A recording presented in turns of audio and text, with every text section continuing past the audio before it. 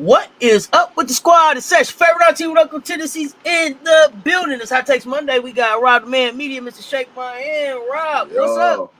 What's happening, everybody, man? We in here. What's happening?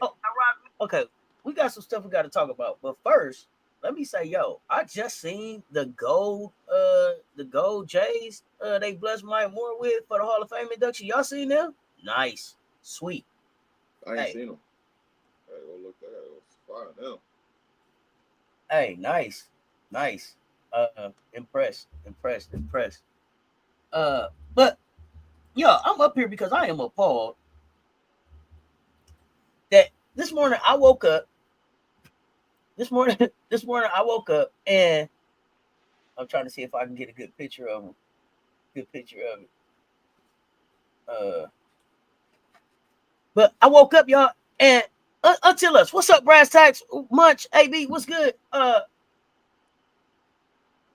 they say, wait, I want to read it exactly because I read it to you. I want to make sure I'll make sure I read it exactly. I'm still looking for that picture of these the gold shoes they gave me. But this is what's got me appalled this morning, and I scrapped the whole. We was gonna talk about something else. I was gonna have Rob on the hot seat, but y'all know I like to get up and read the internet for my news. What's up, Yolanda? Oh man, hey fam, we appreciate your service. Stay safe over there in Iraq, fam. We appreciate you pulling up. Hey, MJ, what's good? Is Asia Wilson leading the FISA Collier in the WNBA MVP race? And I had to scroll down, fam, and check the date. I was like, whoa, wait. Is this today? Bro, it's still questions about who the MVP is in this thing. Forever UConn and FE fan, but today I bend the knee to Asia Wilson. Mondo in the chat. What's up, Mondo? What's good? Pharaoh in the building. So, I think I got a picture for y'all too. How, Dwight? How are we still having this conversation? Okay, let me show y'all. Here we go. Check this out. This is fire. If I can show my screen real quick. I know this is totally off, but this is Maya Moore. See, I don't know if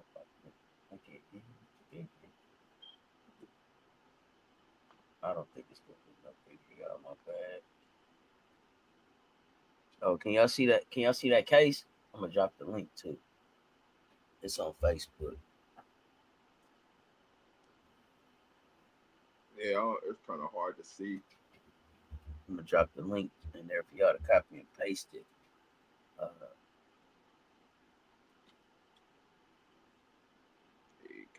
It's kind of hard to see, but yeah, you get the logistics of it. Yeah.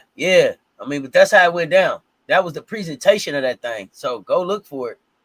I'm trying to find. If somebody got a better picture. Oh no, zoom in on that one. That's a better. That's gonna be harder to see, but if you go back to the one where it's just they handing it to her, presented to her, zoom in on that one. Oh, okay. It must be tough.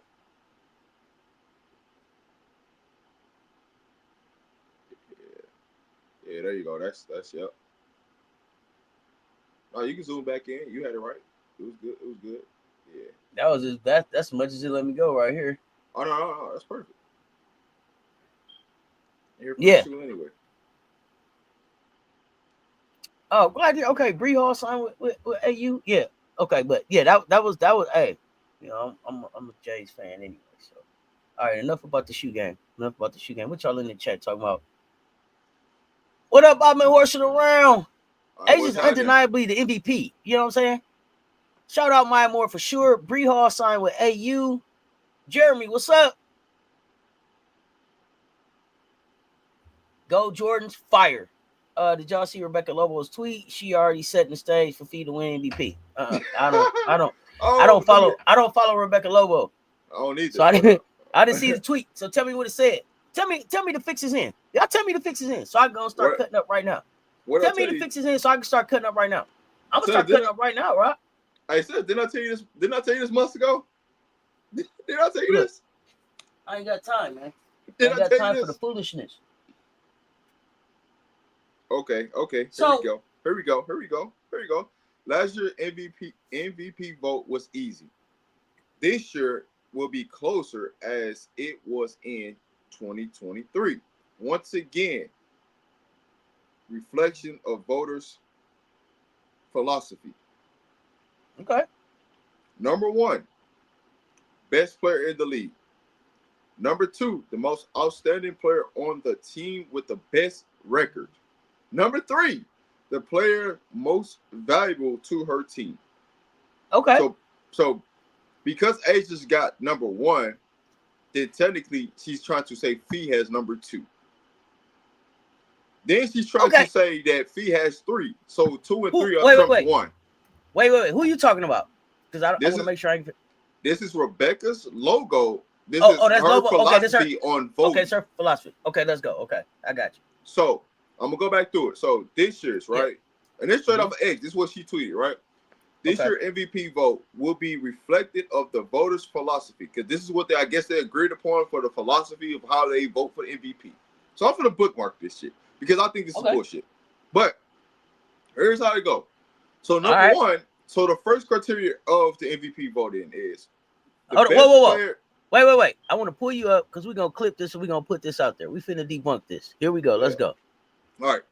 This year's MVP vote will reflect by voters' philosophy. So this is the philosophy that they go by in the WNBA. This is what it is.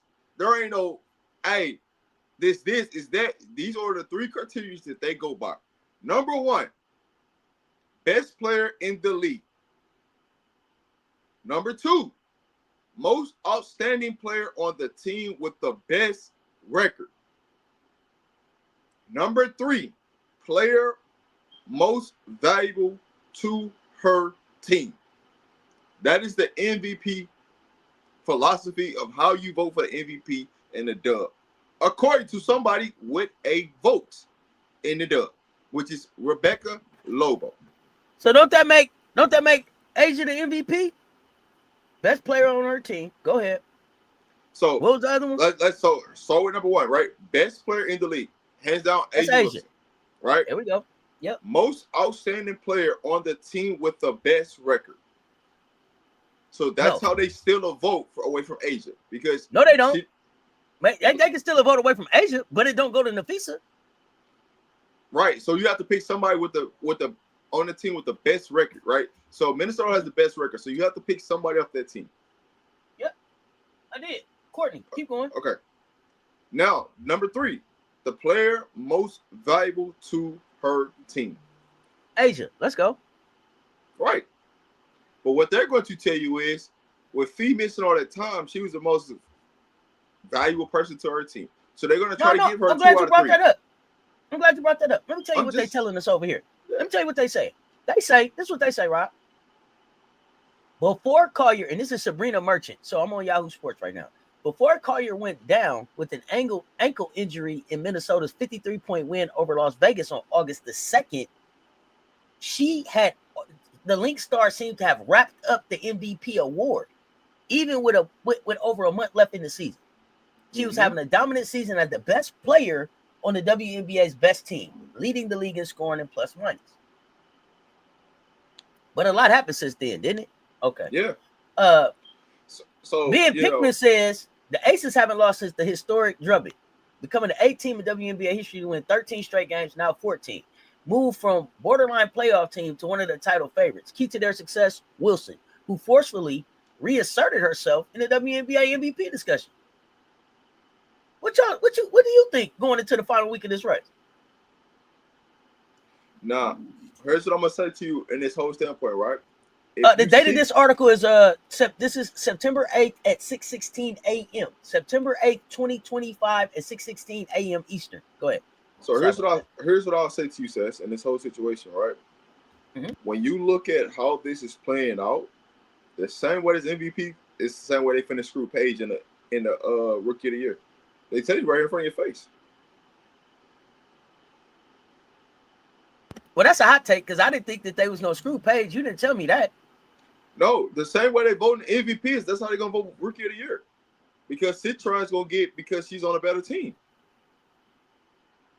Okay. Think logically about what they tell you. This ain't just about the MVP. It's how they vote the Rookie of the Year too. Okay.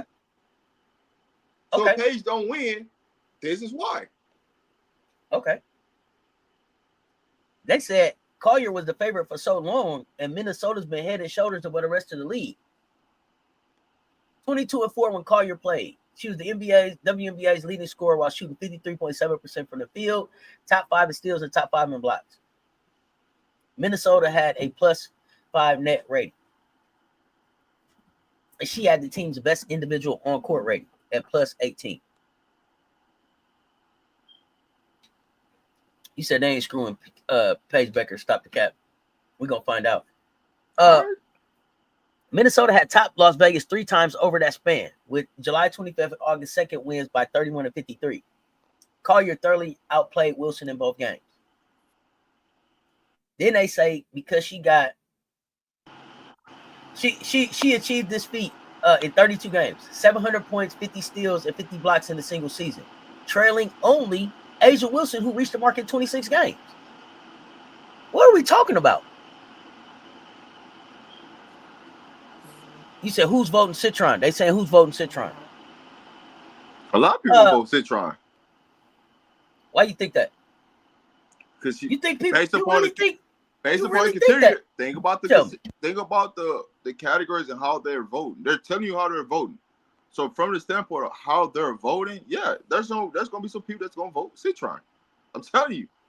They don't. I know it might seem crazy. It might seem like there's no way you can do something like that. But based upon, all right, so if you break it down, the best player in the league between those two, right, you're going to say Paige. All right, they're going to give you that, right? But then when you get to the second one, the most outstanding player with the best record, that's going to go to Citron because she has a way better record than Paige does. It's just what it is. And so when you look at the most valuable person on their team, they're gonna give it to Citron over Paige because 2 out trumps 3. And that's how they're going to end up giving it to Citron. Now, do I agree that Citron should be Rookie of the Year? No, I think it should be Paige. But when you look at the way they vote, and they're telling you the formula how they vote and how it's broken down, that's the reason. Well, that's a hell of a hot take. I got PB5 as the Rookie of the Year. I thought it was hers to lose. This is news to me, Rob. Yo, even if you go on Rebecca's thing right now, a lot of people are saying Citron is the Rookie of the Year. This is what they got. They got Collier MVP. They got Citron as Rookie of the Year. And they got who? So it's the back and forth, right? Some people got Asia's MVP or Paige as Rookie of the Year. Most people got Collier and Citron as Rookie of the Year. So it's going to be a back and forth. Nobody's said who they got for defense, but the way they voting and how they're breaking out how they're going to vote, that's how it's going to be.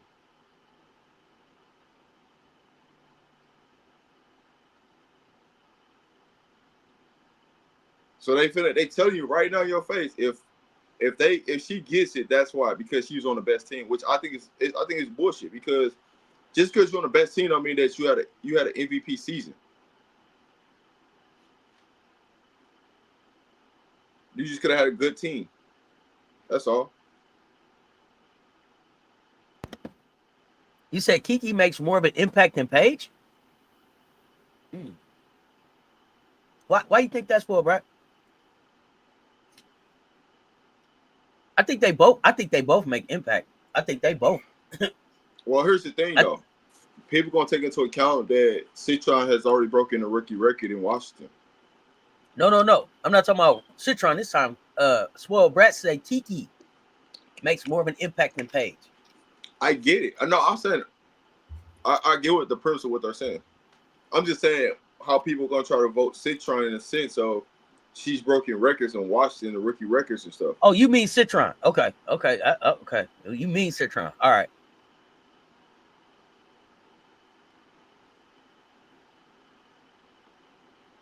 Who was the Rookie of the Year last season? Angel. Mondo, you don't remember? Angel Reese. Calling Angel Roy, you forgot. Calling Angel Roy, you forgot. Come on. But see, here's the thing. If you go off the criteria, off the categories, that explains why they gave it to who they gave it to. It wasn't that Angel Reese didn't win it, but based upon who had the better record. CC did. That's why they gave it to CC.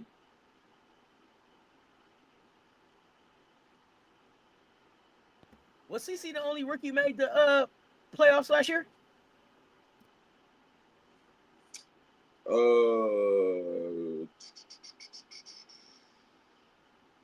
I don't know. She wasn't the only rookie. She's just the only rookie that actually truly played. That made the playoffs.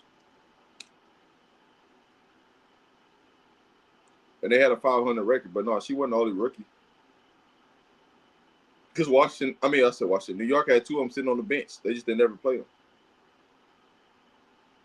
And Kate Martin was on Vegas. Yeah.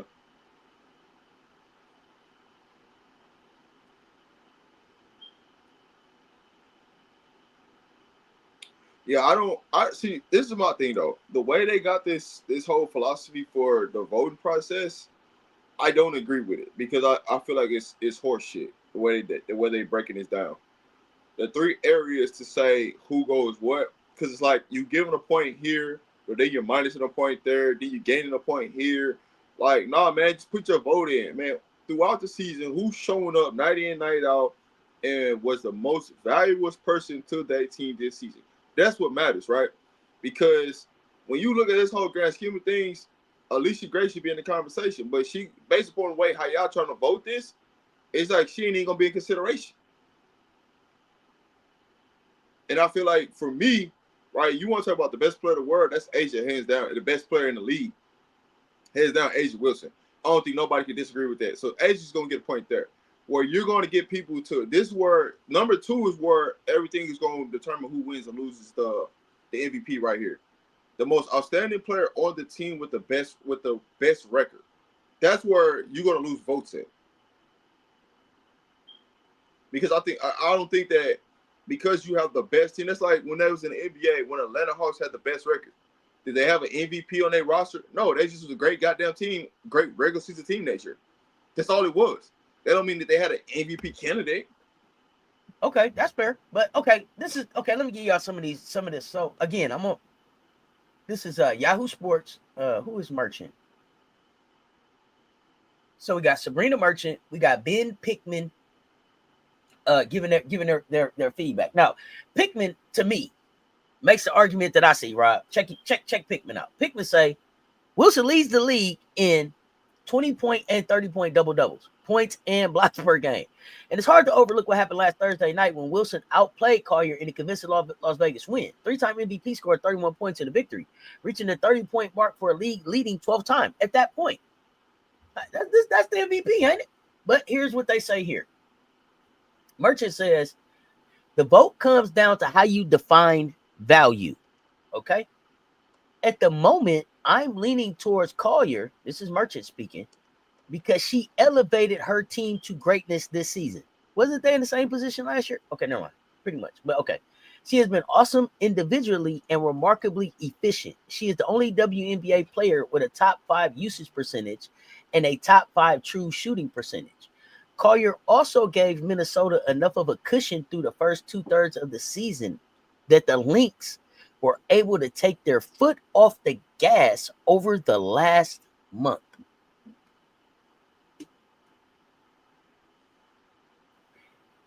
Did anybody feel like Minnesota took their foot off the gas, or it got clunky in Minnesota when Dejanay got there and they was trying to figure it out after they made their trade? When Courtney went into a slight little slump. See, here's the thing that I love about that is that when people start going to a slump, they start trying to categorize that as something else. But when another team going to a slump, it ain't that. Right, let's talk about that. You see how they try to flip everything? Like right now, it's like elevated her team to a greatness this season. But how did the Lynx start catching L's at the end of the season? All right, come on, let's talk about it. Like, here's the thing about it, bro. if she elevated them so much, then why the hell did they win the cup? Make that make sense to me. But you want to say she elevated, right? When y'all got a chance to deliver the goods. Oh, God, my bad. I stopped too soon. It ain't Collier's fault that the Lynx have a competent roster around her and were able to win games in her absence. Even if they strung together some victories without her, they are historically excellent with her on the court. See, historical excellence to me equals championships, but I'll get back to that. Minnesota's full season net ranking of plus 12.5 is on par with what Aces have posted plus 13.2 during that 13-game winning streak at this time. She still has the best plus minus of any player in the league, which is a clear indicator of her ability to add value to her team.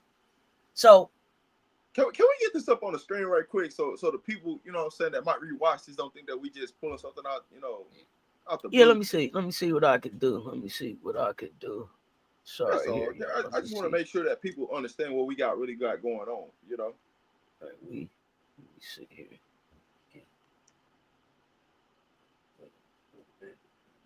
Here.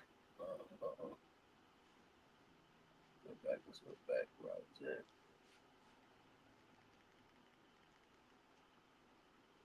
This where we at. Okay, let me show y'all. This is what caught my attention today. Has A'ja Wilson taken the lead over Napheesa Collier in the WNBA MVP race? I could not believe that this was still a conversation right now. And it's funny how that article came out and then Rebecca Logo went on Twitter and then reposted what she posted about the MVP and how it's voted. So I also thought it was interesting that last night A'ja said, basically, I am the MVP, but if they tired of me, that's okay too. Did anybody catch that? Yeah, you know how they go. Did anybody catch that? A'ja let y'all know last night, I am the one. I am the one. That's why she's cracking up on the thumbnail, because me and her are laughing at the fact that y'all think that this is still a question. I don't understand why we're laughing at the fact, and we're laughing at the fact that that y'all think that we don't know that we're the MVP. Even if you give it to Napheesa, you go straight to efficiency ratings first, but that's just you. So based on the efficiency ratings, Napheesa's your based on the efficiency ratings, then Wild Dog, Napheesa's your MVP. A'ja's better than Collier on both sides of the ball. A'ja has more twos in her toolbox. Come on now. People hate to have A'ja as MVP. For what? Here's the thing, Rob. I don't understand. What has A'ja done to get the hate? She ain't done nothing. It's just that voters fatigue, right? You just tired of seeing her. And all I'm going to tell you is, like I've been telling you, if they give this thing to Fee, watch what happens in the playoffs. If they give it to Fee, watch what happens in the playoffs. That's all I can tell you. I'm not even going to sit here and try to say this or that. Man, listen. Go ahead and get that to Fee if you want to. See what happens to you in the playoffs. Somebody tell me how many points, steals, and blocks A'ja got this season. Can anybody tell me? Points, steals, blocks for A'ja this season. She almost got 1,000 points, I think. Will losing the MVP activate Fee? Has it activated her in any other years? She ain't never won it. She's never won it. Bro, they keep trying to throw it. They keep trying to throw it in our face to make it seem like it's something. Bro, they keep acting like we forgot when Napheesa won that one time she won the MVP. She didn't win it. Yeah, like we owe her the MVP to do what? We don't owe her anything. But y'all keep trying to throw it in our face like we owe her something. Bro, they act like it's her turn. You don't get a turn at MVP. You got to earn MVP. I keep telling y'all that. You don't get a turn. It's not her turn to be the MVP. Stop that. And if y'all want to keep it a book, A'ja's the defensive player of the year this year too. All right, but see, here's the thing. They already had a pre-notion. Listen, Seth, they already had a pre-notion of how this is going to go, right? It's going to be Fee and CC. You know why? And CC was out the way. Damn, A'ja still hurt. That's what they didn't want. And then y'all trying to discredit what AT doing in goddamn Phoenix. Like, she don't even matter. Here's the thing. That blows me, dog. Here's the thing, Mondo. Fee knows she ain't the MVP. Just like she knew she wasn't a depoy last year. Don't go up there and get that trophy. It ain't yours. Leave that alone. You didn't earn that. I ain't mad at her, but I know she ain't. And I know she knows she ain't. You always got to pop out a show in political ill. So 903 points, 383 rebounds, 85 blocks this season. Did we post that about Asia? No, because that's a standard for her. This is the first time she did it. It's the first time she did it. 700 points, 50 steals, 50 blocks. 903 points, 383 rebounds, 85 blocks, 61 steals. What are we talking about? Back-to-back years over 900 points. What are we talking about? Yeah, better hope she don't pull a Will Chamberlain and go out here and drop 101 and just go to 1,000 on y'all in this next game. Y'all better leave Asia alone. That's all I'm gonna say. Y'all better leave Asia alone. No, I keep playing with her if you want to. I like it. You know what up, Lil? You know I like it because when we go there and snatch their order and take that trophy back, then what? Then what you gonna say now? We ain't even taking the trophy back from them. That's what I mean. Like yeah, but I'm just keep dealing with y'all. Y'all ain't got nothing we want. Yeah, we want to go snatch the trophy and have that MVP finals. That's what matters the most. You had a little regular season award, man. We want what's the big dogs.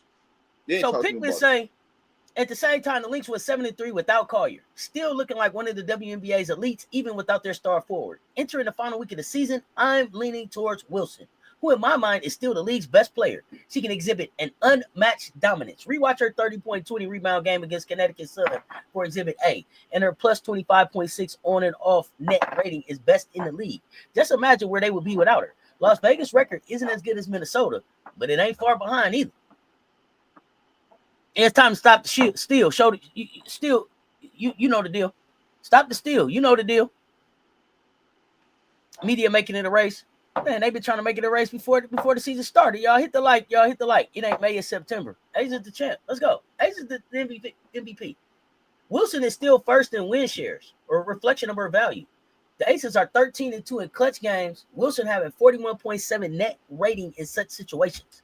The Lynx, meanwhile, are 6-5, and Collier has a plus 10.5 net rating. Okay. But she efficient though, Rob. She efficient. A plus minus -10 net rating. Come on, dog.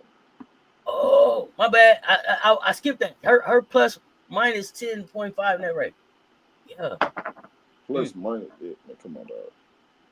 That's not MVP type shit, dog. Wow. So, but she's efficient. She's efficient, Rob. She's efficient. No, it's not negative. It's 10.5. It's 10.5. That's just a little dad. It's a plus minus. It's basically, that's what it is. A plus minus. No. Your plus minus is 10.5. Why you on the floor? It's not bad. That means when you're on the floor, your team is mainly up by 10 points. That's all that means. You know what I'm saying? Why you on the floor? But also you have to take into account though when a plus minus is like 10 like that. When a plus and minus is like 10, that means that like you're playing, and a lot of those wins where it's blowouts, you're continue to play. So you're actually stop piling your plus and minus to be even greater than what it should be, because you playing in garbage time when you up 20, 30 points on people, and you just stacking. So all that's counting over for you. So plus and minus could be construed, from game to game, depending on what the situation is, and then. When you playing in blowouts and people just gave up and they just let you just do whatever to get your little 20, 25, they count all that stuff, man. So it's like some of the stuff is fluffed. You know what I'm saying? It ain't really real. Like when you up by this certain amount of points. Sure. Some of it is stat pad. They talk about it all the time, right? So, man, Indiana, come on, dog. I know y'all lying. What is today? Everybody push for the MVP today? It's today that everybody's pushing for the MVP. Who they pushing? Kelsey? So they said Kelsey Mitchell is an all NBA, all WNBA, and MVP. Those they're pushing today. How can she be the MVP? How? Yeah, she ain't. Y'all don't. If Caitlin was healthy, y'all wouldn't even be talking about it. Correct. Like, what are we doing right now, dog? It's just like, hey man, just name out the race. Just throw it. Hey man, put your name in the hat. Like Kelsey Mitchell ain't even. She barely cracking the top 5 for me. Now, in this article, the only other two that they talk about in the conversation are the other two that we talked about, which would be Alyssa Thomas and Alicia Gray. Which is fact, but AT should be second right now to me. That's just me being honest. Definitely second for me. Definitely second for me. Hey. Now, if you want to have a conversation about 3 between Alicia Gray and Fee, all right, that's what you got me. All right, we got a conversation about that. Well, this is the thing. Last year, what was the most important award last year? What got celebrated the most last year at the end of the year? I don't even remember. I'll tell you I'll tell you what the dub celebrated the most last year. Oh, I know you finna go. Go ahead. Go ahead. There you go. I know you was finna go. There you go, KS. Think about it. Yeah, there you go, KS. Yeah. They celebrated. They celebrated that damn regular season assist record. Remember, it was the biggest thing. That was the greatest thing you could win. Well, where's the commercials and everything for Alyssa Thomas? Now that she to snatch that thing back. If that was the biggest thing, woo, look, because see, she didn't hold that award that long. You remember I told y'all about them records. They made to be broken. But the one that they pushed the biggest last year was that the regular season assist record. She won the assist record. She got the most assists. She's the best player in the game. Well, what the fuck does that make Alyssa Thomas then? And where's the coronation? Where's the coronation, people? It ain't the same recognition now. It ain't the same. It don't mean that much no more. And Alyssa Thomas got that. Most assists in less games, by the way. Yes. On a team with a better record, by the way. Yeah, that's bullshit. Where's that at? They ain't even talking about Alyssa Thomas. They ain't even talking about assists this year. It's an afterthought. With 3 less turnovers per game, keep the facts coming. Because she deserves her flowers. They don't give Alyssa Thomas enough flowers. They're going to miss that hooper when she's not hooping no more. Because it won't be a game like that to come through here again.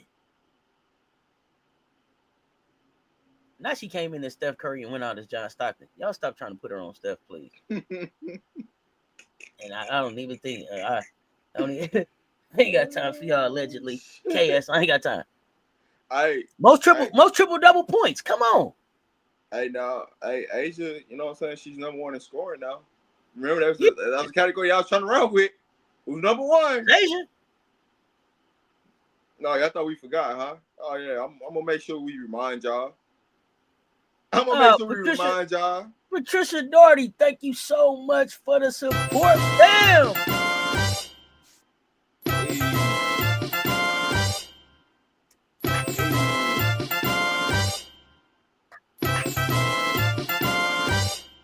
Sorry, I'm over here trying to fix something on the back end.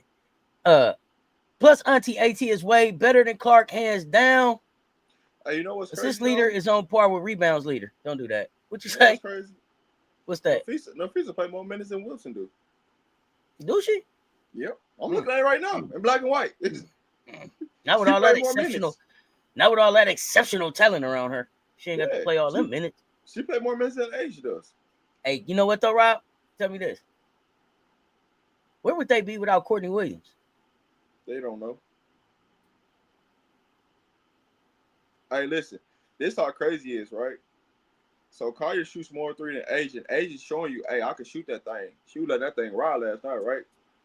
Mm-hmm. Fee's only 1% better than Collier. I mean, Collier's only 1% better than Asian from the 3. Talk about it. Let's talk about it. We're talking about it, y'all. Right. These are factual numbers. Let's talk about it. These are factual numbers. All right. Field goal percentage. Fee's 2% better than Asian from total field goals. 3-point percentage is just 1%. And then they shoot about the same from the 3-point line. I mean, from the free throw line, honestly. Hey, let me tell you something. T to the 4th, Power Daniels, Letitia Heidemann. Sorry, Rob, I didn't mean to cut you off. Hooping. But you don't get this Letitia Heidemann without Courtney Williams next to her. The way Courtney Williams is pouring into Letitia Heidemann, motherfuckers need to be talking about Courtney Williams a little bit better around here. Courtney Williams, hey, listen, regardless what you think about stud buzz and all that, stud buzz thing is all cute. But when you set that to the side and really look at what Courtney Williams brings to the Minnesota Lynx, people need to put some respect on Courtney's name. I be messing around with Danae with the go court, because I'm not a Minnesota Lynx fan, but don't get it twisted. I'm a Courtney Williams fan. I like Court. Court is a hell of a vet in this league. Look at how she's poured into Natisha Heidemann. Did y'all see her when everybody else was clapping? Everybody else was clapping T up about something T did. Courtney was in her face, in her ass. That's what you're supposed to do. You a scorer. That's what you're supposed to be out here doing. Get out here and take over. They're not giving Courtney her due. They got to put some respect on Courtney's name. And the Minnesota Lynx, with the record that they got, they don't have that record without Courtney Williams. No. And Natisha. That's what I'm saying. And Natisha too. But I want to give Courtney her flowers because of the growth that I see in Natisha Heidemann this year. A lot of that is the work that T is doing. But a lot of that too is Courtney pouring back into her. And that's how a vet bring a rookie along. That's been Courtney's rookie for a long time. Yeah. Hey, yeah, everybody, hey, the midi, she shuts it down. But you got to give her her due. You got to give her her due. And if the stud buzz is really a package deal like they said, hey, Minnesota might be in trouble, because I don't know if the stud buzz is in Minnesota next year, Rob. That brand can go anywhere. Drop the stud buzz in New York. Drop the stud buzz in LA. Drop the stud buzz in Ball Holland. Drop the stud buzz in Atlanta. Drop the stud buzz in Toronto. You can take that brand anywhere. You can drop that brand in Indiana and they'll go crazy. They'll be in their pink hair everywhere. Tell me I'm lying, because you seen it at the All-Star game. You all good?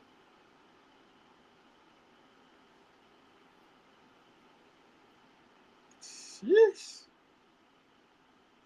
Yeah, Court. Yeah, they keep talking about. Y'all keep talking about Steve if you want to, but Courtney the dog on that team. Listen, AT need a commercial too. Their most valuable player is McBride, but Courtney Williams, who wants to start all the shit. Oh, Courtney, McBride too. You know. Listen, McBride is one of my favorites. Yeah, McBride is the X factor for them. They go as far as McBride's gonna lead them. You know what I'm saying? Gonna go through with it. So when they talk about Minnesota, if McBride ain't got it going, yeah, they in the world of trouble. I don't give them how many points Fee scored. Y'all need McBride. Courtney is she's just the engine to it. Uh-huh. You know, she the engine to get everything going. She the person that, hey, when she speak, everybody shut the hell up. Fee ain't got it like that. You know what else? When it's time to go get a bucket, Courtney the one that's willing to run in there to take the cut to the basket and go get it or try to get the foul or something. Everybody ain't doing that. Or go get the offensive rebound for you missing the shot. Oh man, you remember listen? Still, the rebound from the playoffs last year, finals, still one of the most outstanding. One of the most outstanding I've seen. Went up and got that thing, and it was like, let's go play, and nobody got up to play with Courtney, and that was crazy. I don't know why we still showing commercials like that, bro. I'm like, it's two things that I just don't understand. One, why they showing commercial, and why two, why they say Caitlin Clark's playing, like they know this girl ain't playing, and they keep trying to say her, and she's not even playing. Like, yo, give credit to the people that's actually playing on that goddamn team that's got them still afloat. Give them their credit. Give them their flowers. Rob, just because CC ain't playing, don't mean it's like, come on, dog. That just blows me, bro. Rob, they didn't want to cheer for him. I'm telling you. No, they don't. But they don't want to cheer for him. They don't want to learn their name. They don't want to do nothing. But from an announcer standpoint, you shouldn't even be mentioning CC with Indiana Fever and she's not playing. Hey, man, Kelsey Mitchell and AB, what they've done with this season to keep them afloat, bro, celebrate that, man. Absolutely. It's bullshit, dog. Like, I don't agree with that. If somebody out, that's like, bro, if Kobe was out for the whole season, you're not going to keep saying Kobe and the Lakers. You're going to say, hey, the Lakers. And so. That's what it is, man. Give them their flowers. Give them their just due. Let's see. Listen to this right here. Wow, White Wolf. Thank you for bringing this out. Last 5 games, Asia's got 150 points, 50 rebounds, 13 blocks, 9 assists, 9 steals. Carter got 92 points, 32 rebounds, 8 blocks, 11 assists, 4 steals. Now tell me who better. They don't know, man. He said she got money to spend. If McDonald's or Sims would have played the full season, the Clark was out, they would have still made the playoffs. Oh yeah, hell yeah. Hell yeah. Absolutely agree with that. Asia's stats ridiculous. Asia's stats ridiculous. And it's a down year. Hey, but you know what? It's a down year. It's a down year. And then, look at all the other stuff she was doing during the season. She went and dropped some shoes. She had to do. She's the global ambassador for Junior WNBA. Like Asia been getting people mentals right. Straight motion. You hear me? You get people's mentals right. Making sure people in counseling, getting everything right in order for coaching, getting the defense together. Man, them stats look like something I would have on 2K. Man. Hey, somebody, I got it. Can somebody just give me the total steals and blocks Asia got again? What is her stocks? What's her stocks total? Asia knows she could have got some rest last night against the Sky. Don't matter. Work still gotta be done, man. For what? We still gotta lock up. You know what's crazy? You know what's crazy about that? Asia also know that there was some kid in there that ain't gonna get a chance to see her play again. Yeah. Somebody spent their last. Somebody was in there for their birthday. Somebody was in there with their people. Somebody family. This was the only WNBA chance they gonna get, and they wanted to see the greatest. And she put on a show. I ain't finna sit down. Yeah, this is probably the cheapest tickets they gonna get before the playoffs start. 61 steals, 85 blocks again. Thank you. Okay. Just saying, man. At home, like we think about, like, man, she could have sat down, but you gotta think about the people that spent money, that spent time, that flew out there, because you don't ever know where these people come from, right? And then the other thing is, I'm the face of the dub. Angel ain't playing tonight because why? Because y'all done did that. All of y'all done handled her crazy. Mm-hmm. So it's people that came out here to see Angel and Asia put on the show. Then it's also people that follow that came up here. Why? Because it's some Gamecock crime going on. And Asia and Camilla, when they was playing against each other last night, I don't know about y'all, but I enjoyed it. I was lovely. I had a good time watching the battle. Angel didn't play because Chicago Sky suspended her for the first half, and she did exactly what I told her to do. But I ain't playing second half. My back hurt. What y'all got going on? Y'all thought y'all was gonna suspend me at that off and come out here? Y'all already took my check. Man, miss me with it. Cause you already took the game check from me. I'm not coming out. That's just hey, Cess. When I said that yesterday, I wasn't bullshitting. I was like, hey, if you gonna take my game check, I might well not even play. All right, cool. I'll show up so I don't get fined. But I ain't playing. Y'all already took my game check. Man, miss me with it. You think I'm finna go out there and give y'all some free work? Nah. So good. I don't even know if we see Angel play in the Chicago Sky jersey again. Camilla actually put her back into it. Camilla will put her back into it anytime you make her the focal point. All right, listen. Every time they gave her opportunity to be the focal point, what has she done? Every time Chicago has made her the focal point, what does the numbers look like for Camilla? I'll wait. Yeah, it's a 90-day difference. It's a 90-day difference. When you let Camilla get active and you let her go to work, she's going to be productive on both ends of the floor. When you don't equate her into the game plan, it's going to be a different story. Think about this, Rob.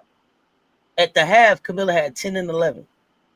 Yeah. She finished the game with 10 and 15. Why? Because they went away from her. Yeah. How do you go away from somebody that got 10 and 11 in the first half? She's trending towards 20 and 22.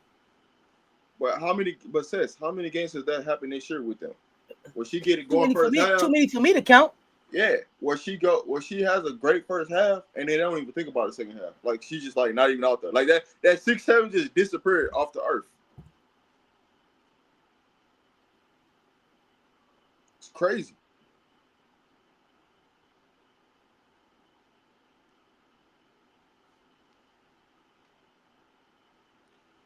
You don't think Angel will play the rest of the season?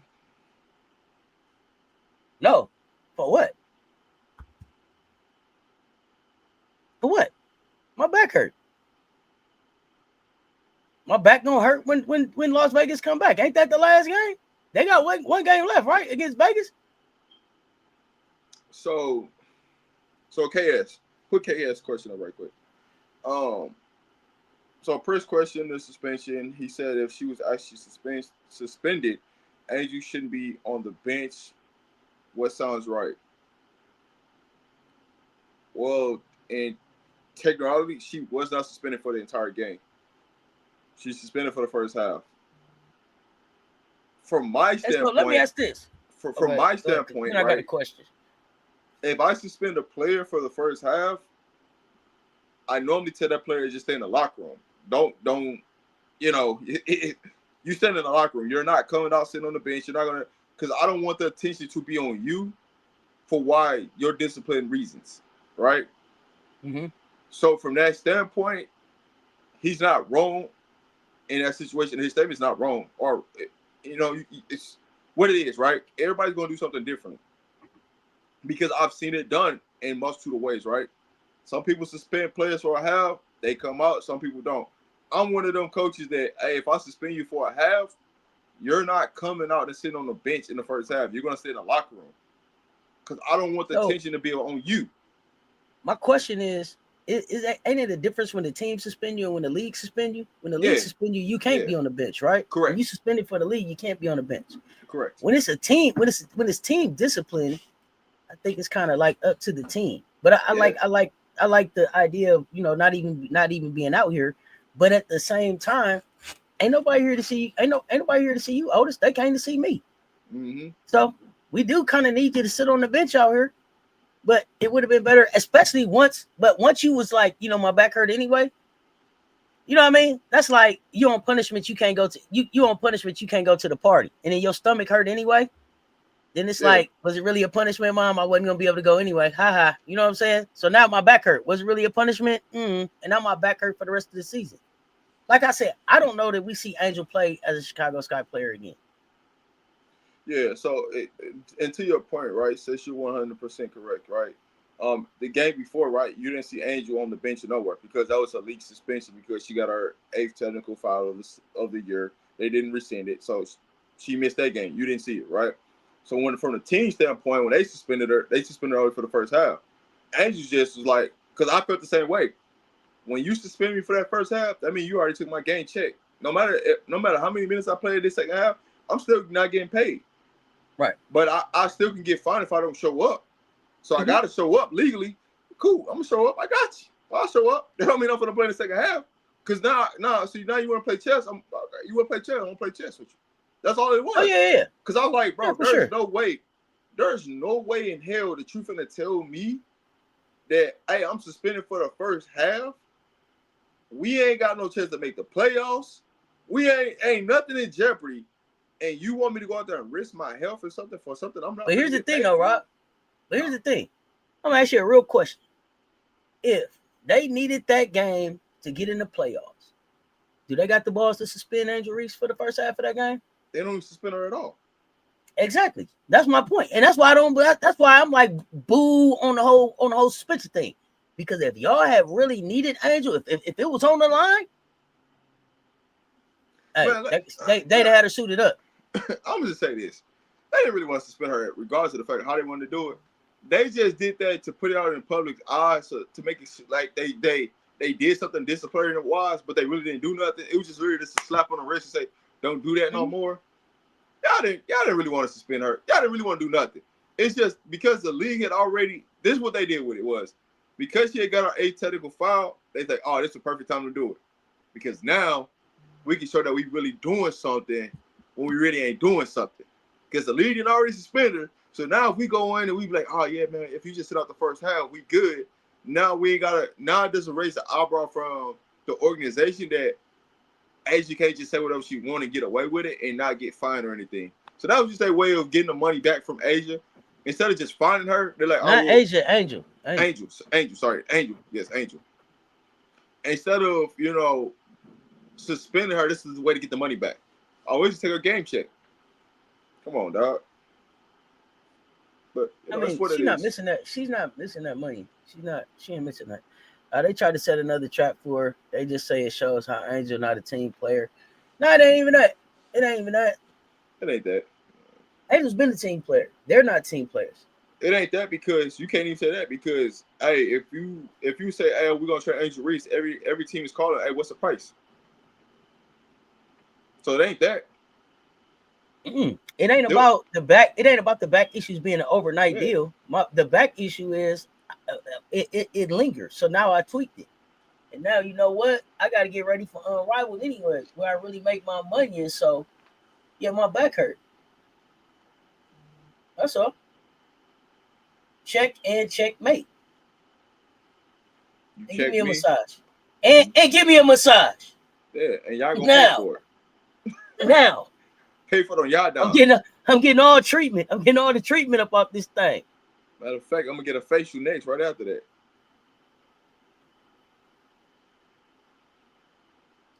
Mondo, I don't know what is going on. Mondo, I thought you said that you thought you heard she had something wrong with her eyes. Is that what you said? And then I don't know. Why are you hiding from Ice? I'm lost. I don't know what happened here. Help me catch me up, Mondo. I missed it. I can definitely see the W losing talent to Unrivaled. But we're gonna see what happened with this. We're gonna see what happened with this here CBA.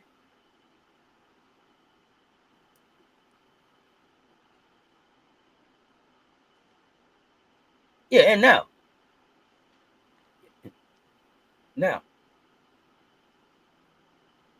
because they didn't make the playoffs, who getting fired now? You think they fired Teaspoon because they didn't make the playoffs? Nah. Ain't why they fired her. Yeah. She can't see herself with that team, the Ice thing. Who the hell knows? Oh, okay. You silly. I don't know what happened with the Ice thing. So you said she had a problem with her eyes. She can't see herself with that team. You're silly. All right. Goat Wilson, Panama Queen. What's up, fam? I ain't seen you in a minute. Rob. Yo. You put Angel anywhere. Where you putting her? Put me into a corner now, huh? Yeah, I told you we was gonna get to a hot seat. I was gonna get you to a hot seat, even though I know. The show. But see, I answered this question early in the season. I answered this question early in the season. Now I'm like, damn, do I put her in the same place now? That's what I'm really thinking about. You got to think about what teams look like now, because they didn't look the same from when you made your that's what I'm saying earlier in the season. So I'm trying to think like, damn, what do I do? Let's see. Much said Seattle. No, I lied. What? No, that was the original team I had her on going to was Seattle.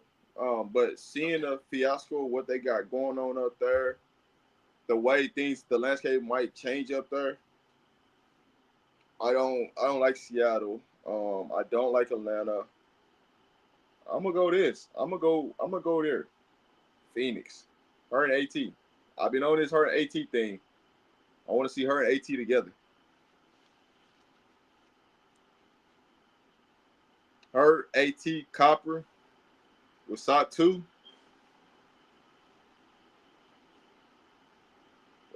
Tell me about what rebound you finna get. So who's odd woman out? Mac? Yeah, you replacing Mac for Angel. But no, you keep it Mac. You just, she's going on the bench. So then Kalani Brown. You trying to slide Kalani Brown out without saying her name. You ain't slick. Don't say who you gotta cut. Somebody gotta go. Somebody gotta go, Rob. But they ain't playing it right now. So what's they telling you? And well, they're gonna have to play her in the playoffs. Yeah. They've been playing her for the last 8 to 10 games. They ain't been playing her. Ain't nothing wrong with her. They just ain't been playing her. She been catching a lot of DNPs. The suspension, political oppression for sure. Don is looking to become an owner. Oh yeah, we know that. Yeah, let's go. Satu would have to get traded. Why? Why would Satu have to get traded? I don't know. You keep Satu. Bro, you know how many easy, wide open shots Satu and Copper gonna get because of Angel Reese and AT? At that point, it's anybody. Whoever gets the ball, we out. It don't even matter who gets the ball. Whoever gets the rebound, we out.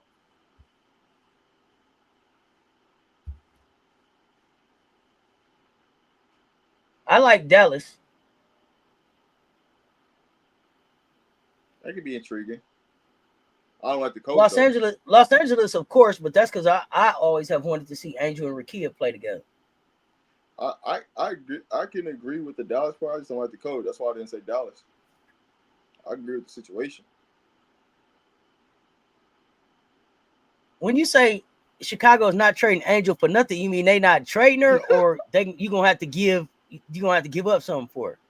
Hey, tell me about the time when they traded tell me a player that they wouldn't trade. Tell me about when anybody is tell me about the time when they what? What are we talking about? Anybody is up. They take calls on everybody all year. They don't care. Go back and look at all the players that's been through Chicago. Holding on, retaining talent is not their strong suit. All you got to do is say, hey, I want to trade. Yeah, okay. Yeah, we're on it. We're on it. The one thing they can do is get a player traded up out of there. Who handles the ball? AT. Who handles the ball right now? He didn't take a Cole McConney out the lineup. He took Mac out the lineup.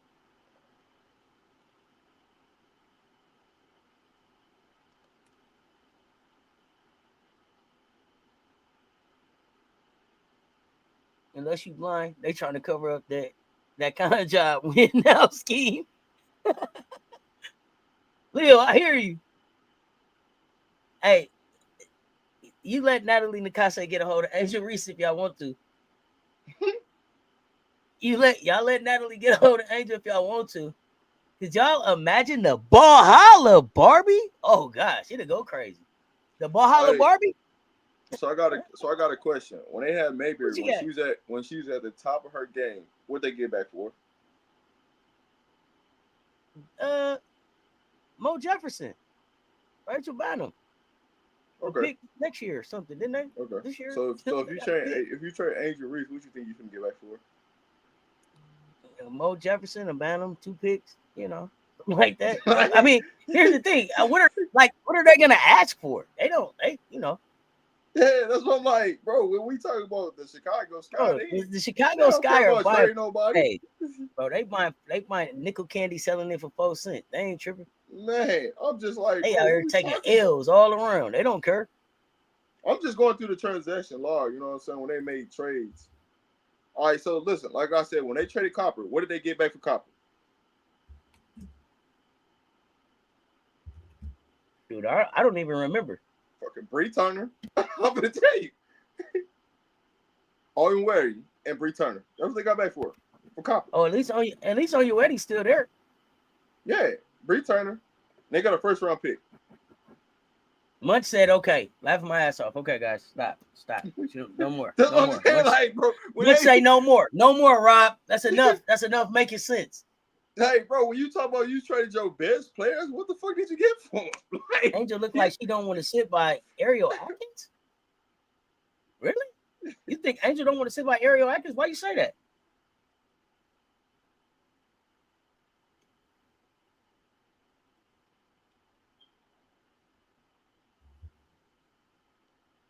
I'm just saying, bro, this shit is wild, man.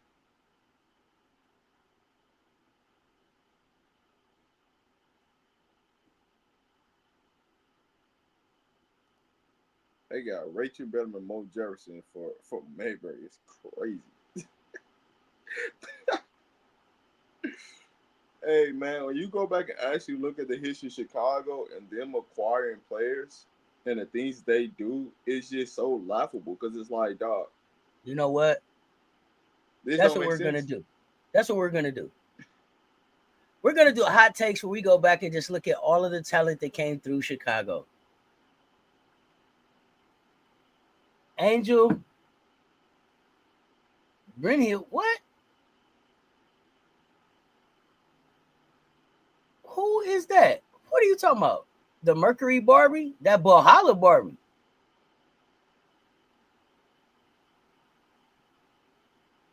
Vaux. But I need to know why y'all think she don't want to sit next to Ariel Atkins. The Chicago history, yeah. Bro, the Chicago history is wild, bro. Like I'm looking at I this. can't. I I got too much going on right now to Google that, Mondo. Tell me what it is.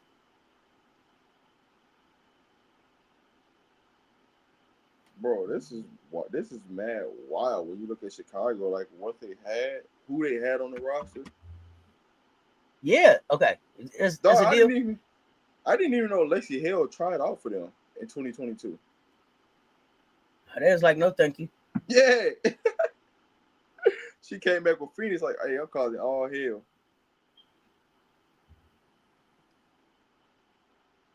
Bro, this is wild, man. Oh, the Queen of the Valkyries. Got you, Mondo. Thank you. But she's just gonna be Valhalla Barbie. I'll be the Valhalla Barbie. So Dream, Aces, Wings. You know, I only think it's a few teams that would be like, no. Probably Washington would say no. Just think about it. They can still have Gabby Williams right now. Not if it was up to Gabby. Not after you told Gabby you wasn't giving her no money because she didn't make no profit. Gabby was like, oh, that's the last time they'll disrespect me in a meeting. Bro. I bet you I get up out of here. Man, every chance I get a chance to tell y'all something about Chicago, I will. Hey, just think about it, though. You could have had Copper, Gabby Williams with Angel, Reese, and Camilla right now. Yeah. Tell me what them four couldn't do for you. What a Copper. Kai Copper was just there winning the championship. How do you let your finals MVP get away? How do you make that make sense? Bro, tell me another, really, for real, y'all, for real. This is a real question. And y'all know how I take my medicine. So it could be that I'm just misremembering. Like, besides Dwayne and like Shaq later in their career, and I don't even want to do NBA, maybe WNBA. What other finals MVP got away from their team? Bro, this is Kai wanted to leave because of how they was treating her. Kai told you she was hungry before the game. Bro, y'all can't even figure out a pregame meal for the finals MVP. Hey, bro, I know we got some money in off the chip. You know how bad this was? They suspended Gabby before they even traded her. They suspended her, and 3 days later traded her to get That's back crazy. To get back Fevich. You don't think Stephanie Watts, who ain't even in the goddamn league? Tell me who it was. Tell me who it was, Cassie. I don't remember. What finals MVP? Oh, they only won one chip. Oh, you talking about Thornton? Well, I don't think she was the MVP though. JJ was MVP. JJ was MVP. Finals MVP. JJ.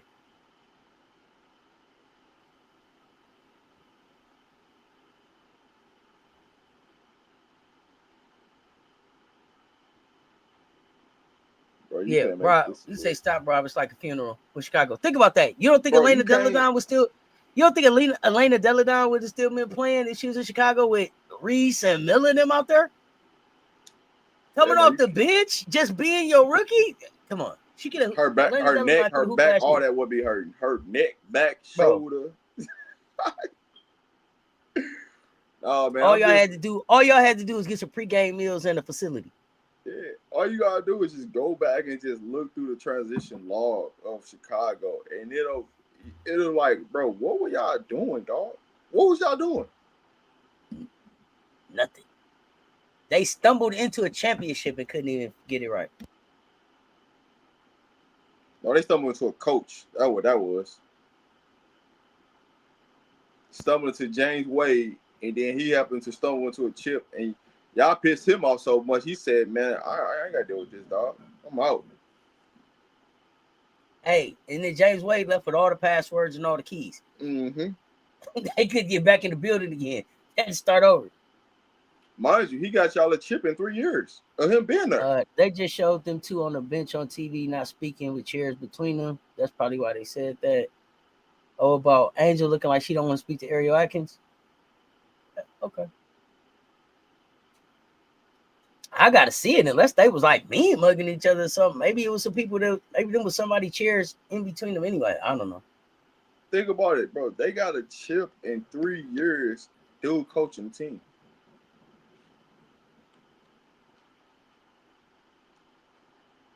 Yep. And within 3 minutes of him leaving, it all fell apart. It went from like we at the top, back to the bottom. And just like that, it was gone. Oh, Gamecocks fam, what's up, Commish? Hey, oh, Angel to the Liberty. Oh, Angel to the Liberty. Okay. No, you like Angel to the Liberty? No, Angel to the Liberty. That's big for Angel's brand, but something would have to shake up. They would have to shake up New York for Angel to come. Something would be different. Hey, just one chair, wall of ice between them, no eye contact. Okay. Just think about how easy it was. Playoffs start the 14th. I'm sorry, go ahead. Just think how easy it was to win the chip back then, though. You only had to play one game in the first round, one game in the second round, possible 3 games in the semifinals, 3 games for the championship. Now you really gotta play. Now you can play a minimum of 3 games in the first round, a minimum of 5. The minimum of 3 games in the first round, the minimum of 4 games in the second round, which that's 7. And then you got a 7-game series. I thought we was 3-5-7. So you got to play. You got to play minimum of 2, minimum of 3, minimum of 4. Right? Well, I think about some series. I think some series gonna go a lot. I think a lot of these series gonna go. Oh yeah. No. I'm just saying minimum. Oh yeah, minimum. If you sweep, it's 2, 3, 4. So you got to win 9 games now to get to be the champ. Yeah. You think an expansion team for Angel? Okay. I got Angel. I don't think none of the expansion teams work for Angel. Unless you're talking about Philadelphia. Now, you're talking about Philadelphia, I give you that one. But outside of that, I don't think none of the other teams work. I don't really see Angel as a Toronto player. Although I'm not gonna say that she couldn't be the international Barbie. Now I ain't gonna say that she couldn't be the international Barbie. But unless an expansion team is gonna come out and be like a Valhalla, like the Valks, and be in the playoffs, contending the first year, I don't think the Angel has an interest in going to an expansion team. I definitely don't see her in Portland. So for me, it's like, the Phoenix thing was good. Vegas looks good. Like I said, LA, I would trade. I would put a Hamby with a Brink and a Ricky on the floor. I mean, a Angel with a Brink and a Ricky on the floor, and see what that look like. Malibu Barbie, Angel could go to Atlanta. So here's the thing: we can say Angel needs a big market, but at the same time, because the WNBA is really because the WNBA really isn't about the ticket sales in the local market, and it's about streaming and virtual sales and stuff like that. I don't know if she has to be in a big market. Angel is motion, so wherever Angel goes, they come. She'll turn a market into a big market. It's like, remember, Cleveland was a hot spot when LeBron was there. Ain't nobody thought about Cleveland since he left. I just looked at something, right? What's that? So I was wondering, like, when James Wade, how he's getting all these international players, right? Mm-hmm. You know what he did? He hired him an international coach who already had access to a lot of these players. Because that was the coach that took over for him when he left, right? Right smack dab in the middle of the season. Just got up out of there. They were 7-9. I don't even remember who that was. I just call him Coach V. Coach V. He's over. That's who had the international access. So, but I thought LA had new ownership, Gamecocks. Well, he's coaching in Turkey right now. Oh, okay.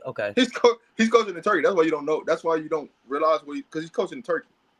But it's like if you don't go back and look at like who was actually on the bench and who was who, you wouldn't know that. So it's like because when James Wade left, he was an actual GM.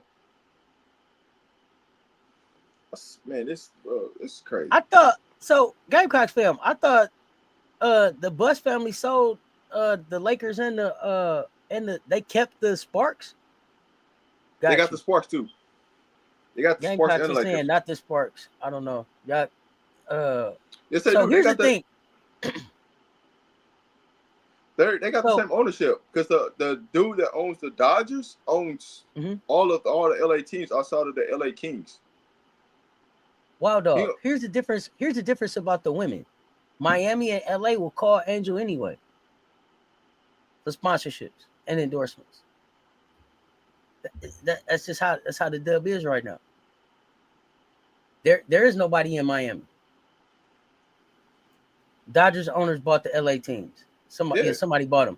But I wanted to back up real quick. You said they wouldn't get anything for letting her go for an expansion team. They could get that expansion team's 5th pick and a future pick. They could tell that expansion team to give up the 5th pick and take some of the players that they got out of the expansion draft. So remember, expansion teams can build through trades. They can build through the expansion draft, and then they get their actual 5th or 6th round, the 5th or 6th pick in the first round of the draft of the year coming out. So they could get a 1st round draft pick for her, and then stack some more draft picks on that, and get some of the players they picked up in the expansion to build out their bench. So they could leverage Angel to do a lot for for their team. The ownership group has owned the Spark since 2014.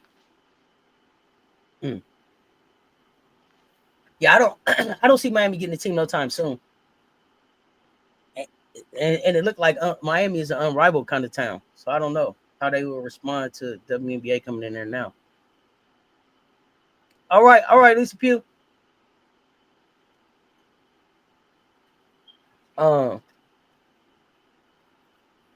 So that's my thing.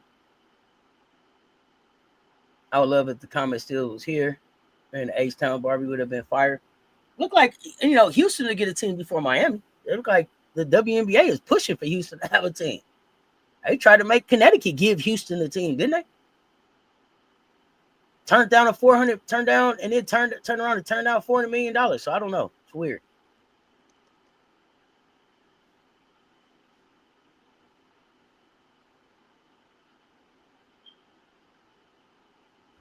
Yeah, it's the same owners. Mark and Magic Johnson has been the owner since 2014, which are the owners of the Dodgers, the Lakers, and they own all the LA teams outside of the Kings.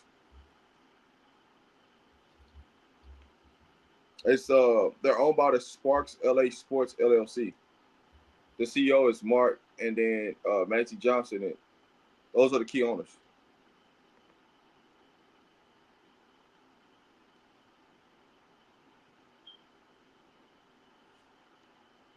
Yeah, it's the actual. So basically, name all they did was they sold. Change.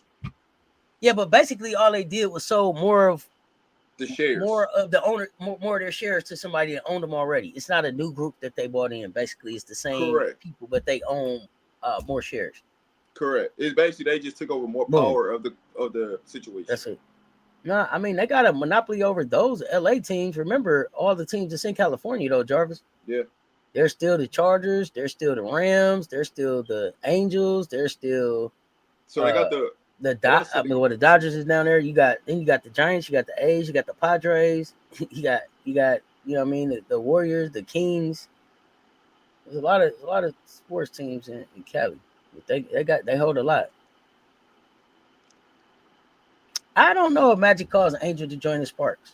Because if Magic could just call Angel to join the Sparks, why in the hell they didn't just draft Angel to come to the Sparks?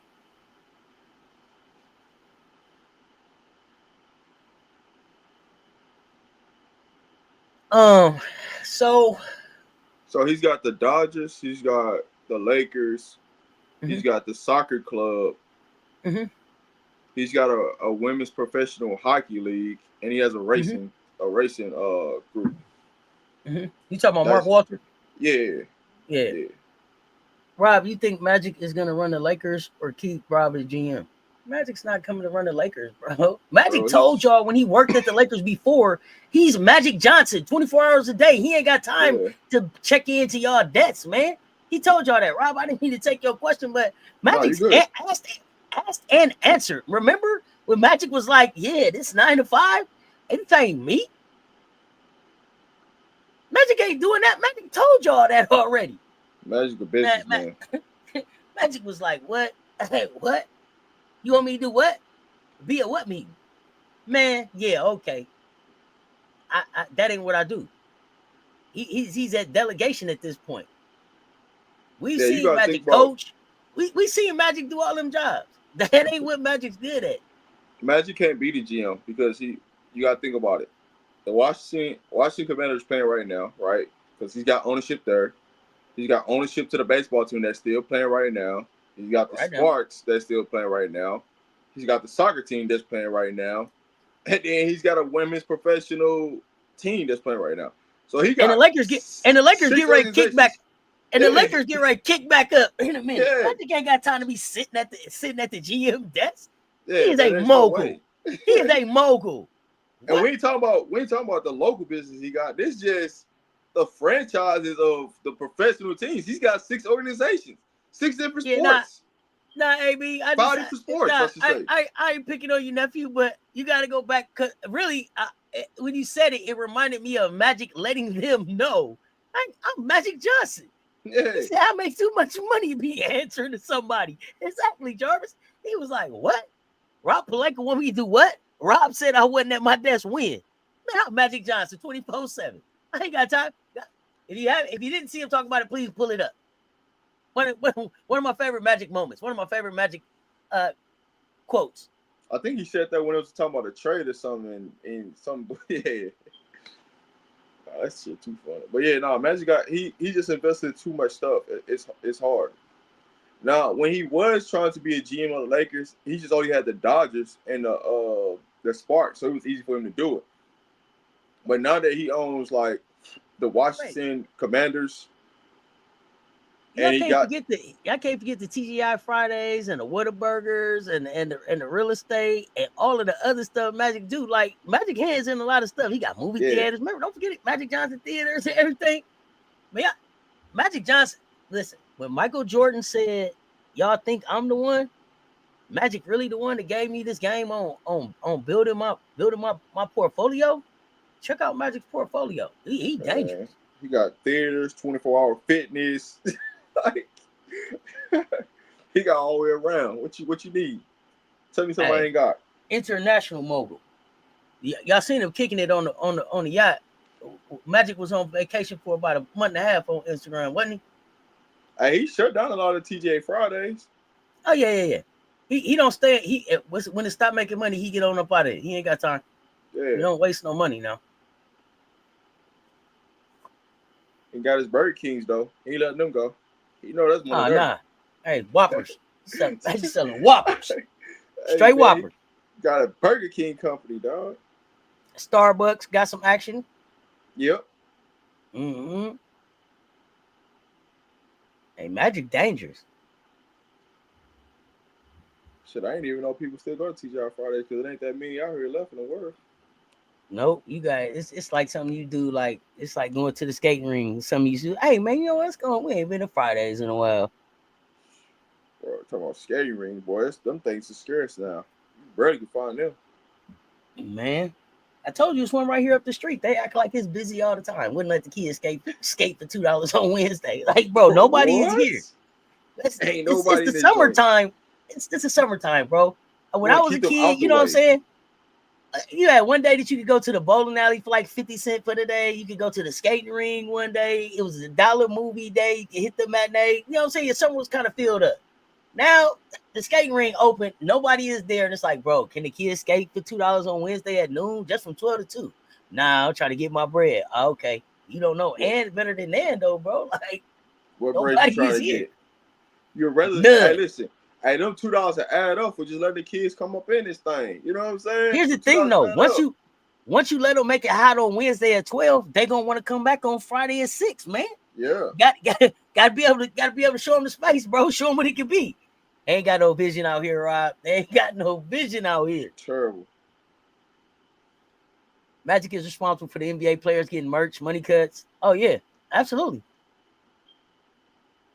Michael told that story about Magic telling him on was that Last Dance? He told the story about Magic telling him, man, whether win or lose, I'm gonna make some money because I got the shirts with your name on it. If y'all win, I already got them.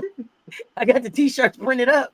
So even if I don't win, I'm gonna make a whole lot of money off these t-shirts because I bought the licensing to put you on the shirt. Yeah. Yeah. Gotcha. Bing, bing. You thought it was sweet, didn't you? I know you did. Bing, bing. Let me show you how this works. All smiles. Let me show you how it works. I know you thought it was sweet, right? Magic was even letting people get mortgages and houses for a minute till the bank shut down. He's tried to do a lot of great things, though. I think he's one of my favorites. But as we get ready to go into this week, because let me see, we'll see you again on Wednesday. What games is gonna go off before then? Let me see. Connecticut at Atlanta. How important is it that Atlanta win this game tonight, Rob? You said how important it is for who? Atlanta to win this game against Connecticut. They better win. I think that's the last 2 or 3 of their games. They better win. Okay. You think it's important? Okay. Well, is it important for standings? No matter what we do, I mean, for them, it don't really matter because even if they tie with the Aces, they're still the 3rd seed. So the only thing that you can hope for in that situation is the Aces to lose the game. So for them, they still got to take care of business. Now, if they go in there and drop the ball, it is what it is. But you got to think for playoffs start on the 14th. I'm sorry. Yeah, it starts on the 14th. For them, it's just about, man, what makes sense, you know? Okay. I think that Connecticut is going to come into Atlanta and play a really, really, really spirited game. I think they coming in to try to ruin somebody's dance card on the way into the playoffs. Like, you remember us for next season. I'm gonna say this. I just don't piss off Tina Charles. That's the only thing I can tell you. Hey, I think Tina Charles is still. I think she's still gonna be on a boost. And remember, because we're gonna get. So Connecticut is at Atlanta, and then their last game of the season will be Atlanta at Connecticut. So we finna get this game. We finna get this game back to back. So it's gonna be interesting. Yeah, matchups matter. So they better look and see what is their strategy. If you're not one, then everything else is strategy. Where do you line up best? As far as how you try to finish, as far as I'm concerned. And then we got Tuesday night, got a lot of games before we see you again on Wednesday. So Washington at New York. Does Washington get up to beat New York, or does New York trying to send a message? I mean, they ain't really fighting for nothing, really, to be honest with you.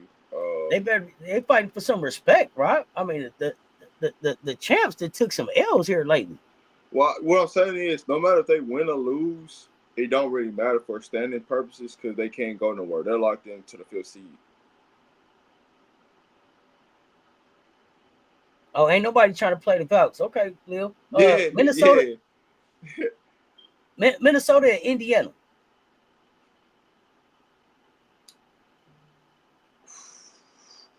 Now, that game can change a lot. And you watch Bree Hall in that game. What do you think about the pickup of Bree Hall at this time? How does that help her? How does that fit in? How do you see her used? They just picked her up for depth. They ain't really trying to play her. The reason why they played because it was a blowout, right? Really. Okay. But from Indiana's standpoint, I got to go back and look and see who has the head-to-head tiebreaker between them and Seattle. Because Indiana lose their game, Seattle wins. They're tied. So whoever has the tiebreaker is going to get the 7th seed. Interesting. If they end up with the same record. So I need to go back to see who got the actual tiebreaker between them two. If y'all know in the chat, let us know. Yeah, that's what's going to matter right now. No wings. Well, Tina Charles retired this year. There's no reason for Tina Charles to retire this year for me. Yeah. If it's 156 players in this league, I don't see 156 players better than her in this league. So all y'all got is fan appreciation night. Okay. Yeah, that game means something for Indiana. That could determine. I think that. Plus, I think Rob. I'm sorry for Connecticut. I think that Connecticut feels like shit. If we was healthy as currently constructed, we're competing this season. I think they feel like that. So I think they may even try to come back and add a few pieces, but kind of keep their core as much as they can. Yeah. Well, Seattle only has one game left in the season, and they play Golden State. So that's for all the marbles right there. Golden State, it's on the road too. No, it's at home. No, Golden State's on the road is what I'm saying. Yeah. Golden State's on the road, so they don't have to go into Valhalla. Shit, they had to go to Valhalla, boy. It'd be different. They had to go to Valhalla. Oh yeah, whoever got to go on Valhalla, it's gonna be a game. Chicago at Vegas. Vegas should take care of business. We playing the starters. Hold on. Indiana has the tiebreaker. Yeah, Indiana has a tiebreaker over Seattle. Over Seattle. So you see them, they would be 7. Okay. Yeah, the tiebreaker. Valks need to beat the Storm to get 3-1. Okay. So yeah, so even if they finish as a tie, that means Indiana's still a 7th seed. So the only thing in conversation is, Seattle. Well, LA has to win tonight, or it's over. Theoretically it's over. So they have to win tonight. Who? LA has to win. I mean, LA has tomorrow to win. night. Tomorrow night. Yeah. They got to beat Phoenix. Yeah. For sure. Yeah, LA got a tough. LA made it tougher on themselves than they had to be. It should have been done. Golden State at Seattle. But they also get some help, right? Because Indiana has to play Minnesota. So they got a little bit of help from that standpoint. Mm-hmm. So they need, if Indiana wins, there's no way the Sparks can literally be in, because the Sparks owns the tiebreaker with Indiana. So from that standpoint, as long as Indiana wins, then the playoffs is pretty much locked up. And that eliminates LA. So they won't even know. They'll know by the time to tip off if they have a playoff chance or not.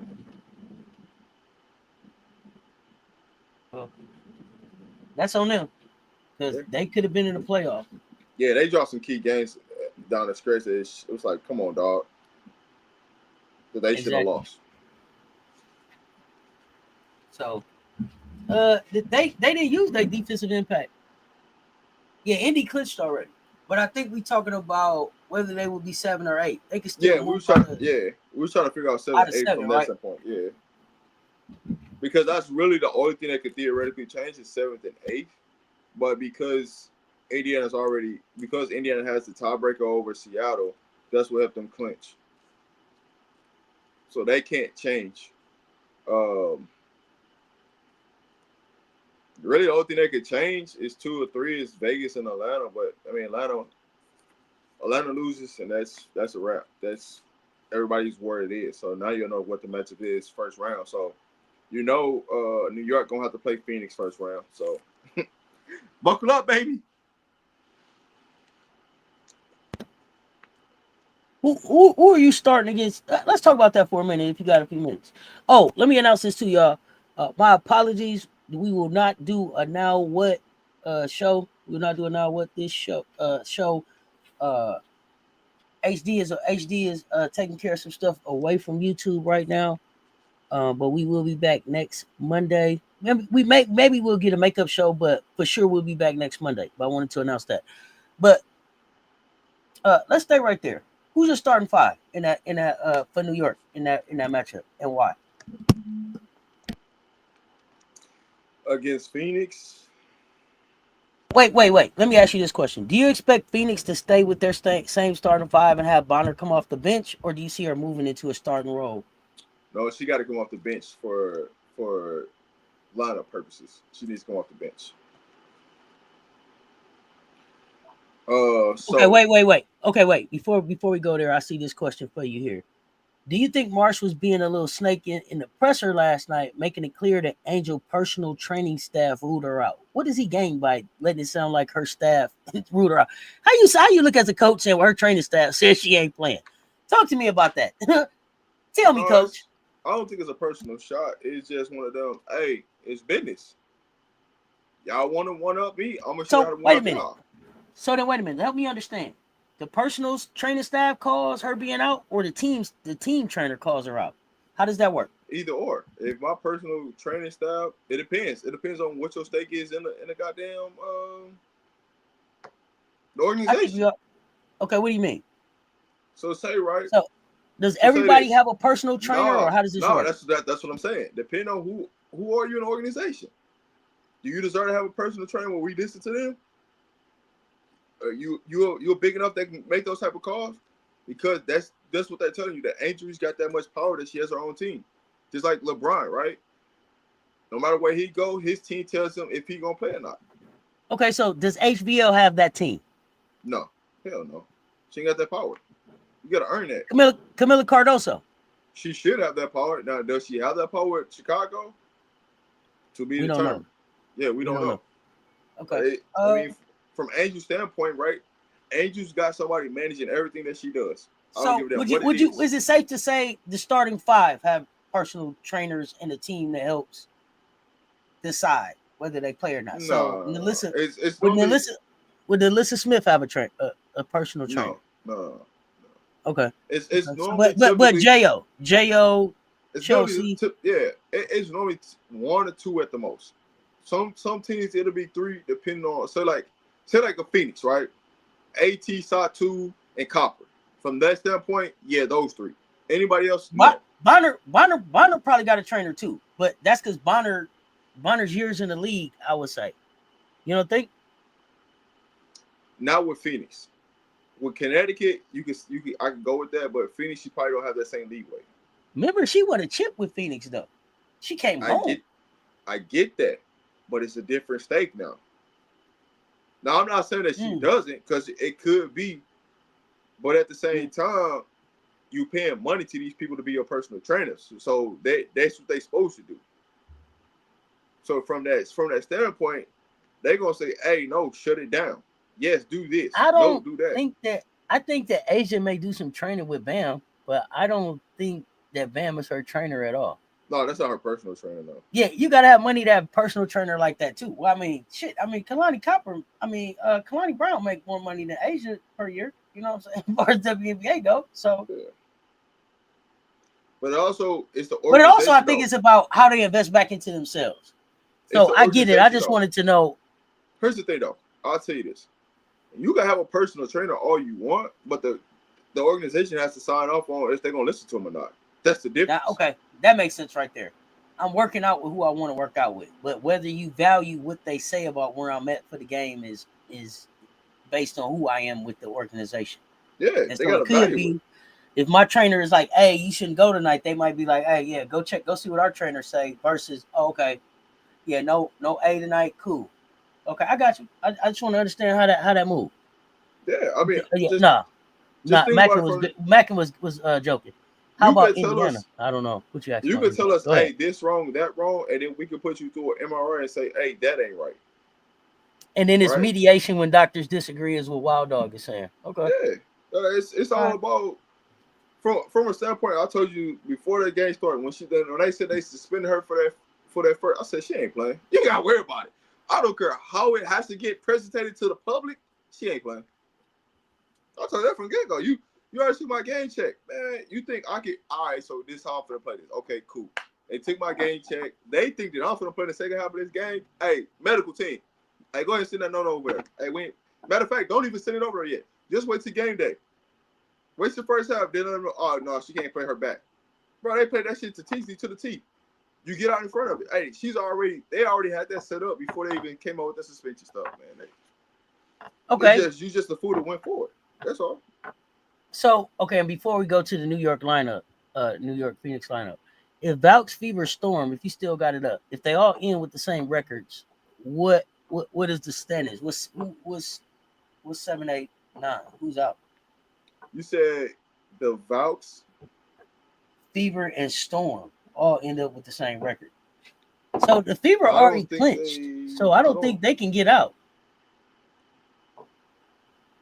That's why the Spurs couldn't force Kawhi. Oh, because of his trainer. Yeah, I got you. Let me see who has, because the only thing that could change would be Golden State and the Fever. Now that could probably change. But I need to go and look and see what their actual record is. Let me see something. It goes head to head, and then you win. Then your win position on teams above 500, but I don't think they will all finish with the same record. Okay.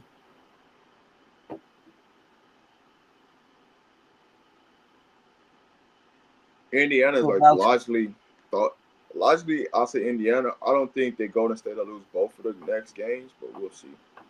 Mm-hmm. We'll see, because let's see. I'll be right back. Golden State has Seattle. Be right Golden back. State has Seattle and Minnesota left, right? From a standpoint, I don't think Minnesota will probably play everybody. They'll probably play the entire bench the last game of the season. But when you look at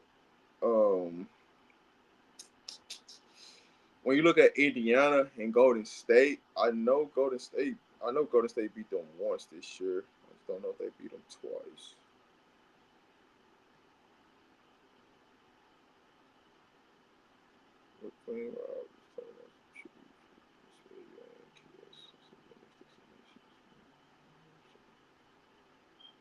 So, the Valks just beat Indiana just the other day. They beat them twice. Yeah. So yeah, they can't change because Golden State has already smoked Indiana this year. They swept them this year. Indiana hasn't beat them. So that wouldn't change if Indiana and Golden State ends up with the same record. Indiana's still the 7th seed.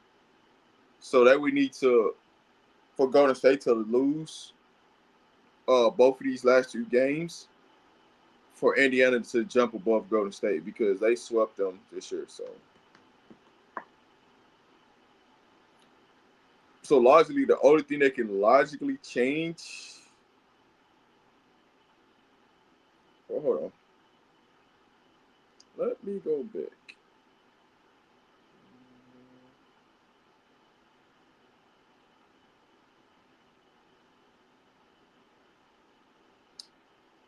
No, New York swept them, so yeah, that couldn't change either. So yeah,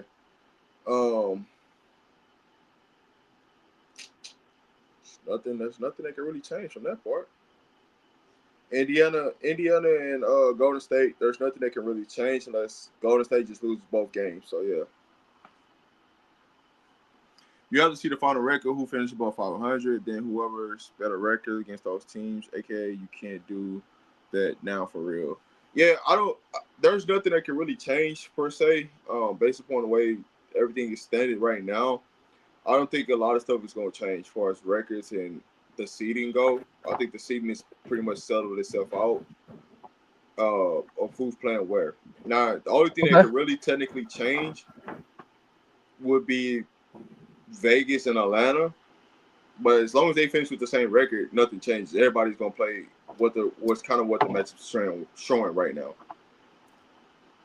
Okay, so with that said, if you Phoenix, do you run the same? Do you keep Bonner on the bench, or does she become a starter? No, she stays off the bench. You don't bring her as a starter. That makes no sense.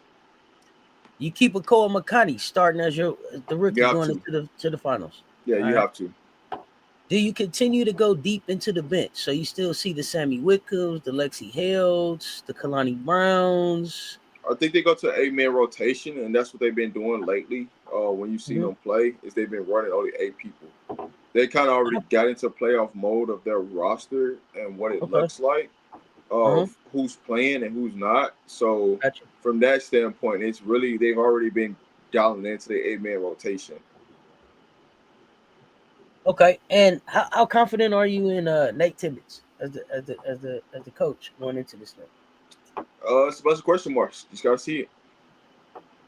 Can't say, and that's what any like, right? I got the same way about Atlanta's coach. Any new coach, I gotta see it. So right now you got this is a rotation, right? You got McConney, Copper, Satu, Mac, AT. Those are the starters. Bonner, West Bell, and Sammy. Those are your 3 subs. That's your 8-man rotation.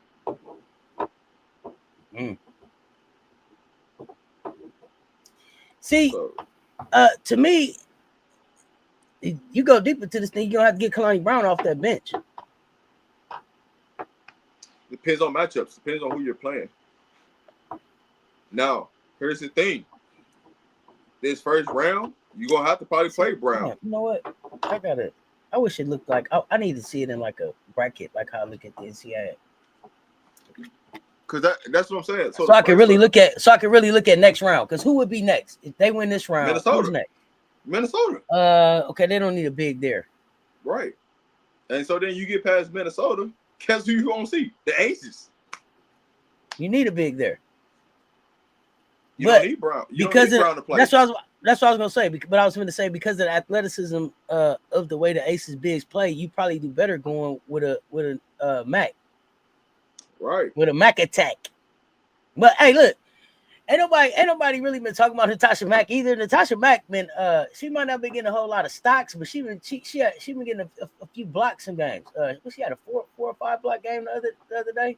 But see, here's the thing. Here's what I love about it, that they're gonna play New York. She's frustrated Jack Crow all season. So I want to see which Jack Crow gonna show up. Because she don't like the physicality of her playing against her.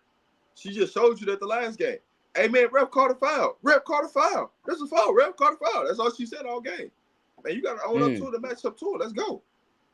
Okay. So yeah, it's gonna be some interesting hoops coming up. So New York got the toughest road that they gotta go through. So right? Give me a starting 5 against New York. I mean against Phoenix for New York. So you gonna go.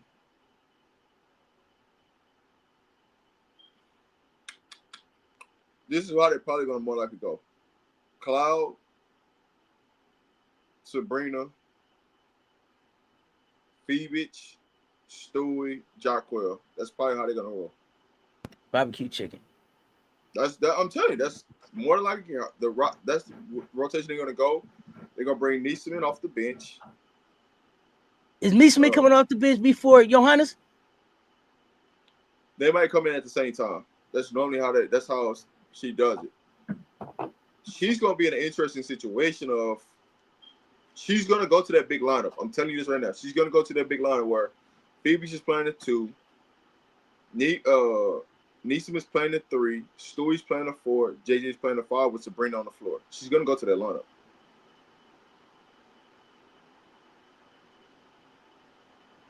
Against Phoenix? She's going to go to that lineup. Just they're gonna go to their big lineup then. They don't need to go big. They can go small and just outshoot them. Yeah, but they can go big too. Threes. Yeah. Yes, they can. They can go big too and come with Bonner. But that's what I'm saying. When you talk about that lineup, right? They could just stay with their starting lineup, or they could just take Copper out and put Bonner in, like, or just move Copper to the point and put Bonner in. That's all you have to really do. And even when they move Copper there, even though she's at the point, traditionally, AT do more to bring the ball up still. Now, my thing with them is what I'm really curious about, right? Because you don't see Sabrina playing, is who minutes is gonna get took, because you're not gonna play all these people that's playing, right? Hold on, 1, 2, 3, 4. You talking about New York? 5, yeah, 6, 7, 8. Yeah, the Sparks haven't locked in on defense, and I don't see anybody in there that's gonna lock them in. KS, to admit it, I don't know what they're doing. That New York lineup will be slow. But here's the thing, though. They really stopped playing Johannes a lot. If you really notice, if you paid attention to the last couple games, they have been playing Johannes a lot. Yeah, but I was thinking that maybe they'd get her back active for the playoffs. Yeah, but you just can't do that. Like, now she ain't got no rhythm. You're playing less than 10 minutes, and then you want her to be a key valuable role in the playoffs? Think about it. They've been playing Burks a lot. They've been playing Rebecca Gardner over Johannes. They've been playing her double more minutes. But they can put her out there. So they got a real problem of, hey, who's gonna really play, right? Because off the bench, you got Neesman, you got Burks, Johannes. Who does Brondello trust? Trust? Right now, he trusts Gardner over Johannes right now. Okay. Well, the one thing about Phoenix I can say, if they have to go deeper into their bench, at least their bench has played. But see, valuable minutes. Yeah, Like Phoenix just got done smoking them too. Oh yeah. So you've been saying like, don't give Asia the MVP and see what it does. If Alyssa Thomas doesn't get the MVP this year, does she go on the tear for the playoffs? Well, she's gonna have to go on the tear because out the gate, who they got to play? No. I mean like a tear like we've never seen before, scoring, doing it all. I think you're gonna see a trip dubs from her, like out the gate. That's what I'm saying. I think she's gonna go trip dub like out the gate, like game 1 tripped up, game 2 tripped up. And we was talking about this when they were saying that the reason that she doesn't have the ring already is that it was some players that failed her in Connecticut. Right? So do you feel like she has better shooting around her to get it done? And this is taking your being the Las Vegas Aces fan and you know what I'm saying, of course, expecting us to get the win.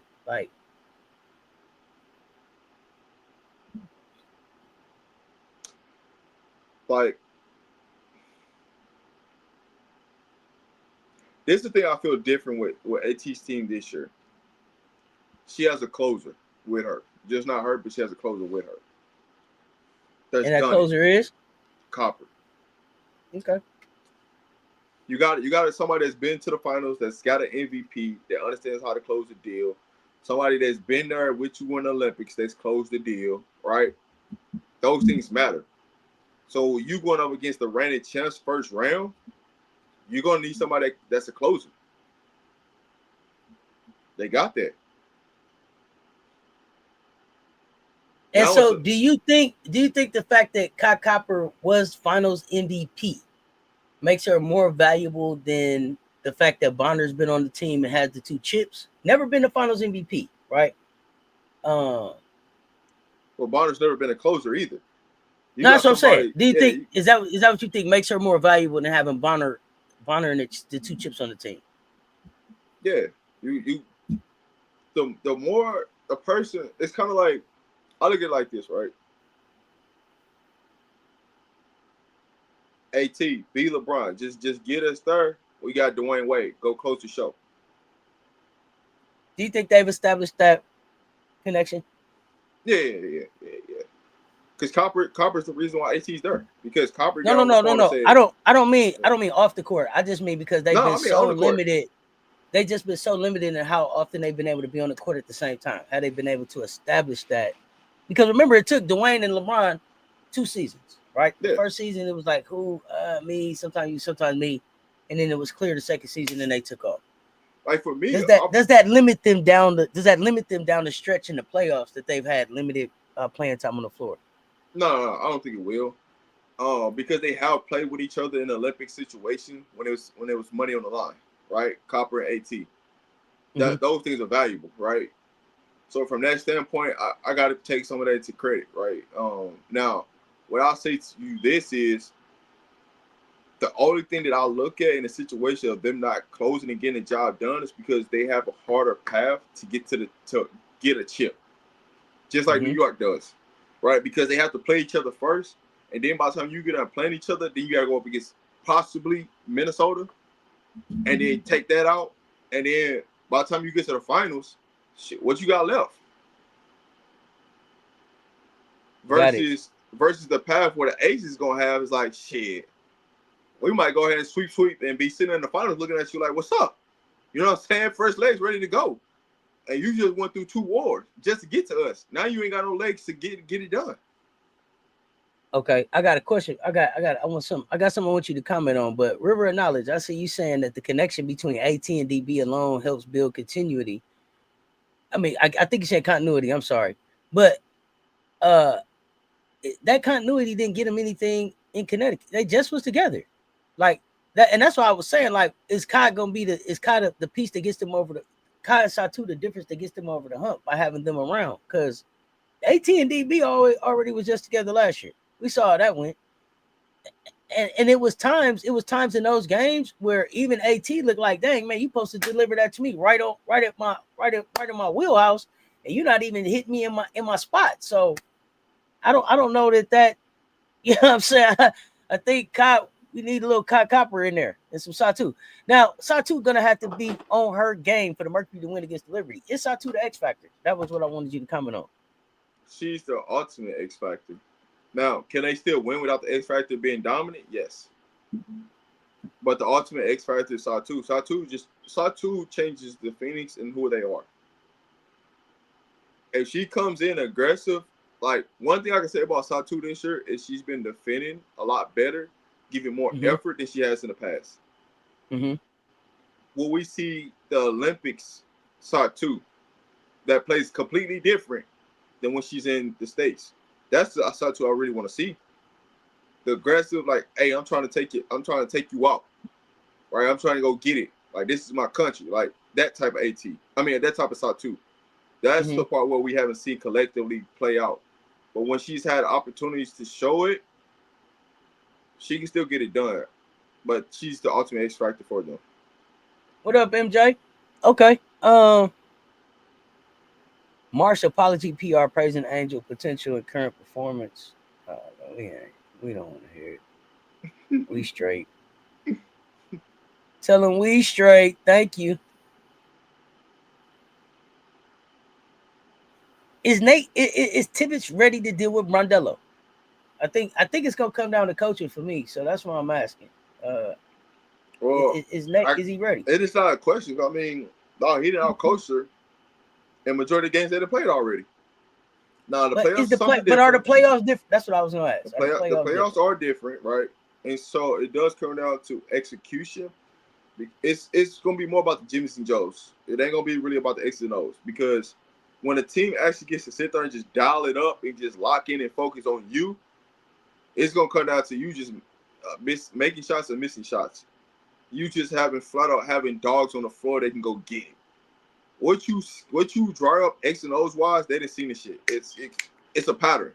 We already know what you finna hit. We already know what you about to run. Now it's, can you make the shots in the moment? The problem with New York is they've been inconsistently shooting the basketball. So which New York team is gonna show up? Well, okay. So that's a Stewie thing? Stewie got to set that tone, though, right? Or is that Sabrina? Who do you charge with that? I'll say this: if Stewie's leading them in scoring, they're losing the game. But they say if Sabrina's leading in scoring, then they losing the game. So who needs? I'm sorry. I meant Sabrina, not Stewie. Sorry. Oh, okay. I'm about to say, goodness gracious. I'm looking at Stewie. Say, damn, I'm looking at Stewie, but I'm saying in my mind, I'm like Sabrina, but I'm like, it ain't coming out the way it's supposed to. Yeah, Sabrina. When Sabrina leads them in scoring, they're more than likely losing the game. If she comes out on this, I want to be aggressive mode and not looking to pass the ball, they're going to lose their game. Okay, so don't matter. Okay, Satu has to be that dog for them to advance to the finals. Political say it don't matter once Angel don't trust you, it's over. Who has the best Jimmys and Joes, Phoenix or Liberty? Rob. That's a good question for that series.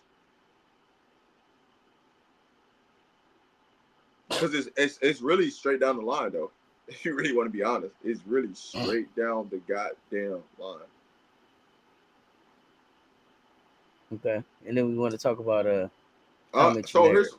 so my thing of it is I'm gonna give it to Phoenix, because they got the home court advantage, and typically your role players show up on home games than they do road games.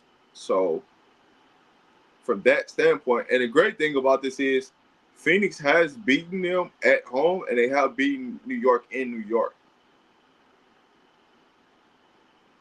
So y'all know I don't do nothing about X's and O's. So why I pick Phoenix has nothing to do with X's and O's. It has everything to do with the fact that I think Phoenix has more dogs than New York.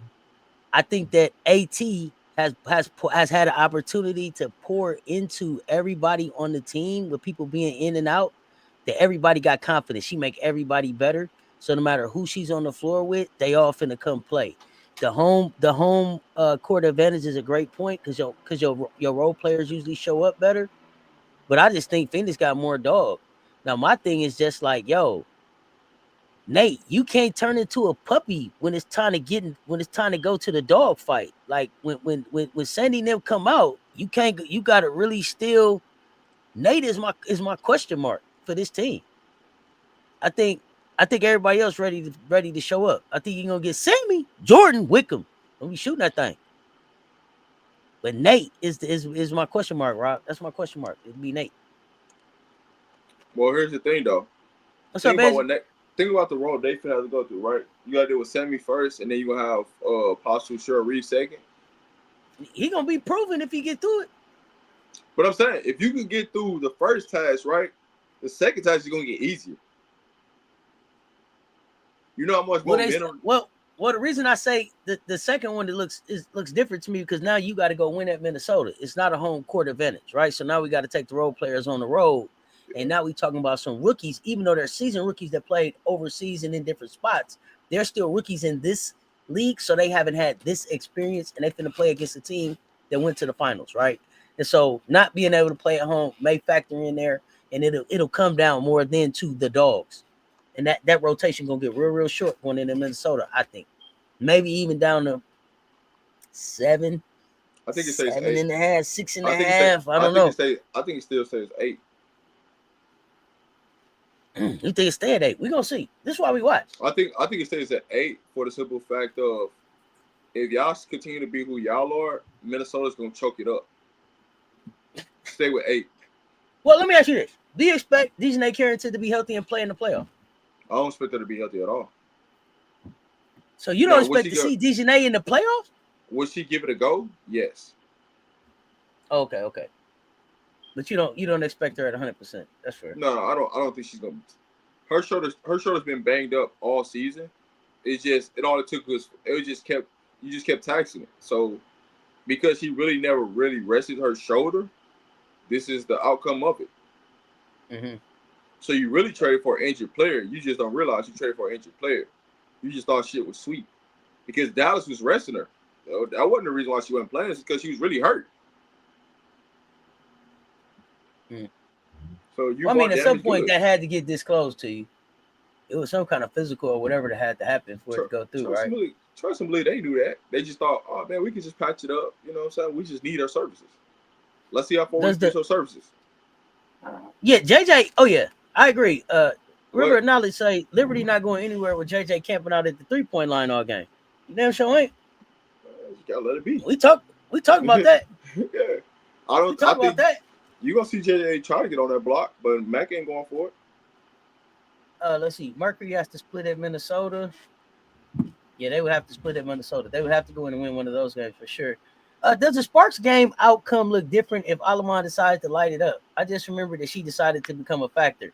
I mean, you can't decide to light it up. That's streaky to me. Either you are or you ain't. If you are, let's get it. If I could give the MVP to any player besides Asia, who's my pick? Asia. But if I got to play the game, Alyssa Thomas. Yeah.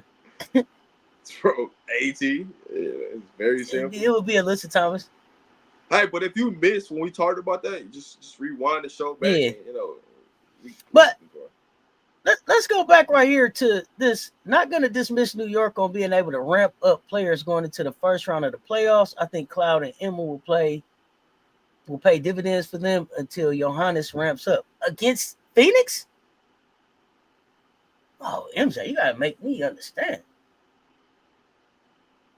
Like, how confident? Like, are you confident that you would put a shekel or two on it?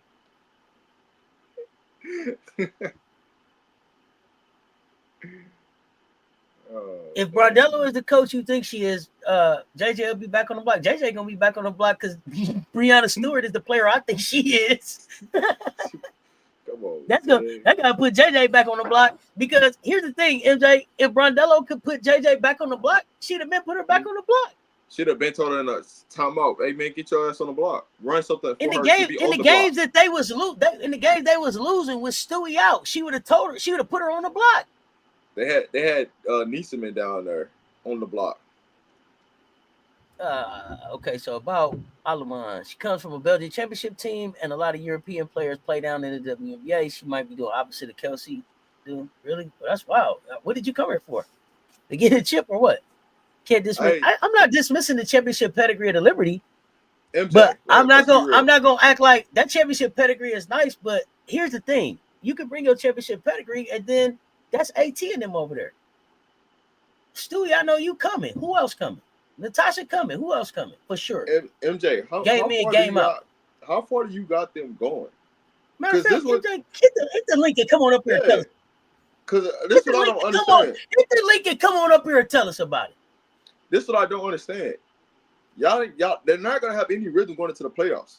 Stewie not playing, and then you just throw her back in the lineup and think that, oh, we're supposed to figure this out. Doesn't work that way. It does not. Let's go. Come on, where you at? You don't take a dominant player out, and she ain't played in X amount of games, and then just throw her back into the lineup and say, oh, we're at the playoffs now. This is supposed to go this way. No, it doesn't. It does not. That's not how basketball works, especially not during playoff time. That's not how it works. Come on, that's man. Sabrina, her big toe. I don't know, man. I'm not dismissing their championship pedigree, but I'm not gonna act like. Listen. Hey, listen. You come up. Go ahead. Hey, but see, here's the thing. You can say anything you want to say about SOT 2. Here's the fun part about it. They don't even got to play SOT 2. They could just put Bonner in. They got a closer with Copper. They got a dog in AT. They got a defender in Copper. They can lock down anything out they got at the guard spot. They got AT. They can lock up. They can lock up Stewie. They can minimize Stewie's. They got a Mac. They can take JJ out the way. JJ's still out there crying for fouls. Hey, ref, call a foul. Nah, man, just get your ass down there and go to work. Like anything that New York has, Phoenix got to answer for that. I get it. It sounds like, oh man, we just dismissing the Liberty, but the Liberty ain't the same Liberty than last year. They don't got them wings like they had last year. They don't even know when Sabrina's supposed to be back. So I can't even answer the question when Sabrina's supposed to be back because they don't even know. So let me ask you this: a healthy Sably makes New York look different this year, or no? Should they have tried to keep Sably? Should they have tried to keep Thornton and let Sably go? Sably does nothing for them. Like as much as people think that. Wait, Rob. Remember Sably? I thought she did something great in the finals last year to help. Remember Sably? All you're going to do is put her at the 3. The same place where Bert's going to be playing at. The same place Phoebe's going to be playing at. Same place Phoebe's going to play at. So you already got 3 players right there at that same position. Wait. So how is she going to play? Okay, wait. Someplace I missed something in the conversation. You said something about. Did you say Phoenix is not going to play Satu? No. I didn't say they're not playing. I'm talking about her sister, Sably. Yeah, we talking about. We're talking about Niara in New York. No. I know what company they're talking about. MJ brought up Satu's mentals, and I said they don't have to play Satu. They could just bring in Bonner. Oh, okay. That was my answer to that. Like, okay, hey, listen, if she don't got it, cool. You can just sit her down and we can bring in Bonner. What's up? What's going on, Mario? Okay, here we go. Yeah, look good because you doing all that typing. I know your keyboard. You're a violent typer. Give that keyboard a break. Just talk. What's up, MJ? What's up, MJ? Yo. What's happening? What, man? Make it make sense, man. What is this you say? So, okay. So going into the matchup, let's talk about it. Let's talk about it. One of the things that championship teams have, even in times of or I guess a season that they've had with Stewie being out for a lot of it, One of the things that they're going to have at an advantage is they're going to have players that have played valuable minutes in place of losing their leader. Going into the playoffs, the one thing that I know specifically, just off of basic memory, is that Stewie missed time with us too. Us being the Seattle Storm in her years being with us. I think one of those seasons we didn't make the playoffs, but the other season we did, and she came in and she didn't miss a beat. So that's what I'm counting on, even in her later years as a first ballot Hall of Famer. We don't have to no worry doubt about Stewie. we No don't have doubt to worry about Stewie. But what I'm saying is all those minutes that the other players played in place of her are going to pay dividends going into the playoffs. And I brought up Satu because Satu is she's right behind AT as far as being able to do everything on the court. It's probably a better, of course, a better jump shooter just because she has shoulders. And she can play defense when she feels like it. But I've seen Satu disappear, and more than once. So that's what I'm thinking. Now you can bring up Copper's going to do what she does. The one thing I know about the Liberty is that Cloud is definitely going to give them the scouting report that they need, and not just the X's and O's on the court, but behind the scenes, in the locker room, in the walkthroughs, in the scrimmages. She's gonna tell the team whose skin they can get under the most. And I know Satu's at the top of that list. That's one, right? AT is going to be AT no matter what happens. But Cess mentioned it when I first started listening, is Bonner may be the X factor. But we saw last playoffs, Bonner and AT not be on the same page down the stretch in crucial games. We saw it. But here's the difference, though. They got a closer. That's the whole thing that trumps all this. They have a closer. Copper. That's what AT's been missing. Somebody that can go close the game. You don't got to put the ball in DeWanna's hand and say go close the game. But who's going to be guarding her, though? Who's going to be guarding her, though? What do you mean? Almost exclusively. Who's going to be guarding her? What is New York's biggest problem right now? Who's going to be on Copper? That is a good question. Who is that? We know who's going to be on Copper. No, we don't know. You know why we don't know, MJ? Because New York biggest problem is they can't guard the ball. That's the biggest problem they got right now. They can't defend the ball. So MJ, who they just picked up is not going to be able to. Is not going to be able to guard her at all. She don't have to stop her. She just has to slow. Wait. Down. You said Meeseman or Cloud? Cloud. I see Cloud in the chat. Oh, you got Cloud guarding. Of course, Cloud. Who else is going to guard? That's what I said. Who else is going to guard her? So check this out, right? No, give me your matchup. Give me your matchup before I say this, because I need to see something. Who's your matchup? So who's guarding McCarney? Let me pull up the matchup real quick. She's a speed guard that gets downhill. Who's guarding that? Cloud can't guard everybody. That's the other thing, though. Because you're gonna have to. This is how New York got beat. But that's how they won. That's how they won too. Same thing. You can't take away everything. That's the whole thing. Have you looked at when they played New York this year? You don't see some glaring matchup problems. Regular season, yeah, they look really good against New York. They look really good against New York in the regular season. When you go across the board, the biggest problem that New York has is guarding the ball right now. That doesn't change when you go to the playoffs. Then you talk about and then take this into consideration, right? Sabrina ain't played in the last 6 games, and then you gonna drop her into the lineup in the playoffs?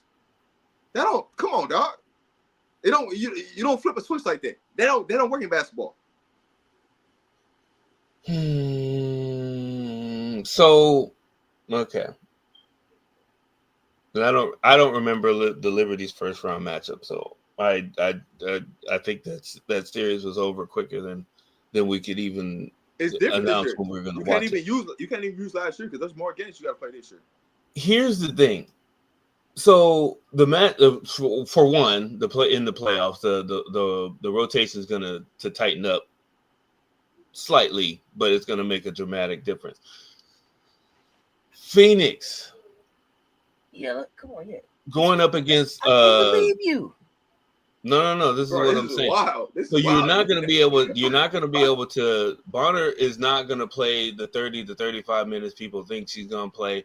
And if Why she I am not? correct, They're only playing if I 8 am people. correct in my assessment, Satu, somebody they're going to send and remember this. This is on video. This is going into the ether forever. They are going to send player after player after player after player after Sably. She is going to make more of a difference than you guys think she is. If she is not on her game, they are in trouble with the Liberty. I'm No, they're telling not. you. They're Yes, not. they are. Because They're you know why? most definitely. You know why they're not? It's because we could take Satu off the floor. We could bring in a shooter and keep the ball in AT's hand and Copper's hand and get the job done. That's why. Because you can't guard us off the bounce. We don't need Satu to dribble. We don't need Satu to do anything off the bounce. We can make Satu just be a catch and shoot shooter. I think people are discounting the motivation of Natasha Cloud to prove herself with the Liberty in the playoff. I get all that's that. what it sounds like. But at the same I time, agree. she gotta play on both sides. I agree that. I agree that. But you know I what's agree gonna that get her way, Natasha though? Cloud. I agree that Natasha Cloud got something, want to show something, right, Rob? MJ, I agree, but AT got something she's trying to prove too, right? Yeah. Hey, MJ, you know who gonna get in Cloud's way? I'm gonna tell you who gonna get in Cloud's way. They're not gonna let her shine. You know why they're not gonna let her shine? Because Sabrina feel like she gotta be the show. That's what's gonna get in her way. So that's why I don't even worry about Cloud, because Cloud's gonna get taken out the way by her own teammates. This is kind of a and I'm not saying you're wrong about that part for sure. That's one of the traits that Sabrina showed, it especially in the last couple playoff series, is that she definitely has to dribble the ball out, the air out of the ball for sure, right? The one thing that I'm thinking about that may be a factor in this, because we know they hide Sabrina on defense. So I don't know who they're going to hide her. They're going to hide her on. They're probably going to hide. They're going to try to hide her on whichever wing that they bring in. You can't hide her. Yeah, there's no hiding. Guess what? Hey, they hit her last year pretty good. They hit her last year. Yeah, but listen. So here's the thing, though. Who you gonna put her on? So who's guarding Cole McConney?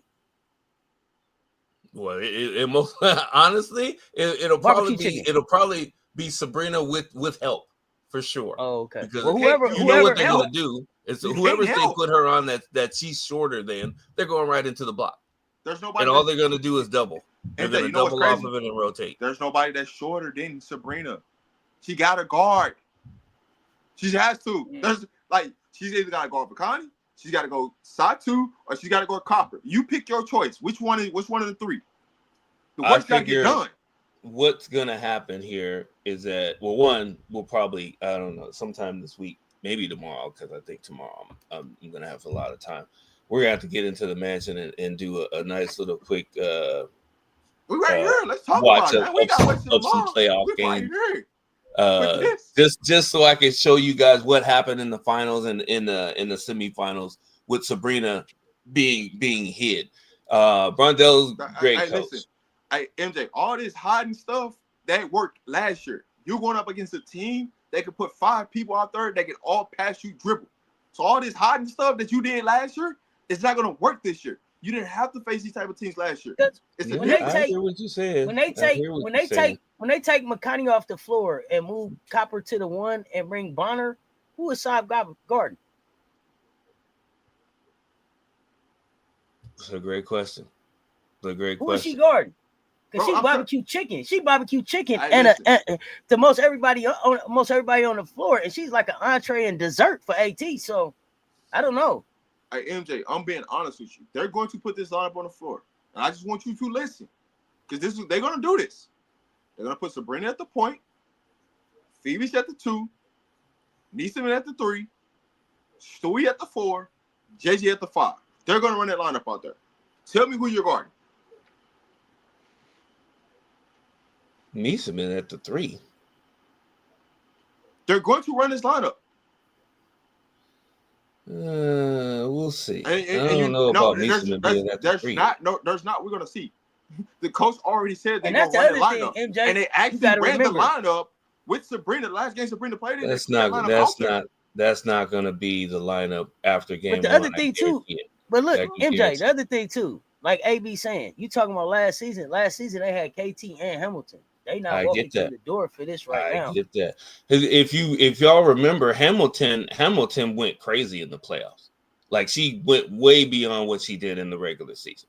Like, it wasn't even close. It was not even a question that she was basically the MVP of the playoffs for the Liberty. It's not even close to that. So what we saw right there was just we saw a comet.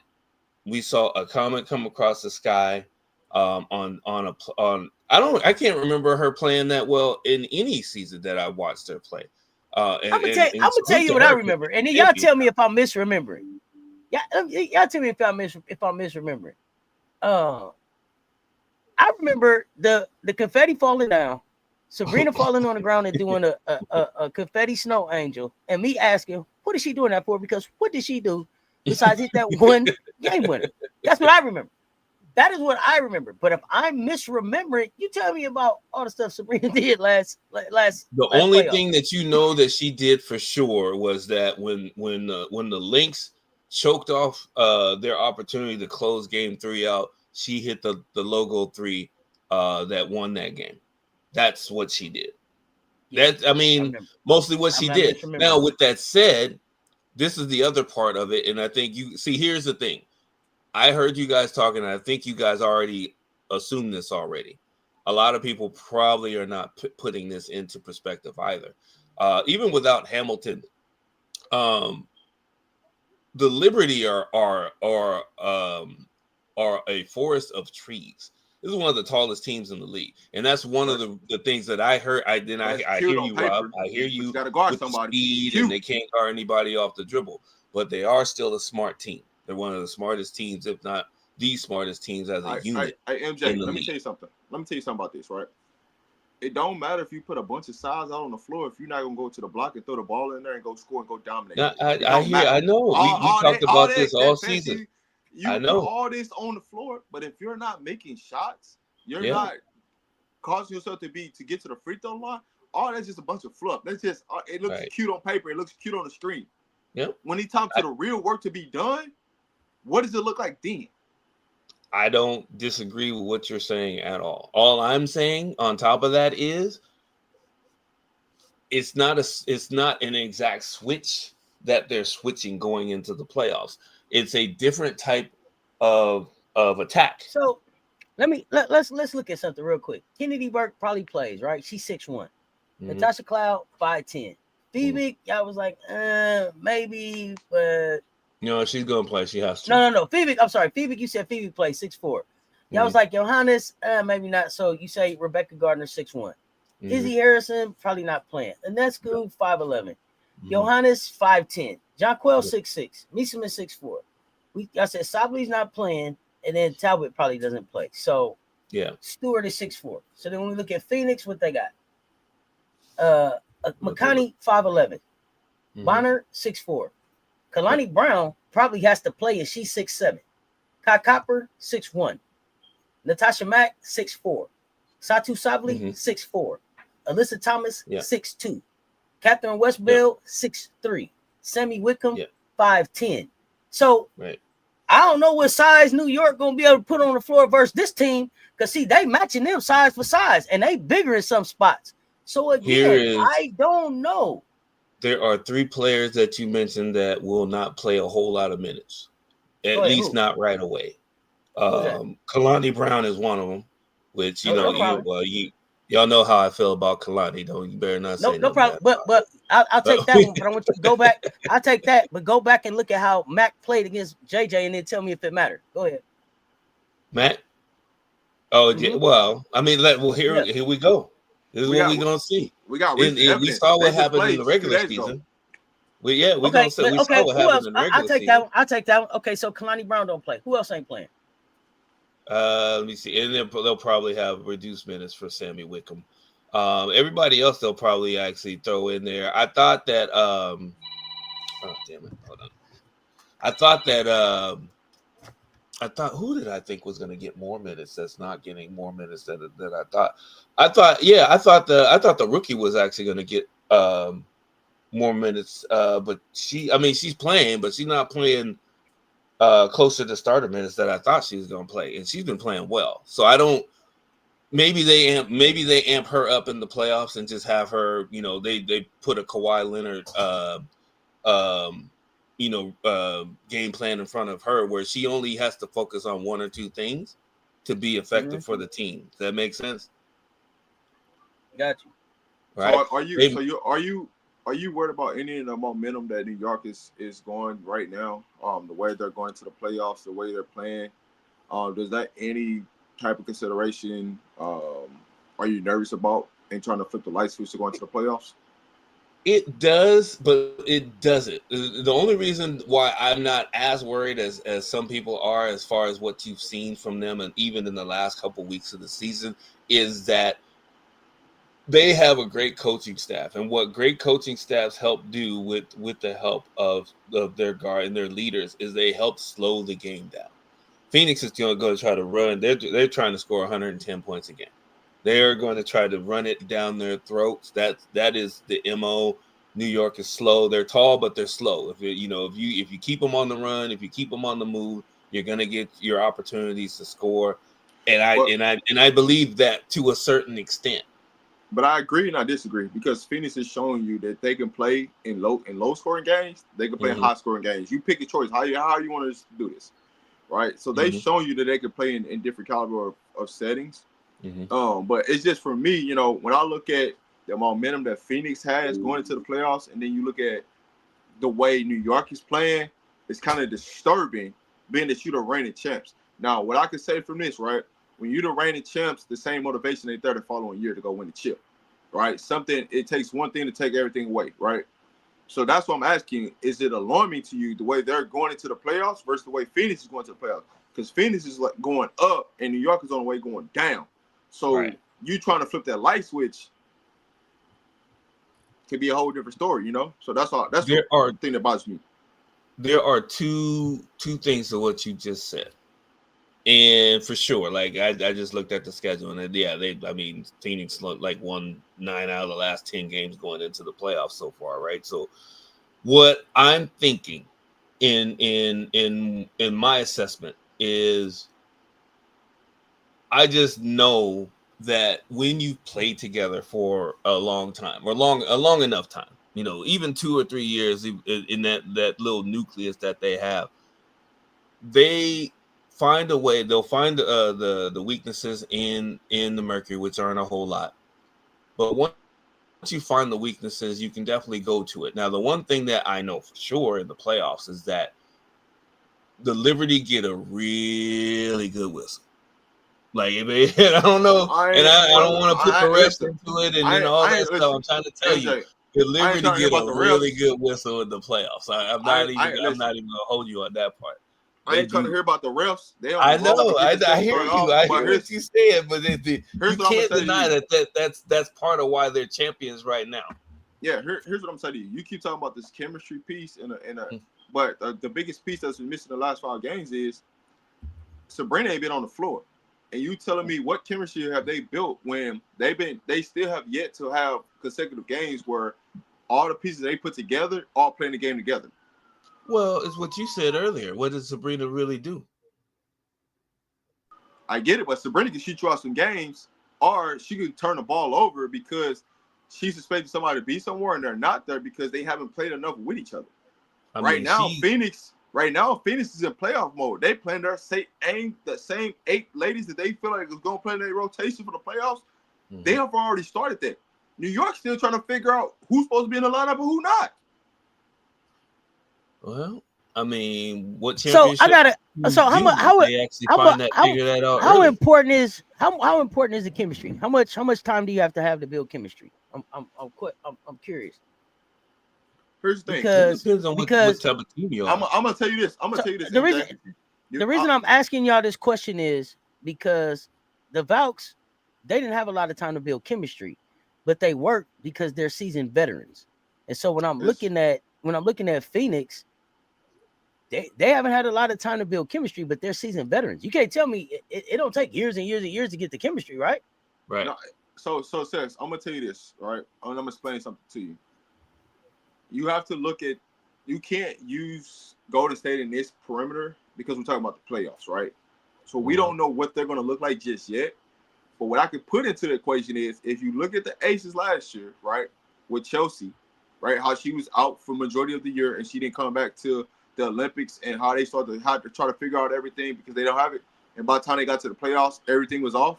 That's kind of the way New York is going this year. Of now Sabrina's out the lineup, and you trying to throw her in the lineup, and like, so that's what it's going to probably end up looking like. But I think we're talking about playoff experience versus chemistry. Chemistry is just, do I know where you like the ball? How do we play? Do I know your spots? Do I know what you're going to do in this situation? Now, if that works, and if our playoff experience means that works, it's something different. But building the chemistry is, hey man, I done ran with you a couple times. I see what kind of hooper you are, bro. I know Rob, man. He catch a shoot, I'm gonna catch him right in the corner. If my basketball IQ is where it's supposed to be, then man, it don't take me. We don't got to get to the playoffs for me to figure that out. Hey, repetition matters. If you don't have a repetition, that's gonna cause turnovers. You could say that, right? It's one thing to do that practice. It's another thing when you talk about game speed. So then that's the same. That's the difference. So then that's gonna be the same thing for me, Smith, the same thing for Natasha Clapp, the same thing for all of them, because they weren't there last year with the repetition in the playoffs. That's what I'm saying. That's why that's everybody's team then. Everybody got some new people on their team. But there's a difference though, right? And the difference is, when you're looking at right now going to the playoffs, being the playoffs is this close, right? That's something that you can gain over time. But the time frame of Sabrina not playing, going to the playoffs, you're taking a dynamic player from in the lineup to out of the lineup to now putting her in the lineup that does not have the repetitions in the game. That's where the difference comes in at. So I'm not really talking about Sabrina and their chemistry. I was talking more about Phoenix and their chemistry as a new team not playing in the playoffs before. That's more what I was talking about. Oh yeah, so we're talking about two different things then. Yeah, that's more what I'm talking about. Not Sabrina, whether she's been out there. Go ahead. Well, you got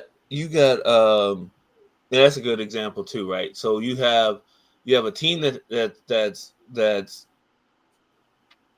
a championship contender, where you have players that have not had the playoff experience together, but have been in the playoffs before. One thing that's highly underrated too is experience. When you have DeWanna Bonner and you have AT, who are basically in the playoffs, it's almost in the semifinals every single season in Connecticut. That experience in itself, coming in and bringing that to some of the new players that have come in, that is invaluable, because there's certain players that may have been in the playoffs. They had a different routine. Don't forget Kai Copper. Yeah, exactly. Yeah, right. So they may not. I mean, you have players on that team that are champions. Period. I mean, and championship experience does make a difference. That's why I'm not discounting the Liberty. Now, with that said, though, I will give you this. I would be surprised if Sabrina plays more minutes than she had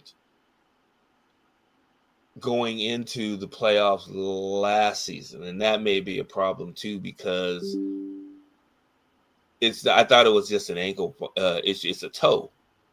A toe injury is real tricky. Real tricky.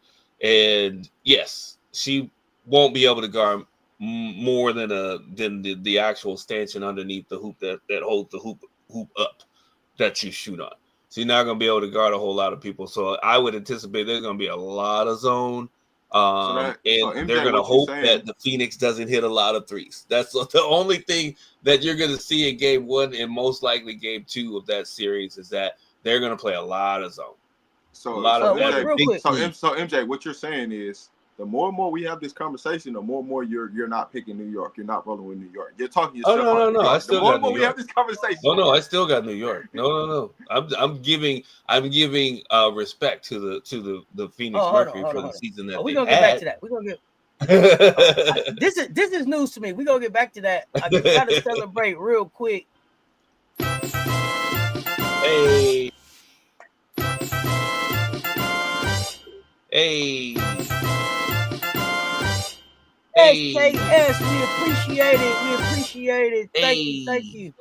All right, so wait, MJ, you got how far? You got New York beating Phoenix? I thought you was just playing devil's advocate. Now you got New York beating Phoenix, and then there's a question in the chat to Rob, well, to the panel that we're gonna answer next is from Facebook. Hoop Central say, do you think the Aces can beat the Liberty in a series? So we're gonna get to that, but MJ, they're not gonna get to see the Aces. That's why they answered the question. I seen it a long time ago. That's why they answered. Yeah, we're gonna answer that. But we're gonna answer that. But wait a minute. Oh, I'm not gonna let that. What is it that you say? What is it? What is it you say? Rewind, select, rewind. Hey, man. Rewind, selector. What did you say? What did you say, MJ? So you got New York beating Phoenix? What you say? I have New York beating the Mercury. Wow. How far do you have New York going? Probably to the next round. Oh. Wow. So you gotta go to the next. Wow. Okay. All right. I have big finish to go home against Minnesota, huh? I have a mild upset. Yeah, exactly. You said it right. You hit it right on the head, Rob. I have a mild upset of the Liberty over Mercury, but I also have the Lynx coming back for revenge and putting them out. So then we have the Lynx. Wow. So then we have the Lynx doing. Let's get to the Lynx. What do you have the Lynx doing? Let's see. I mean, you know what? I don't. Here's the weird thing about what I'm saying, and I know it's weird, and people are gonna not understand where I'm coming from. But once the playoffs start up, and you guys see where the I had to turn my camera on so I could hear you good. I don't have the Mercury beating anybody in the finals. I just don't. I don't see it. I don't see who. I'm trying to find out who they can beat after they get past the first round. Well, besides they play Minnesota next. What are you talking about? Yeah. When they play if they face, like I said, if they face the Liberty, then Mercury or then the they're Lynx going to face that. That's already a set matchup. The Phoenix versus it's already set in stone. I just don't. It's only 2 games left in the season. It's nothing that can change that series. Right. Yeah, 100%. I gotta hear you with my eyes. What is that you say again? I just don't see it. I don't see them. I don't see the Lynx winning the big game. The Lynx, now here, and this is, I mean, it's contradictory, but I'm going off of matchups. See, here's my thing. No matter who wins, I don't know. Here's my thing. No matter who wins against New York and Phoenix, when they get to that next round, they beat Minnesota. Nobody's gonna have the energy to take us out in the finals. I'm just saying. MJ, who you got winning the finals? Well, I was going with the Aces at this point. Even if they play 6 or 7 players, I think. I had Aces. I had Aces still meet New York in the finals. There are some question marks, of course. Yes, StreamYard kicked me out. Oh yeah, Aces. Who do you have winning? He said at the. Oh, you said New York in the finals? Oh.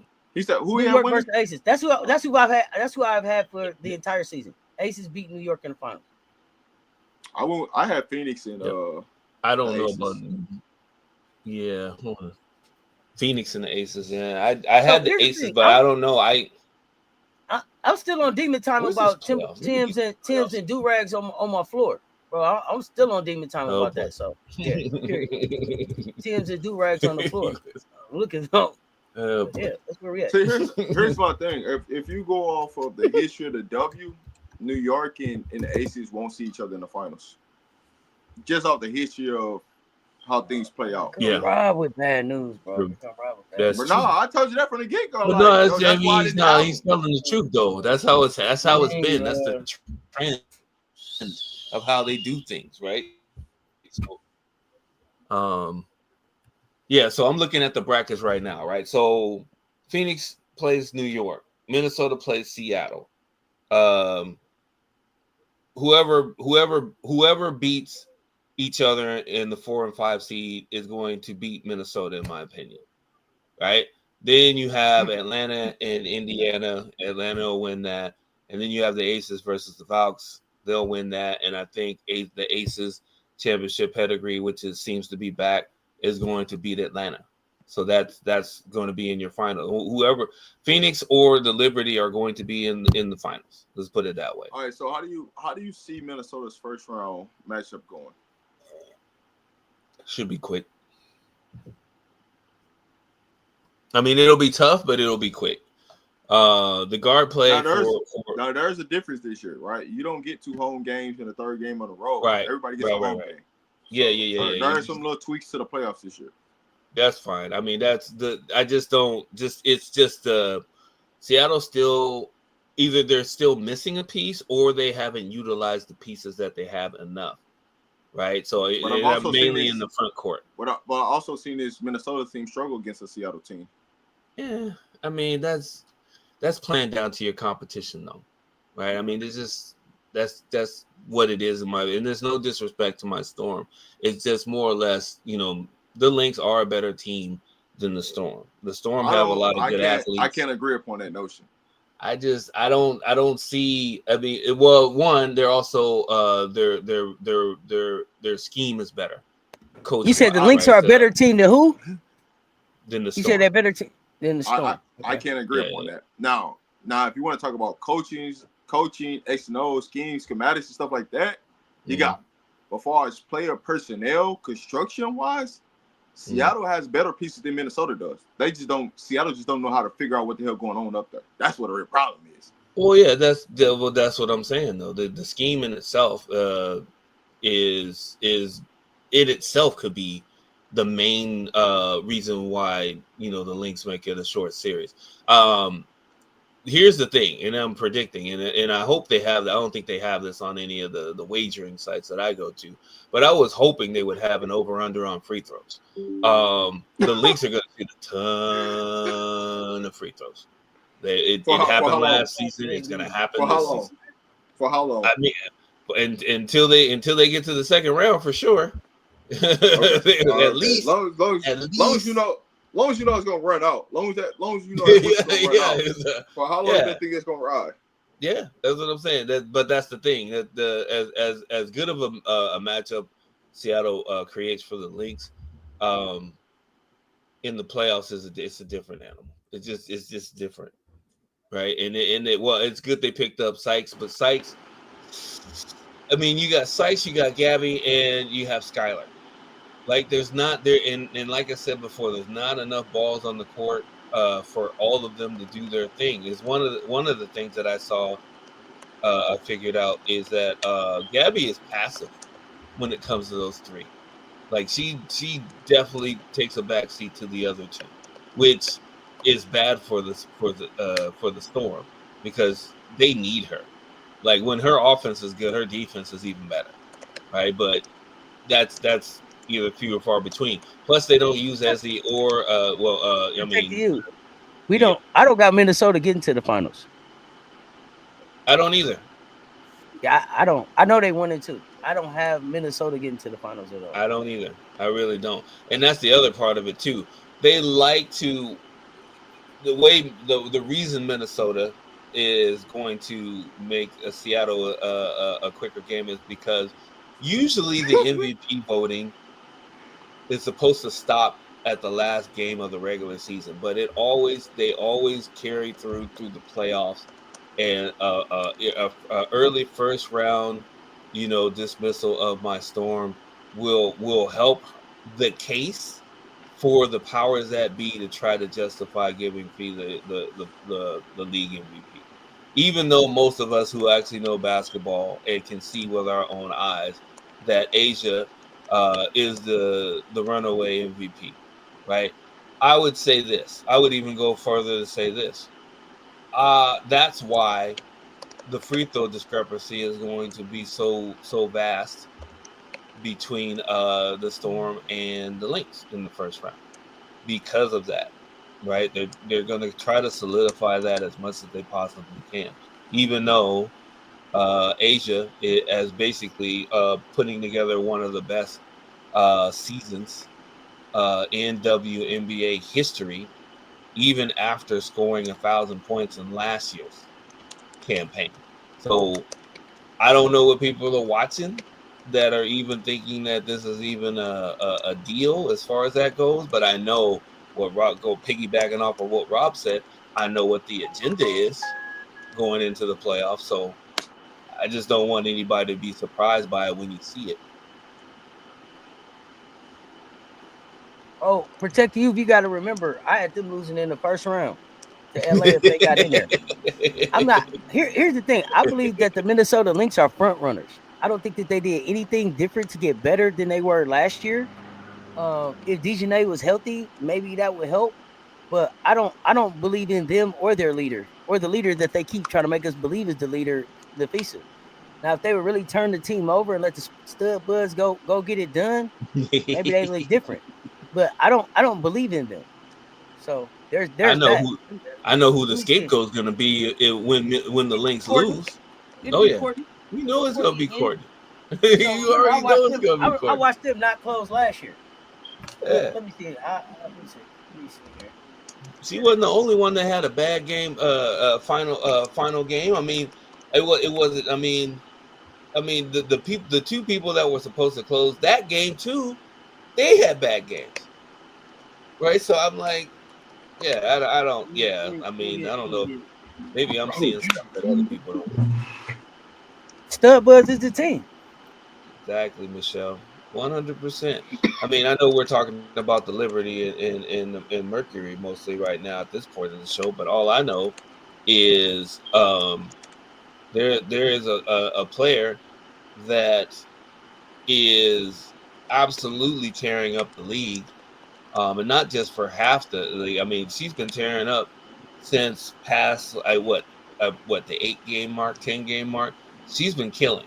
Her Well, team has not been wasn't configured the way they needed to be configured to for success early, but I'm gonna at tell one y'all point, yeah, what. they made a few changes. They didn't, like I said before, the Aces didn't make monumental changes to their lineup to actually get them to click. They made Check a this few out. changes. They pushed a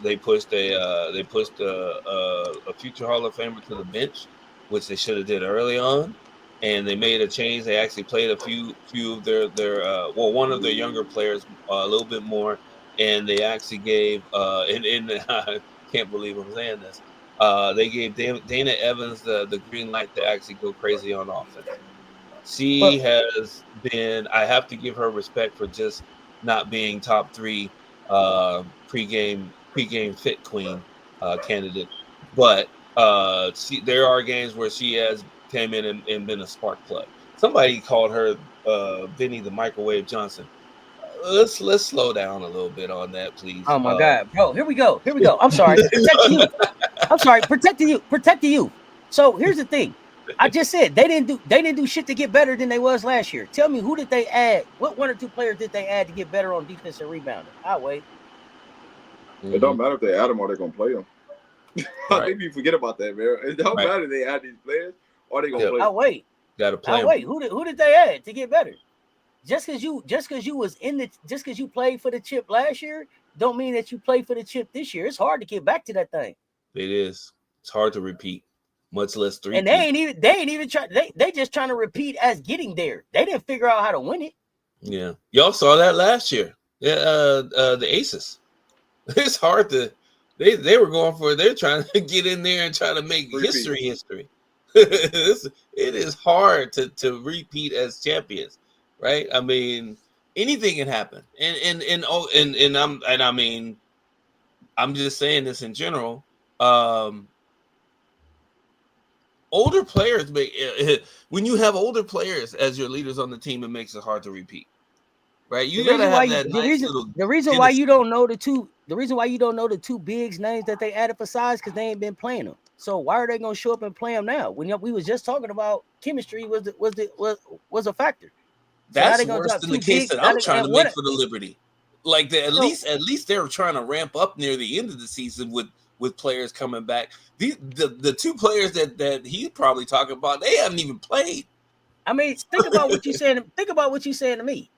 If I was in the chip last year, all I got to do is keep adding somebody, and I'll be in the chip next year. How many people go back to back to the finals? Right. Shit, ask Connecticut how hard it is to make the final. You can't tell me that the Valks didn't get better. Last 3 years. You can't tell me that the Indiana Fever didn't get better. They're a way better team than they was last year. Oh yeah, way better. They set Caitlin down. Phoenix Mercury, way better team than they was last year. Atlanta Dream, way better team than they was last year. Tell me about the team that's in the playoffs that ain't better than they was last year, besides Minnesota. And everybody keep talking about what Las Vegas wasn't at the beginning of the year. Remember, Las Vegas had to make some trades to get to where we're at right now. Alyssa Smith wasn't a part of this plan. Nope.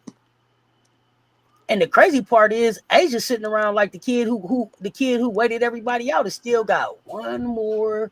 She got one more first day of school outfits left in the closet. And you know what that is?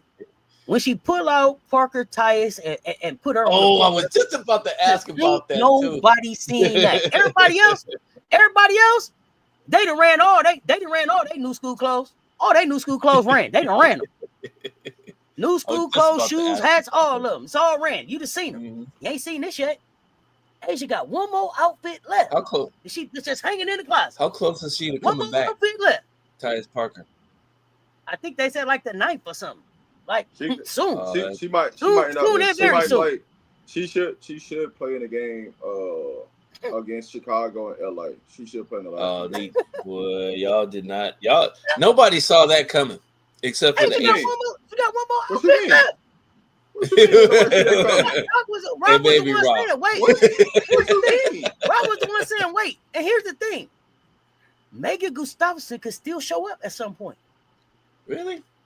The offense that remember, Rob said the reason that Megan doesn't work on the floor with Asia is because because they do similar things. Because Megan can score. So maybe she shows up at some point. Asia still got one outfit left. Everybody else that showed all their hands and all their plan Bs. Yeah. Dealt them out. You don't need, and that's the thing. You don't need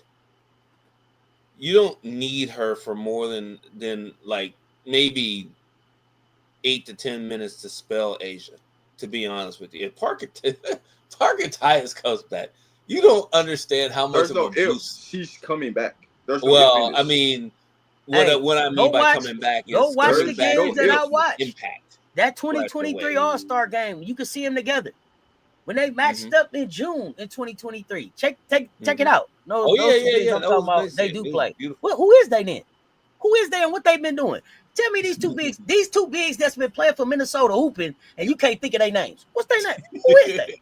Hold on, let me help them out a little bit. Who is they? Think about it real quick. So Minnesota Lynx possible bigs that may give me be about in these question bigs that's been here. balling in Minnesota.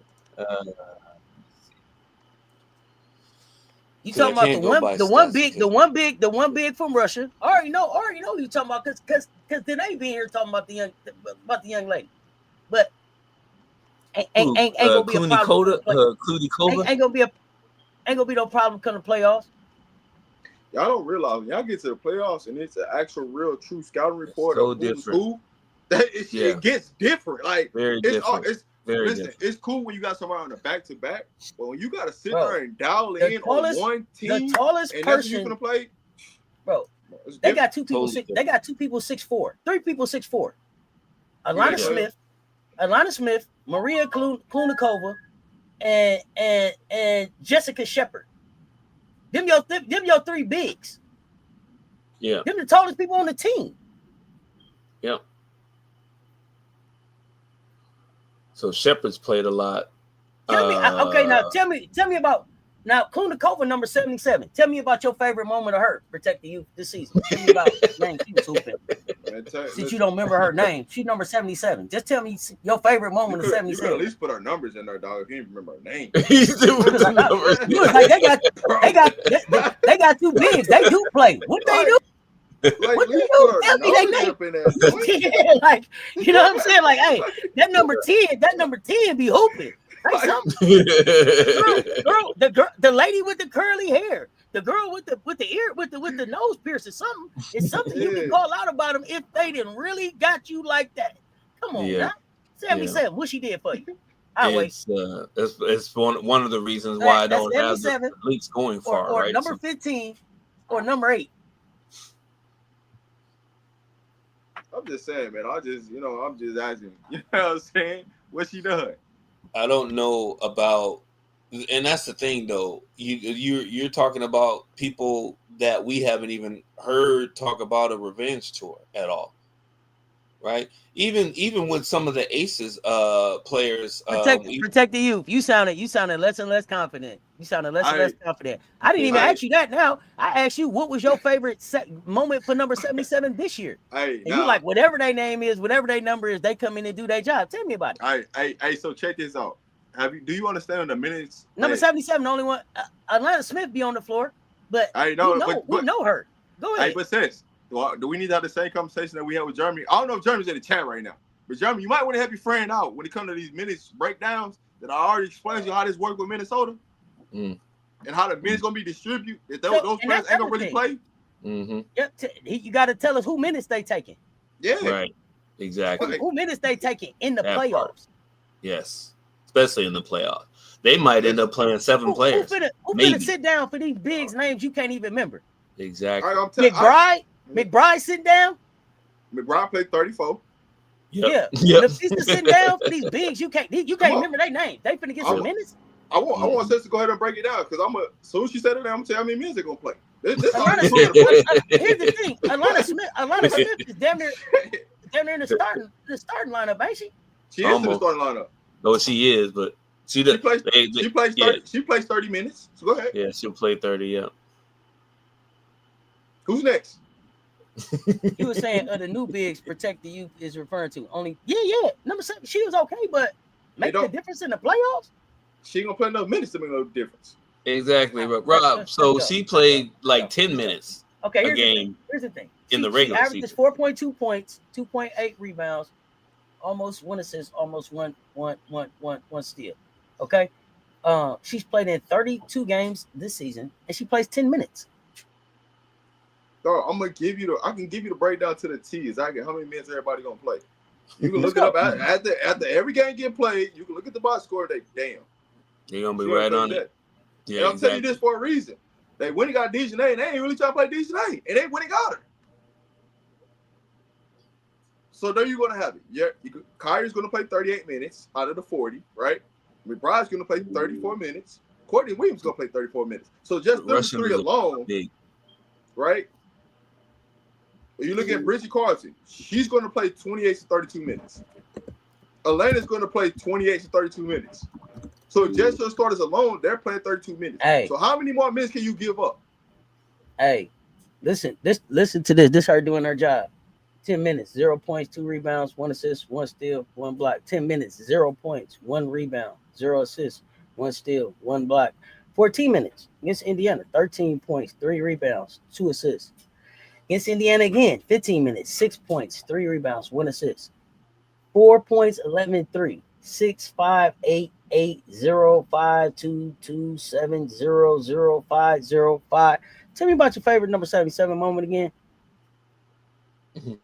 They don't know. And tell me about the big impact that's gonna have in the playoffs.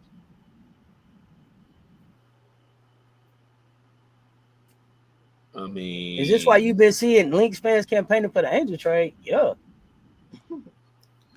I mean, all they need to do is maintain the different moments of the game. Hey, protect the youth. Stick around. Protect the youth. Stick around. Stick around. I can't wait to finish watching the playoffs with you.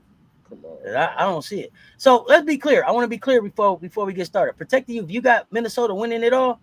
I want to be clear. Let me know where you stand. I want to know. I want to know. I just nothing Oh yeah, we changed got last year. Jeremy's Do point all of that, view on everything that this. no, we already got it. We don't need Jeremy's point of view. We already got that already cleared out. I broke down the No more Jeremy. No, MJ. I broke it out to a T, right? When it happened, I said, bro, go look at don't even talk to me none of that. Go look at the box score first before you come up here and speak, because I already told you what's gonna happen. I told you what's gonna happen.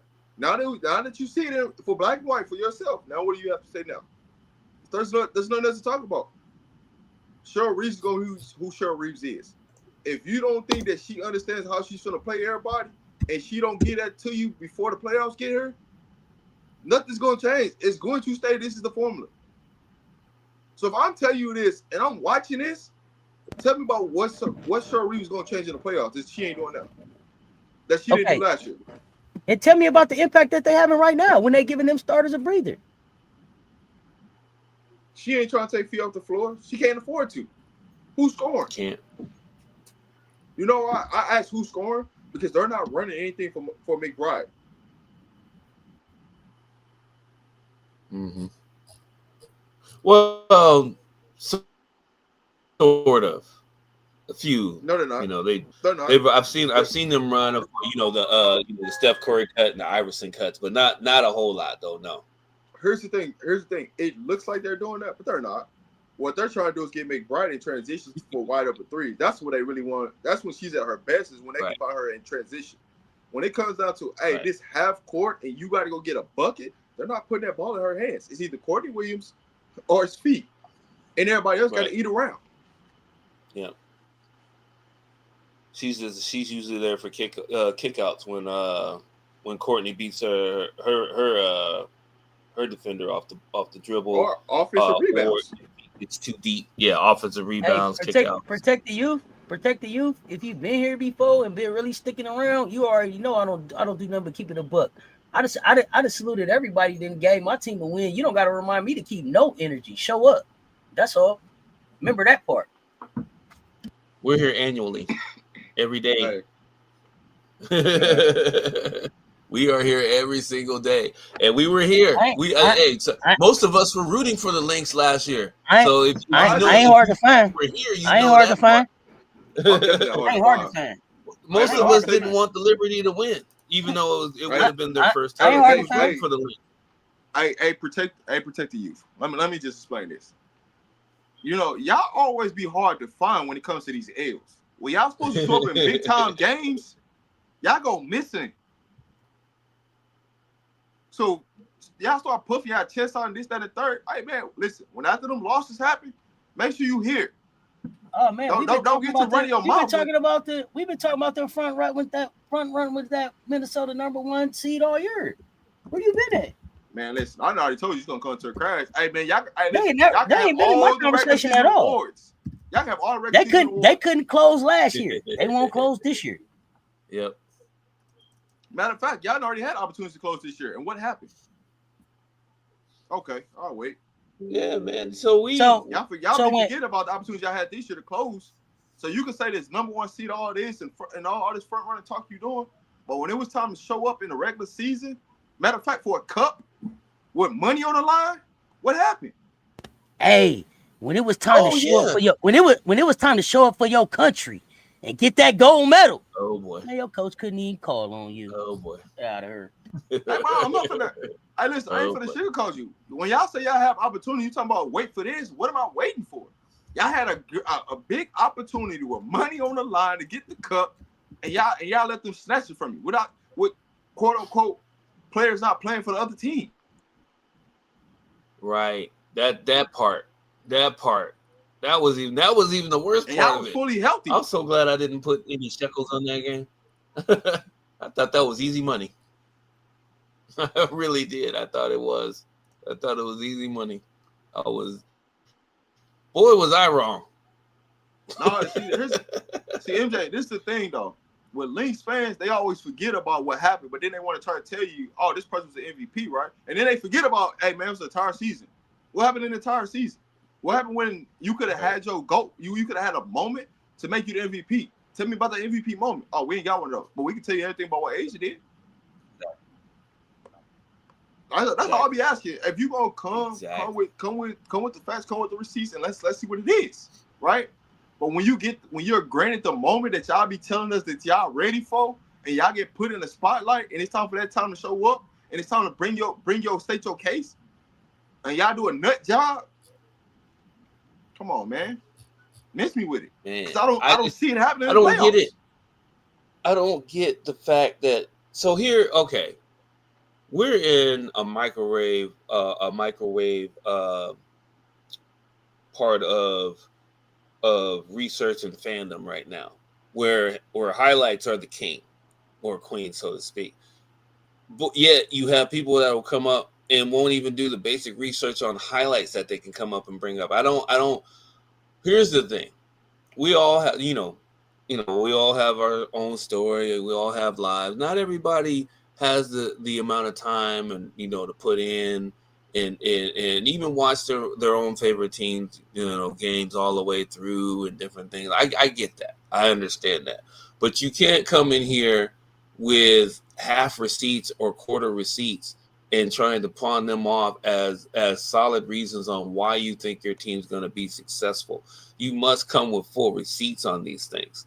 Will we tell you the things that you're telling us make no sense? That's why you're not giving us the full story. Like, I don't remember all of the players' names and numbers on all the teams that the Seattle Storm have had. But you know what I can do? I can get on the interweb and I can go back and revisit some of those games and get some light bulb moments on, like, oh yeah, I remember homegirl. She did this, and then I can go back and tell you what I saw in that game. I can do that. Not everybody has time to do that. You should probably come in and tell us that you don't have that kind of time before you come in and tell us things that are like maybe half of what it should be or even a quarter of what it should be. It's not going to make sense to us.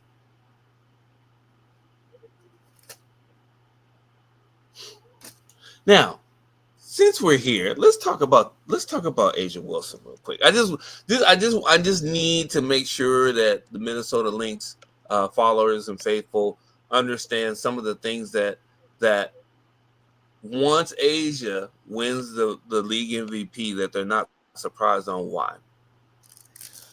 What I found out the other day is a few things that I didn't know.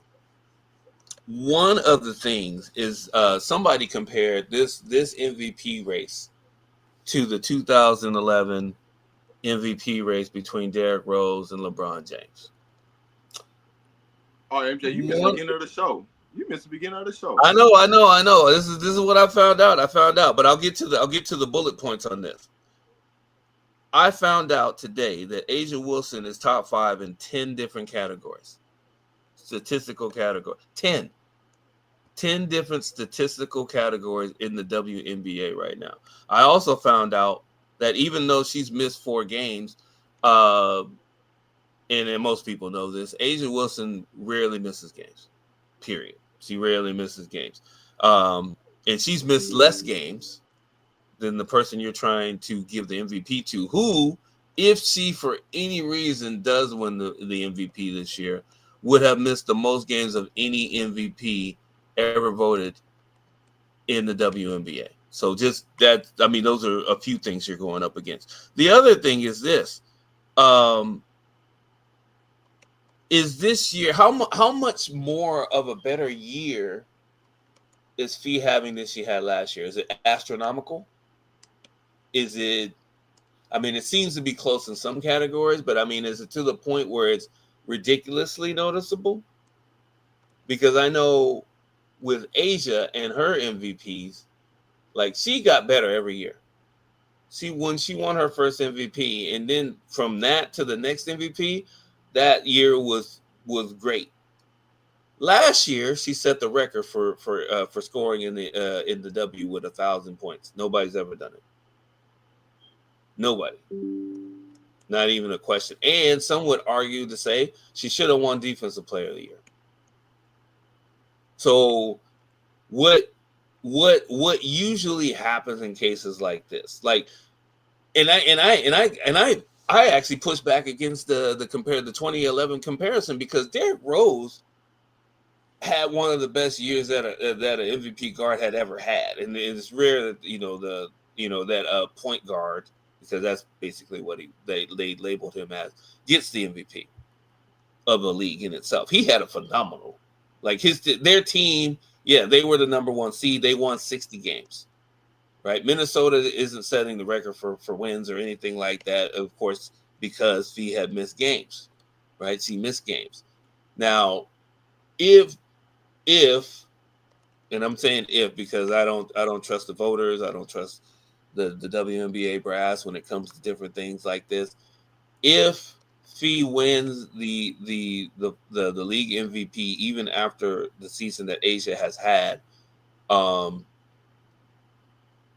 she is not going to win the championship this year. Because what's going to happen is, as soon as she gets that award, there's going to be an uproar. They're going to get so much pushback on her winning, except from Minnesota fans and maybe some Connecticut Husky fans on the season that Asia has had. It's not even a question at this point, especially with the team success, because you can have the best player in the league can be on the second best team, because when you take Fee off of Minnesota and you take Asia off of the Aces, it is night and day. The Lynx, from top to bottom, from 1 to 10 at least, have a better team than the Aces. It's not even a question. Like, it's no disrespect, to the point guard or Jo, or any of them. It just is what it is. That is one of the key factors that you should actually put into it before you actually start naming individual. Is their team better than the team of the MVP candidate that they're going against? It is not. It's I won't say it's not even close, but there's a gap. Let's put it that way. That's my 2 cents. Let's see. Nobody had 30 and 20 this year either, like Asia. Most 30-point games this season. Well,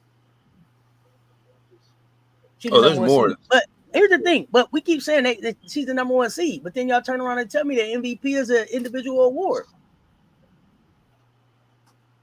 Yeah, how do you give an MVP to somebody that's that missed 10 games? So how's that possible? So your argument for Nafisa being an MVP is that they beat the Aces more times? Is that it? I'm not understanding. I don't know what that is. So what's the cutoff? So the cutoff for awards in the NBA is what? 67 games? Is that what it is? It's not like that in the dog. I know. I'm just going off. I think it's something like 65. But if it was going to be a 65, something like that, right? So it's about 20%, somewhere around just under 20%. You can't miss 20% of the games in the WNBA and still be considered for a viable league MVP award. Can you? I don't know. Same thing I said, but the way they presenting this, he's still the MVP right now. Yeah. You have to think of the philosophy of how they're written out, how they make who's the MVP. So I can go back to it. I sent the picture to Cess right earlier. We can go through what they say, how this breaks down to how they do the MVP. We can go back through it again, because I know a lot of people wasn't here at the beginning of the show. But we did at the beginning of the show to explain how they look at when they talk about the MVP for the WNBA. This is how they break it down, and this is how they do for the Rookie of the Year too. Also, so you just let me know if you want me to break it down. But that's preseason. They started that push, right? No, the MVP was preseason for Fee.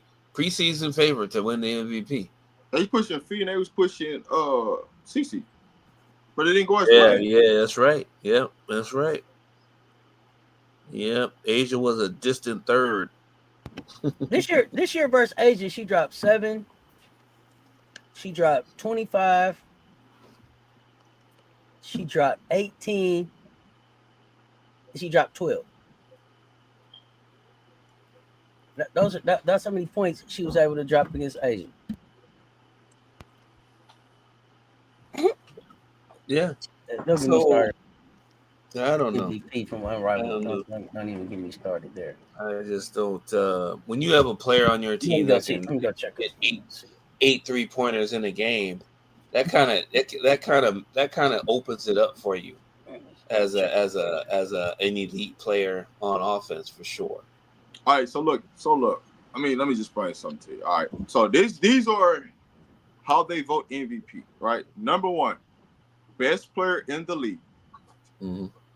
Number 2, most outstanding player on the team with the best record. Number 3, player most valuable to her team. That is the 3 areas of how they vote who the MVP is and how the Rookie of the Year goes. Mm-hmm.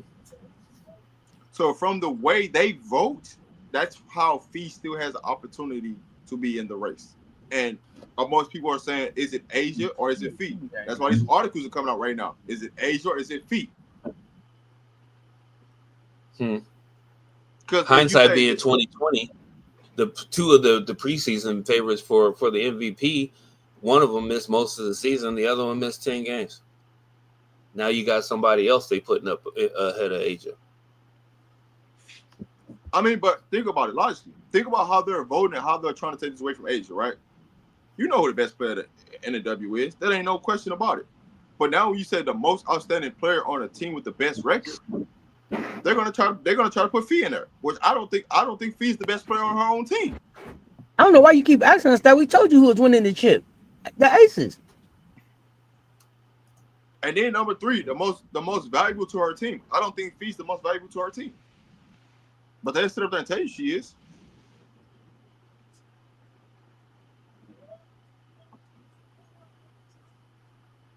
I just it's weird to me. I mean, what is it? They're number 1 seed by 7 games or something like that. But when I went back and looked at the games that Fee missed, they went 7-3 without her. So I don't know. Were those 10 games against the worst team in the W, or were they playing top competition too? Was it? I mean, I'd have to go back and look at the games individually to find out. But 7-3 seems to be a good record without your best player on the floor.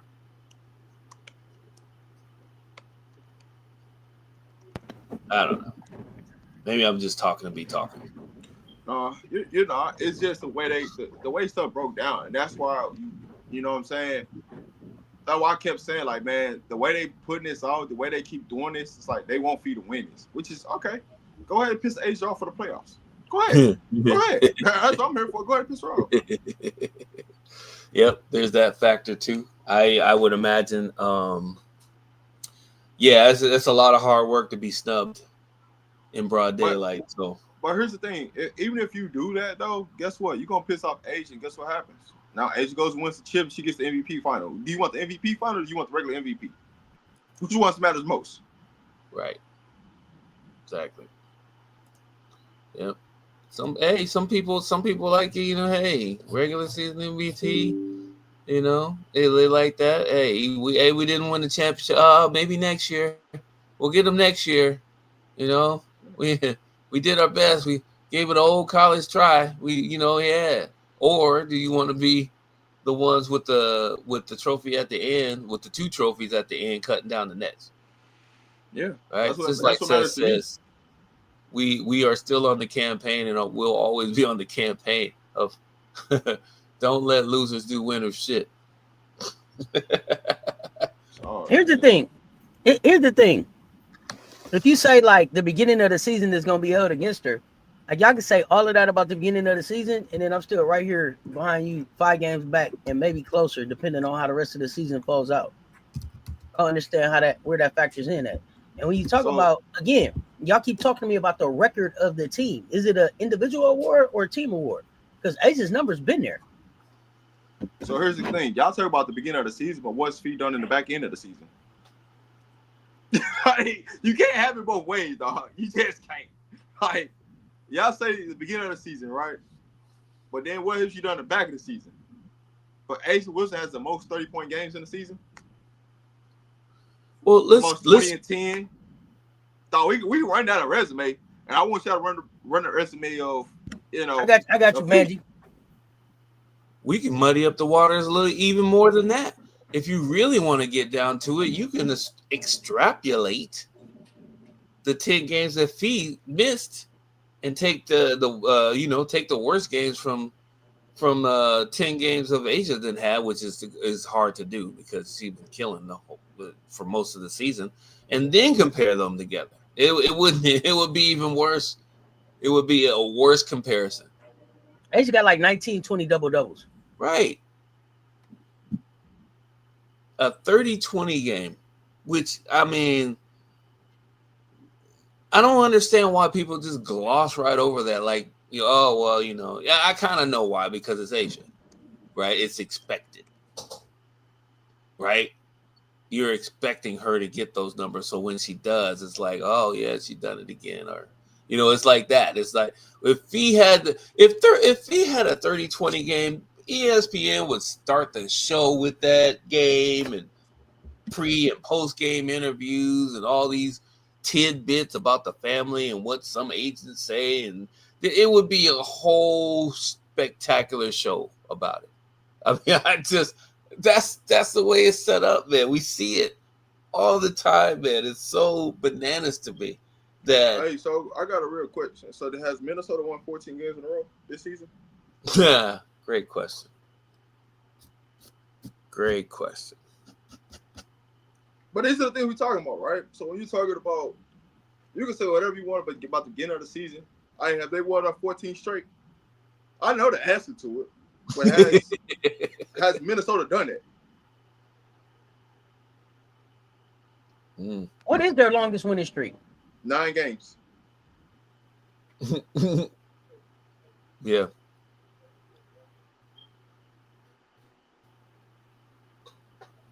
Yeah. I mean, I don't know. There's the Lynx in themselves. Like I said before, there's a number of us that were in the chat during the final series that was rooting for the Lynx to win. Not because they're our favorite team or anything like that. We didn't want the Liberty to win for whatever reason. And I like some of the players on the Liberty, so it's not about that. It was just about they had a good season. MJ, I'm here for they were hungry. I'm here for the facts. What's that? I'm here for the facts. I'm here for the narrative, like field goal that be people be trying to do. Like, I ain't for that. Tell me about the facts of what they did and show me why she should be MVP, and I'm gonna show you why. I'm gonna show you why Asia. You talk about 14 games straight, right? You talking about, hey, y'all? She took an ass whoop and she came up publicly and said, hey, if you ain't embarrassed about it, don't show up to work. What happened after that? Everybody got to work, right? There you go. Tell me about that time that Kaya had to do that. Well, she told him, hey, man, enough of this.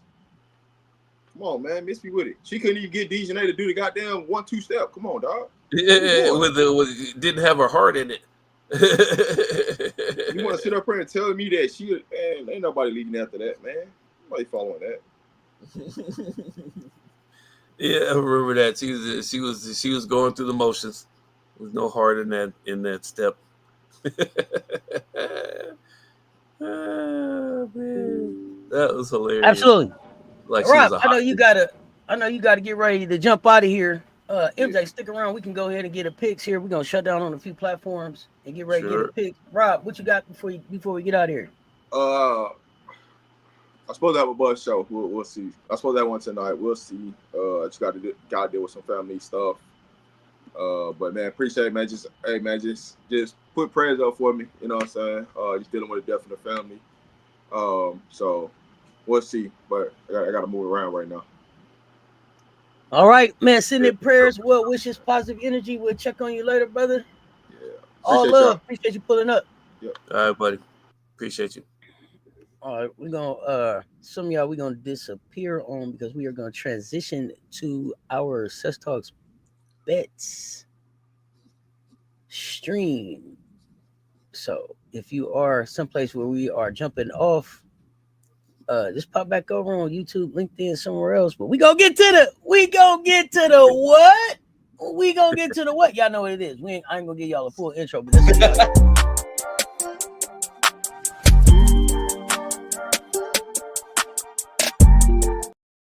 time to talk about some shekels, baby. We gotta talk about some shekels. We gotta talk about some shekels. Let's get to it. Let's get to it. Before we get ready to get out of here, because we want to make sure you got time to get your shekels in.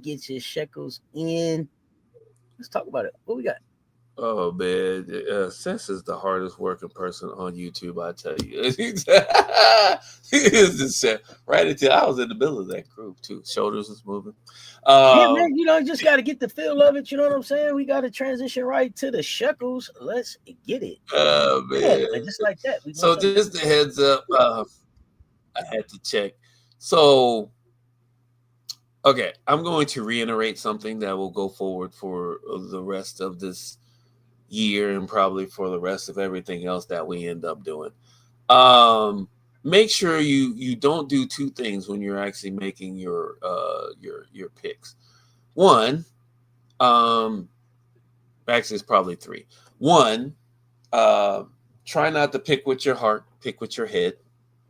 If you're too close to games, if it's your favorite teams, and you're conflicted on how to pick and who to pick and why, don't pick it. Just get out of it. Find another game or wait another day. Do not pick games that you're not confident in with your head, because if you pick with your heart, you may get your heart broken, at least for that game. Number two, make sure you know who is for sure going to be in games and doesn't have a Q next to their name, like a questionable or game time decision are usually close to the same things. If you don't pay attention to that, you may get burned by that too. I just say that.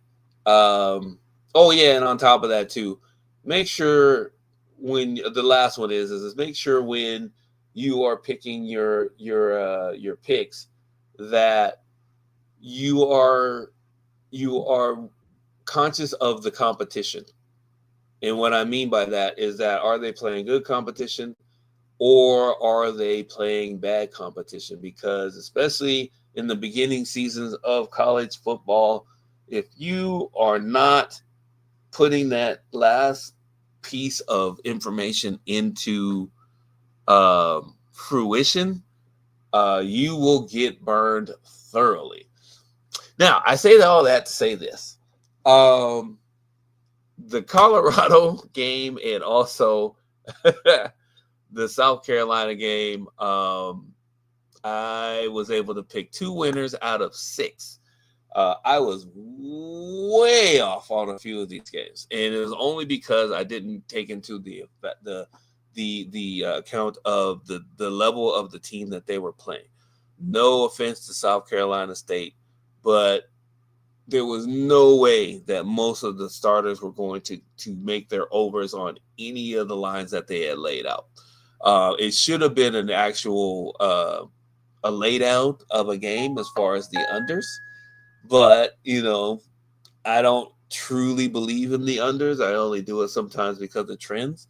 But yeah, I didn't pick any of the unders on that, and I think that game was weird though. MJ, because I think the delay, the weather delay threw the whole game off. Oh yeah, that's true too. Yeah, the weather delay threw the whole game off. It started 2.5 hours late. Yeah, right? Yeah. So that happened in an NFL game. I'm telling you, you looking around and the kids was like, man, I'm supposed to have been at the club already. For real. That's how the kids was looking like, man, the party just started without me. You know what I'm saying?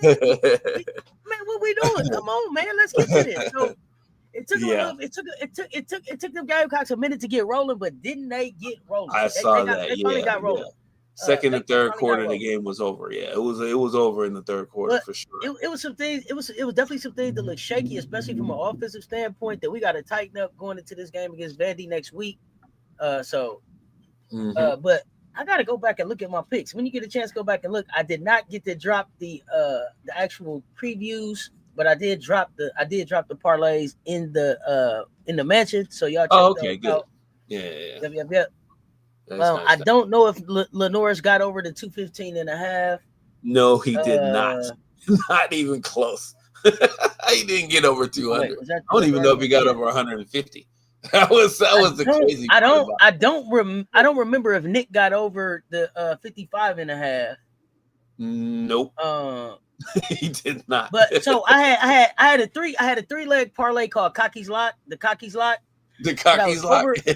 Yeah, that was over 54.5 total points. That we didn't do that. Adaway over 80.5 rushing, but he didn't really get going. And South Carolina, I don't think they scored in all 4 quarters. Then we had another one called the Bulldog Buster. So that was Nick Harbor anytime touchdown. I think Nick scored.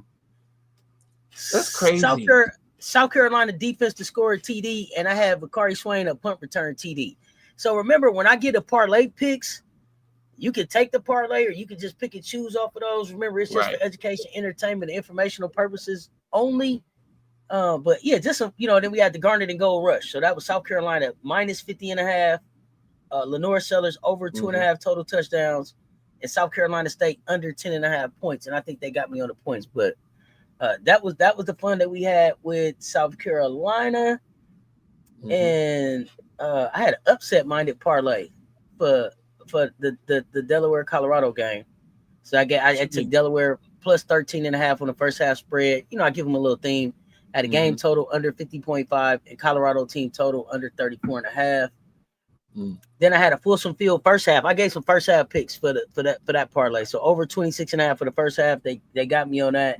Colorado minus 6.5 first quarter. I don't remember. And then Michael Welch anytime touchdown. I think I got that one. And then we had Colorado minus 7.5 second half spread. Game total over 49.5. And Nick Minicucci to throw 2 touchdowns. Those is the picks. Don't underestimate the mighty South Carolina State Bulldogs. No, we don't underestimate them. Right. But we don't never bet against a Gamecock. That's all. We don't underestimate it. We just don't bet against a Gamecock.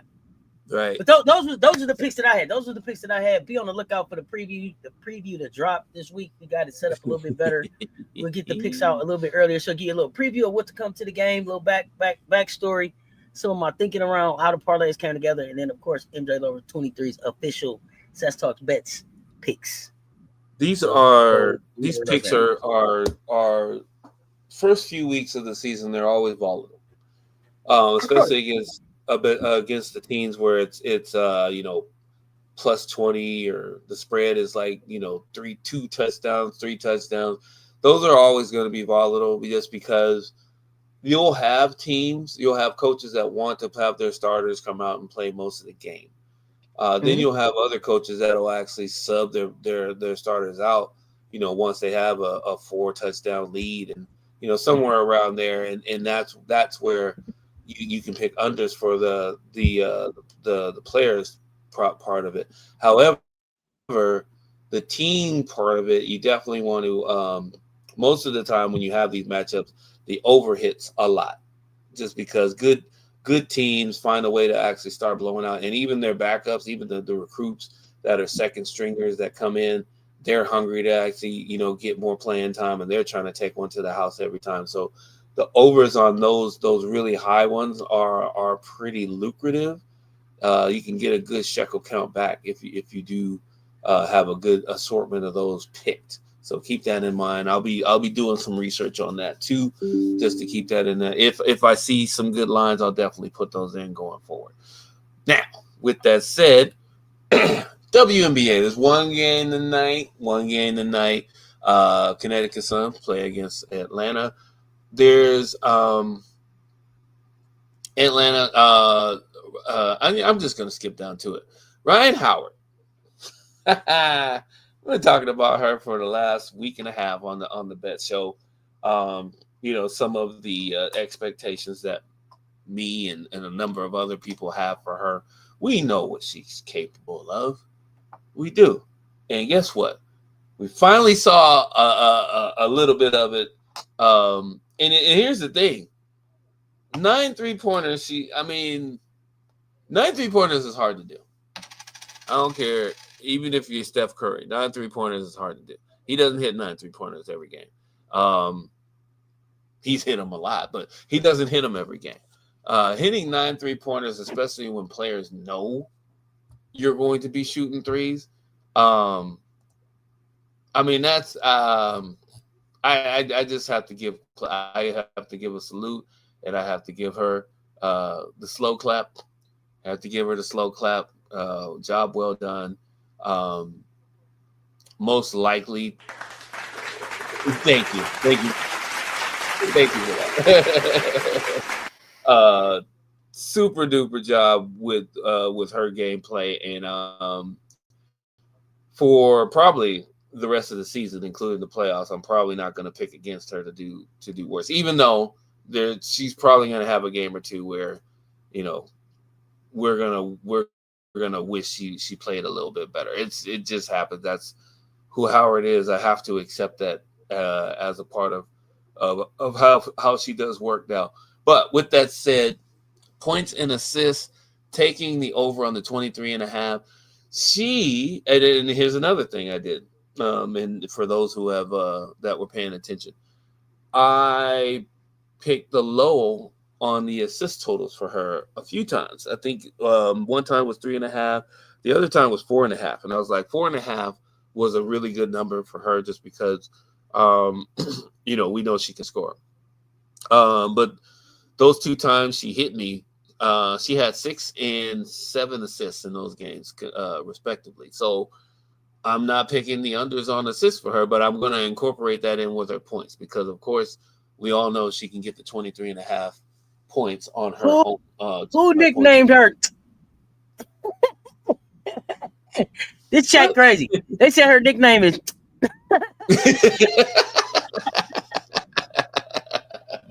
That is a good nickname too. That's a good. Hey, here comes. There she go again. Definitely got to incorporate that in. And Phil, sure. You got to let CessTalksSports use that one, Phil. We need that one. Yeah, we got to put that in. Yeah, that's got to be incorporated into the Cess. I just got to go to Cess for sure. All right. With that said, take the over on the 23.5 points of assists. She should be able to get that against the Sun. The other pick that I want to talk about in this one, and before we move on, is Brianna Jones, points and rebounds.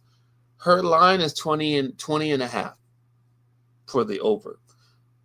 I brought that down. That's why you see that ALT, that's an alternative line. I brought that down by 1. Just because she has hit me on that line a few times, and both times it was by 1. So I took some of the juice off. It was a -110, so I took 1 point off and it dropped it to a -135. So that's in the wagering world. That's a big jump. That's a big jump up in odds. But if you want to hit these things, these are the things you have to do. You have to sacrifice some of your potential shekel count to be able to win these. So the goal is to win these, not lose by 1. With that said, questions, comments, concerns. I know there's 5 games. What is there? 5 games tomorrow? I think it's the last day of the season. 5 days tomorrow. Last game of the season is not till the 11th. We got games. So we got games tomorrow. Okay. Yeah. We got games through Thursday. So okay, cool. Yeah. Tomorrow we got a big slate, and then this team right here will play. This group will play again in. I think if they're in Atlanta today, they're in Connecticut the next time. Okay, good. So it's Thank you, FM. Wednesday or Thursday. Okay. Yeah, Wednesday they play again. So cool. It's gonna go like that. Yeah. So make sure, like, if you're gonna take all the picks, make sure you single bet and round robin them, just like I always mention. For the love of God, shop around for the best line. You know what I mean? Got to shop around for the best line. Yes, shop around for the best Stop line. around. When Cess says that, it is wildly important because you may have one place that says, hey, Brianna Jones is at 20.5, but you may have another place that says Brianna Jones is at 18.5 or even 17.5, and it's the same odds. So you definitely want to jump on those because that's where you make your you increase your shekel count. Hey man, before we get into this before we get into this here NFL fantasy, how did your fantasy team do? Well, I mean, if you must ask. Oh, I didn't know that you could taunt your opponent. Well, I mean, I'm not taunting my opponent. I'm just, No. I In the just app, want to yo. state, So in the app, no, I'm in the app right now, and I didn't know. So it's like taunt your opponent, right? And I guess you send it to him, and it's like Lamar Jackson dancing in front of the little touchdown, showing the points. Oh yeah. Oh really? Oh yeah. Please. Do that. Yeah, it's something new. I'm sending all the taunts. Malik, don't get mad. I'm sending all the taunts. I'm definitely gonna be doing that to a few people this season. I'm late, but I'm not sending gonna them all. do that to Gamecocks, man. Let me tell you something. I have the utmost respect for her, and she's the commission. I may need some favors. Pulled out the. I think I pulled. Well, so far I'm winning. I'm leading so far, but I was down bad to start the day yesterday. Goodness gracious. Oh yeah. Hey, good. Listen. Hey, you know I made a couple moves on my team too. So I went and got. I made nobody. I didn't tell anybody, but I went and got James Cook from Buffalo on my own. I went and picked up James Cook out of Buffalo, and it was James Cook and Lamar Jackson that saved me yesterday. There you go. Because this Joker, Malik. Now, last time I looked, Malik's starting quarterback was Kyler Murray. So I'm like, okay, Kyler versus Lamar. I went to sleep. I woke up. This Joker had Aaron Rodgers as his quarterback. Aaron Rodgers on me. Who knew Aaron Rodgers threw 4 touchdowns yesterday, didn't he? Exactly. He sure did. Who saw that coming, man? Hey, I was down bad. Do you hear me? I was down bad. I was like, oh, God. My win probability was looking sad. I mean, and then so I'm torn now. I was telling them last night, the Ravens is my team. So we lost, but Lamar saved my fantasy. He sure did. It's crazy that it was the last game of the night, and my two players playing against each other is what saved me. Cook going off and Lamar going off is what got me a little. I think I got a 7-point lead or something right now. Autism boy, what's good? What up? I was really upset with that too because at first because I have Lamar too. I picked up Lamar in our division. And I have Derrick Henry. It didn't make a difference this week, but Derrick Henry fumbled and I lost some points. But it didn't make a difference this week. Yeah. I forgot I got beef with you. I forgot I got beef with you. What you mean? So you could get minus points? Yeah. See, you didn't tell me that part. I mean, it's in the legend. Now, how my defense end up with -7? Right. Because they gave up way too many points. but luckily, no. But luckily, because I did I started with letting the app pick the lineup, and then I made adjustments from there. I didn't move off the Eagles defense. So I went with my Eagles defense and benched the Ravens defense. But the Ravens ended up with a -7, and I didn't know that you could end up with a negative. Oh yeah, so that was interesting to learn. I didn't know that you could. So those of y'all that's in the beginner league with me, you can lose points. You can minus points too. Yeah. You just the only time that defenses might lose points is if they give up too many points, right? You don't want your defense giving. Yeah, I mean, if you give up 41, give up 41. Give up to over 30, then it starts going into the minus, right? You don't want that at all. You're good with defenses that give up 20, 25 points in a game. That's not too bad. You get more. That's why Gamecocks fam keep saying, know how you score. Know how you score. You need to know how you score. So know how you score. Because I wasn't even tripping on that. So that's something that it didn't cost me this week, and I was able to learn that. Right. Exactly. It's a lesson that didn't cost you anything. It didn't cost me anything, so I'm sharing it with everybody. That's right. because I'm in the beginner league. I you know, so I'm gonna share my bumps and bruises along the way. That is so funny. Now, and then we'll get in the mansion. We'll get in the mansion because I got a couple questions about some of the stuff I'm seeing on the actual app. Sure. But we getting ready to, I guess after tonight, then we go into the next week. Yes. Okay, so some people still got to play tonight. So I won't give actual tomorrow on one of the shows. Then I'll give kind of like standings after tonight's game. Yeah. Yep. Yeah. So tonight there's still some movement that might happen. In our league, I don't think so. Like there's a bunch of this game's not gonna make too much of a difference for most of us. Oh my God. Maybe Danae's Darlings, depending on who she has going tonight. I haven't even really taken. Actually, I could just go right in and take a look right now. Nope, she's dead. She's dead this week. Yeah. Don't do that. Oh no. She had no. I'm sorry. Danae has Justin Jefferson going for Minnesota tonight against Chicago. So now the Kane, remember that's the Kane. Oh yeah, that's right, Kane. Because that's Kenny and Danae. Hey, Kane, they pretty confident about their squad now. They were popping a little trash. They came looking for trash hour. They just was a little late. Now they have a chance. It's gonna be a long chance. Defenses wind up with minus points overall. Okay, good to know, FM. Thank you. Question for Ron: do you think a superstar can score too much during a game and lessen involvement of the teammates? Oh, probably a question for Rob, but Rob's gone. So legacy woodwork and restoration, we will get that question to Rob and try to get you an answer. But MJ, if you want to take a shot at that, MJ, I gotta get the door here, so you're on your own for a minute. So. I'm reading that wrong. Do you think a superstar can score too much during a game and lessen the involvement of other teammates? Can a superstar score too much and take their teammates out of the game is what I believe the question is. Great question. Yes, it can definitely happen. But let me answer this question real quick for Autism Boy before I go, since this is, I don't even know why this is a question. Asia Wilson or Caitlin Clark, who's better? Asia Wilson. Look at the resume. Caitlin Clark's she doesn't have a championship at all. But okay.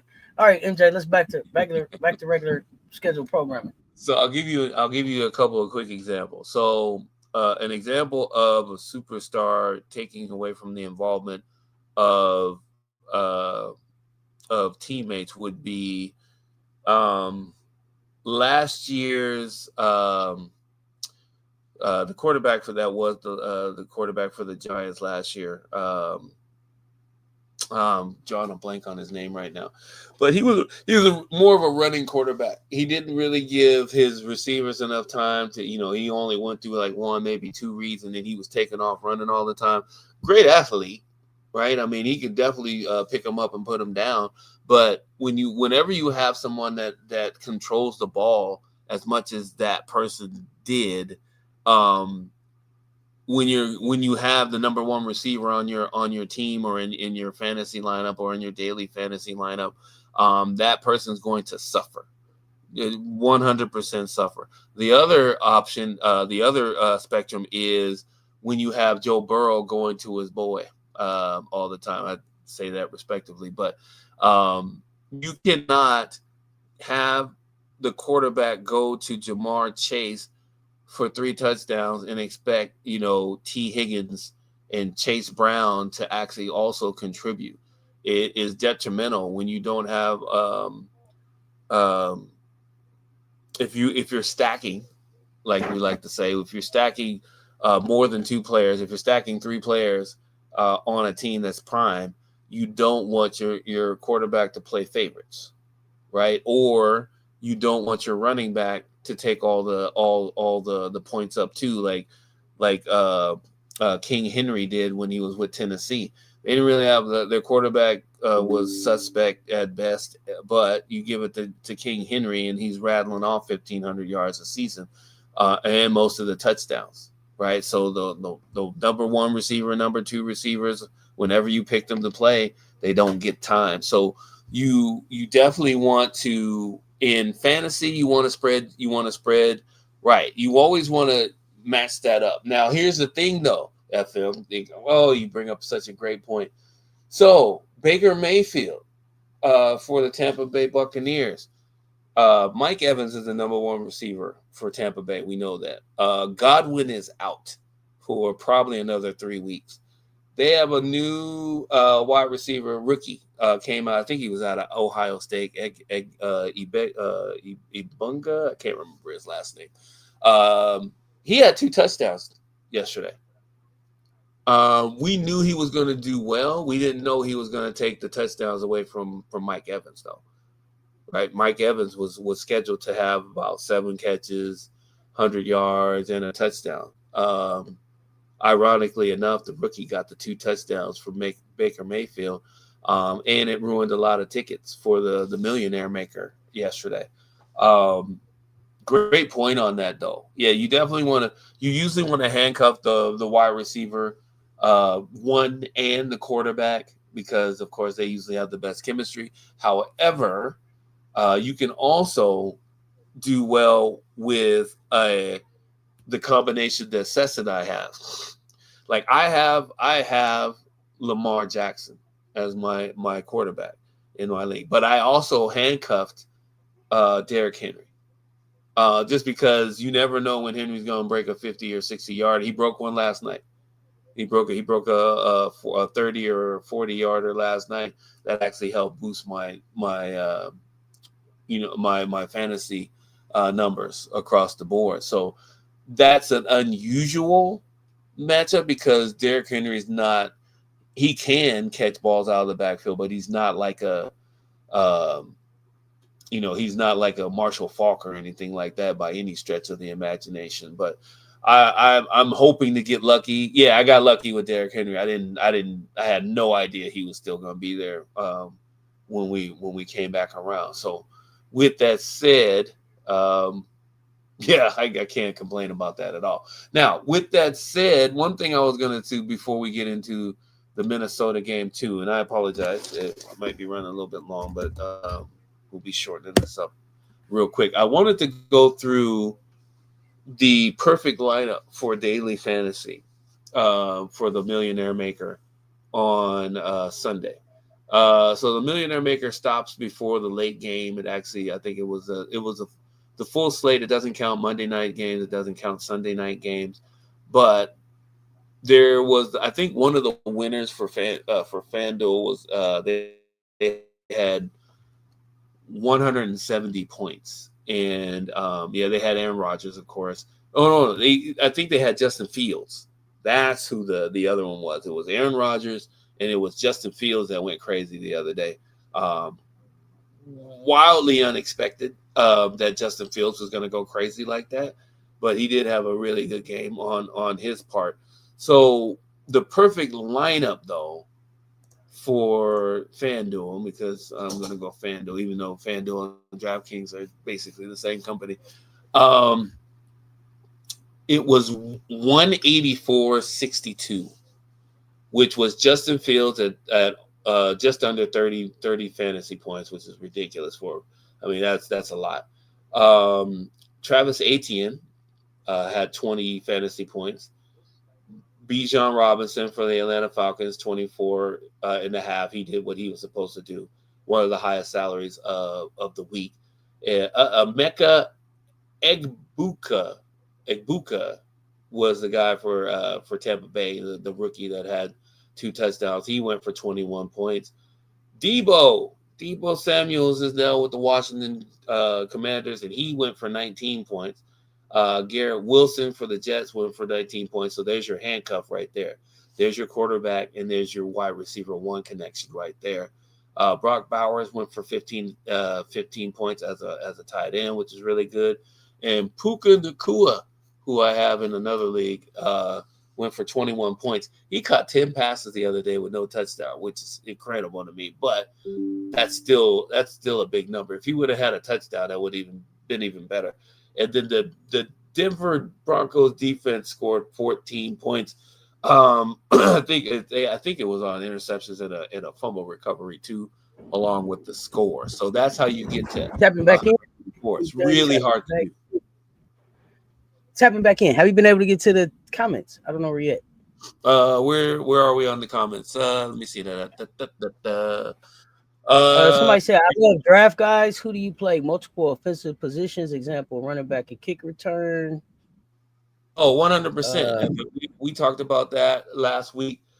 Whenever you have a guy, and it's usually going to be a young guy too. Like, yeah, Puka Nacua is one of those guys because when he was a rookie, he was actually, I think they put him back to return a couple of punts too, right? So you always want to get the guys, especially the young guys, that are not only on offense but also returning kicks. Now, you can get a Pac-Man Jones who played defense, whereas he can get an interception, take it to the house. He can get force a fumble, that's points. He can recover a fumble, that's points. And he can also have a chance to take a punt return back to the house. Your defensive scoring and those special teams points are crucial. So one thing I want you guys to look out for, FM and everybody else, is this is second level stuff. For the New Orleans Saints, they have a guy that plays quarterback and tight end. He will not be back probably for a couple of more weeks. His name is so bad on names. I got to get these guys' names down again. But the season's starting again, and I'll start to remember them as they keep popping up in my timeline. But he is who you want to draft when you're actually doing multiple opportunities to score, because he plays quarterback, but they list him as a tight end, which is almost ridiculous in itself, because he does do a lot for the New Orleans Saints offense when he's in the lineup, and he doesn't play a whole lot of snaps, which is it's ridiculous. So if you wanted to piggyback him with Alvin Kamara against, you talking about Taysom? You talking about Taysom? Yeah, Taysom. Taysom. Taysom Hill. Yeah. So Taysom is he's a Swiss Army knife. He can pass it, he can run it in, he can catch it. Right? You definitely want to have him in there because he's a boomer bust, by the way. He's not going to be a regular 15 or 20 point per week scorer, but when he does, he goes off. He usually gets over 20 points, 2 touchdowns, 1 throwing, 1 running, all that stuff, right? So keep him in your lineups when you're actually picking your daily fantasies. Definitely. Yeah.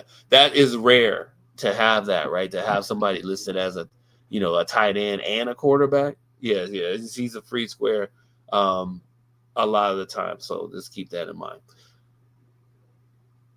Who else? Vikings -1.5 on 88%. So here's the thing. That the Vikings game is that in the no, that's in Chicago, I think. Yeah, it's in Chicago. I don't trust the rookie. Well, he's not a rookie now. He's his second year. He didn't play last year, so he might as well be a rookie. I don't trust that quarterback yet. So the spread itself, you can take Chicago on the spread to be, if you want to be safe. It's at home. I know people don't believe in Caleb Williams all the way, but he has a lot of weapons. Has a ton of weapons. We're going to get into the weapons that he have, at least a few, in the write-up here.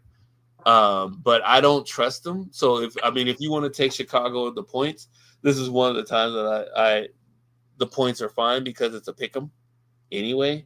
And Chicago's at home.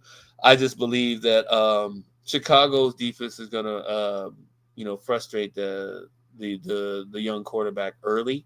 And so that one might be a good pick. But as far as your player props, let's get into it. Aaron Jones isn't the rusher he used to be, but he does catch the ball out of the backfield well. So what you're probably going to see tonight is you're going to see a lot of checkdowns from the rookie, or keep saying rookie, the second year quarterback, because he may not be on the same page with Justin Jefferson. Justin Jefferson is going to get double teamed all night, so he may not want to throw in the double coverage more than once or twice. So you're looking at Aaron Jones over 39.5 receiving yards, and that's only if the quarterback connects with Justin Jefferson. If he connects with Justin Jefferson deep one time, then Aaron Jones is most likely going to get over 40 yards rushing. Now, with that said, if you want to be on the safer side, you can go for the rushing and receiving yards combo at 69.5, and I would say he would get over that. Might get closer to 80 total yards, but we'll see on that. Justin Jefferson, I have him for over 79.5 receiving yards. Only take that, like I said, if you trust the quarterback enough to be able to get a bomb out to Justin Jefferson, I don't anticipate Justin Jefferson is going to catch more than 4 or 5 passes tonight. Because Justin Jefferson, even though he can run short routes, most of the time it's going to be medium to long routes that he runs. And I don't trust the quarterback right now. I watched some of his tape. I mean, he is accurate out of college, but he hasn't played in the NFL yet. And some of the first year quarterbacks struggled this Sunday. So, and this is prime time. So that's another thing too. Beware of that one. DeAndre Swift for Chicago, not as swift as he used to be, but he is still a threat. So rushing and receiving yards, 58.5. Take the over on that.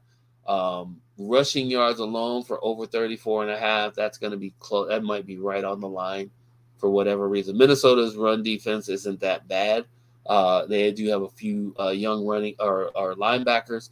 So we'll see how that works out. But I be careful of that pick too. And the last one on this game that I have is DJ Moore for over 4.5 receptions. That's going to be right on the line too.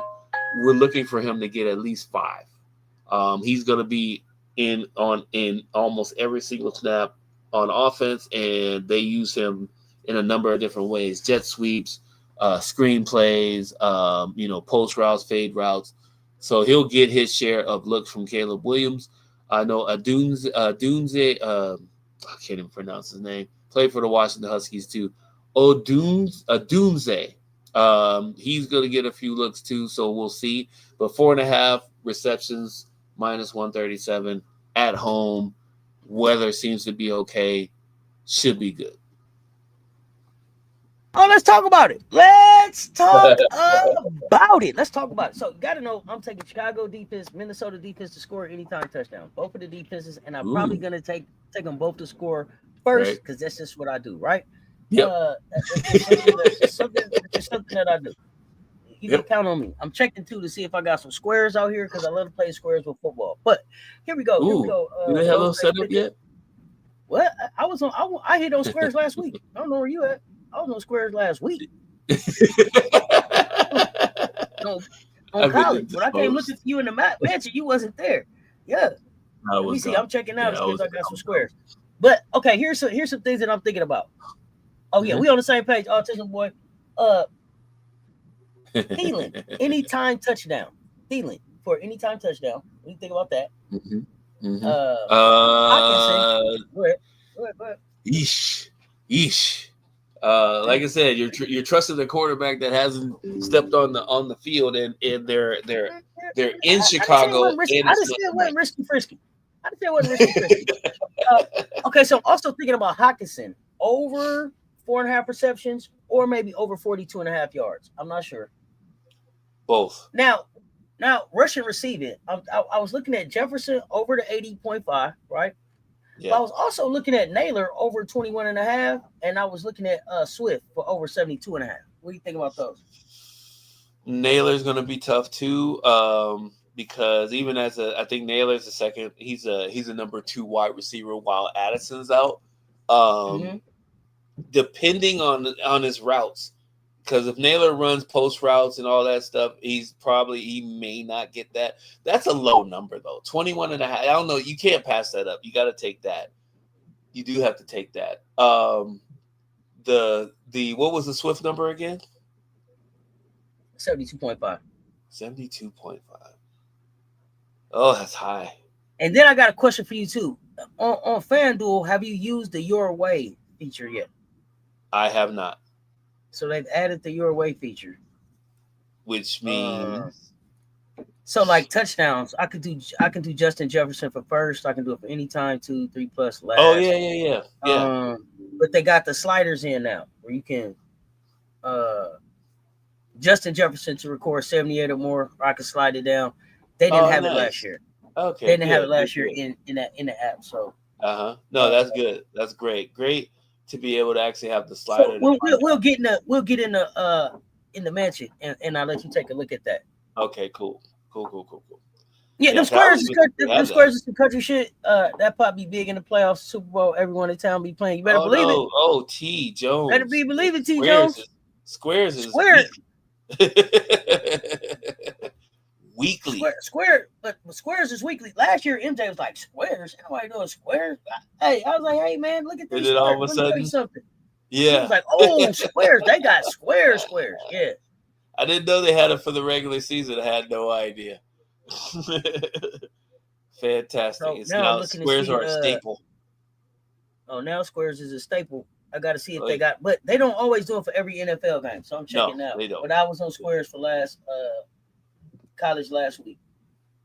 Yeah, Squares for college is going to be fantastic because we did shows on Squares and no, we didn't do show on Squares. We were in the mansion. That was a total mansion. Yeah, we were doing. You guys got to get in the mansion.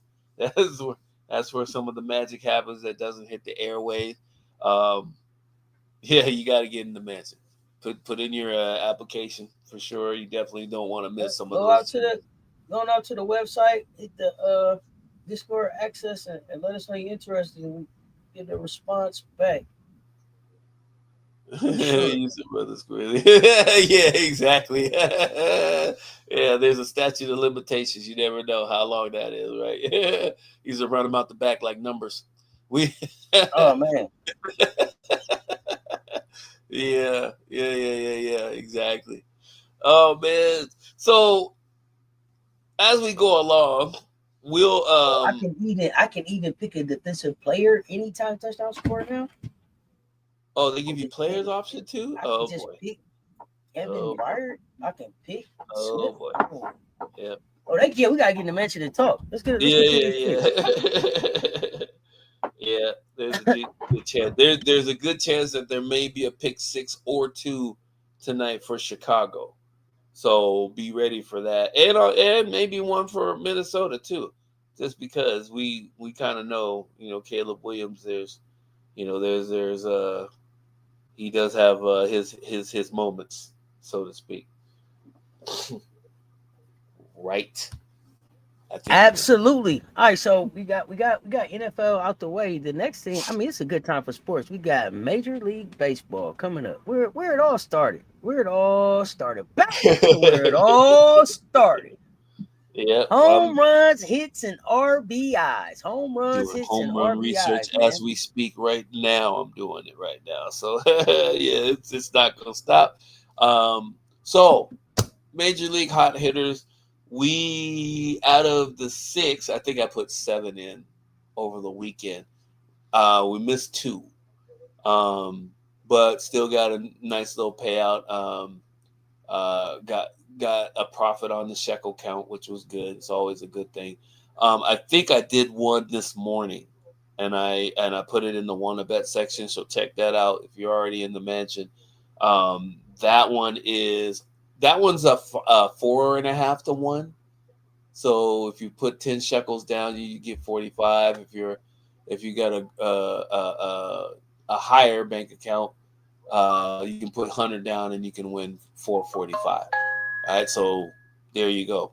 Make sure you single bet and round robin those picks. But with that said, here's your hot hitters of the day. And we got squares for tonight. Squares for tonight. And FanDuel, so check them out. All right. Austin Hayes, I had him for the hit. Now I put this down as an example. This was not a typo. This isn't going to be corrected in post. This is an example of what I was telling you guys about. Some players hits and some players just to get on base, their odds are the same. If they're the same, always take the bases. Always take the bases. I'll say that again, but you know what I'm going to say. Always take the bases on that. So Austin Hayes, Cincinnati, Romy Gonzalez for a hit. He is on a 5. Oh no, I'm sorry. He's on a 9-game or 8-game hitting streak. 8 out of 9 games he's hit. 4 out of those games have been 2 hits or more. So he is spiking hot. They have a good matchup. Take him for a hit today. Trey Turner, Phillies leadoff batter, another player with a good matchup today. Bullpen, who they're going up against, if I remember, I didn't write that name down of the team, but their bullpen is trending downward, so he's should get a hit today. Not picking him for a home run though. Don't pick him for a home run. He is not on the home run tilt this year, which is disappointing, but his batting average is good enough for the team to be successful. So, thought I wrote that down. I guess I did. Yeah, it'll get wrote down. There we go. Well, there's that. Let me see. We got, besides hot hitters, I guess we got, let's see. Anything in the chat real quick? No. All right. So besides the hot hitters, the next thing we got coming up, good matchups. Let's go. Good matchups for the people that are here new to the good matchups and the hot hitters. We swept 2 out of the last 3 sessions on this. So if you would have piggybacked on the sweeps, those sweeps were at average of 10-1 to 14-1. So if you put 10 shekels down, you would have came back with 100 to 140 on those two sessions that we swept. So be ready for the sweeps, but also be ready for the round robin. Harrison Bader, be careful of him. We had him for a good matchup last week, and for whatever reason, he went 0 for 4 at the plate against a mediocre pitching staff. I can't remember which team it was, but it was irritating to say the least. Bryce Terang, one of the better hitters for Milwaukee. Definitely get him on. He'll get on base, if not get a hit. Sal Frelick, another one, good eye at the plate. He might even walk twice tonight. And then Dalen Lyle. Dalen Lyle is he's a utility player, and he gets on base by any means necessary. So he may coerce a walk, depending on where and that's the one thing too. Totally forgot to see where he was batting today. But the trends showed that he had a good matchup to get on base, so I put him on. That would be 7 if you can include the hot hitters and the good matchup section. That would be 7 batters that you would be using today. I can't say it enough. Round robin these, run them back with single bets just so that you can get a return on your investment if 1 or 2 of them miss.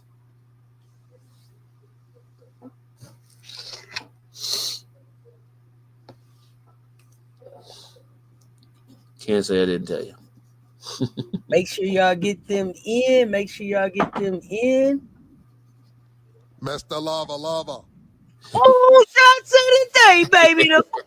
Mr. Lava. We got so moonshots of the day. I actually have a few that they don't look like there should be moonshots, but I had so many picks to choose from. I'm going Jordan Canada. Been playing well since she's been back. Points plus assists under 20.5.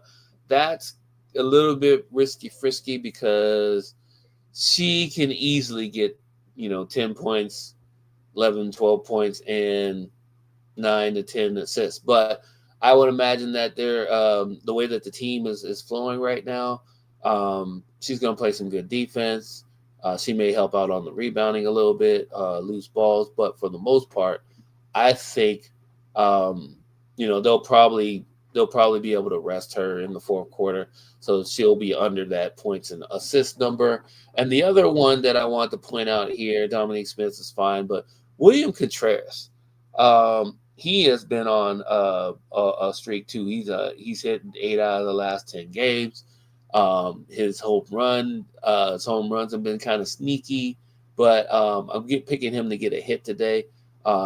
Not a whole lot, but I mean, they have a decent matchup. it's not the best. That's why I put him in the moonshots.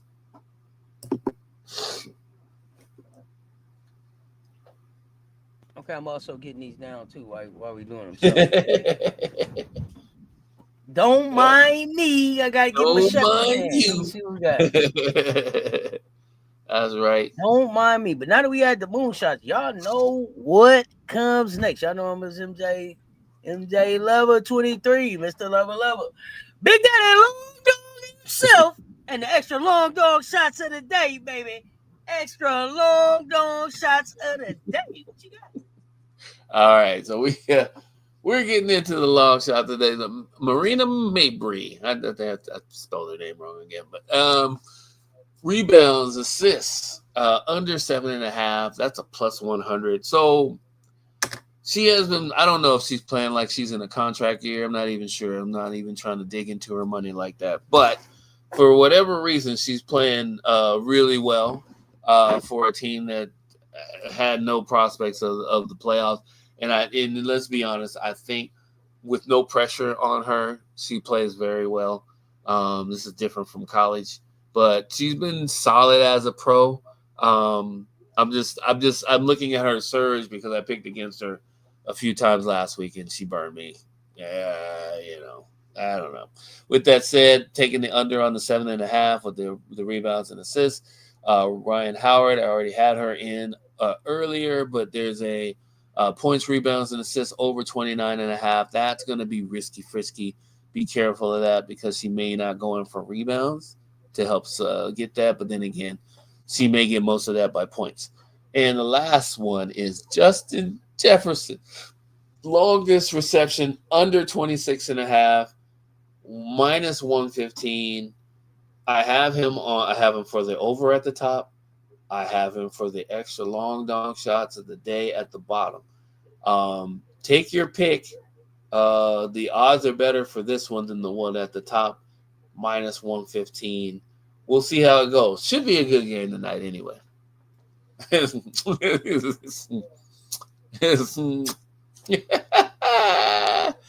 Oh, that's so good. I gotta put that on a t-shirt.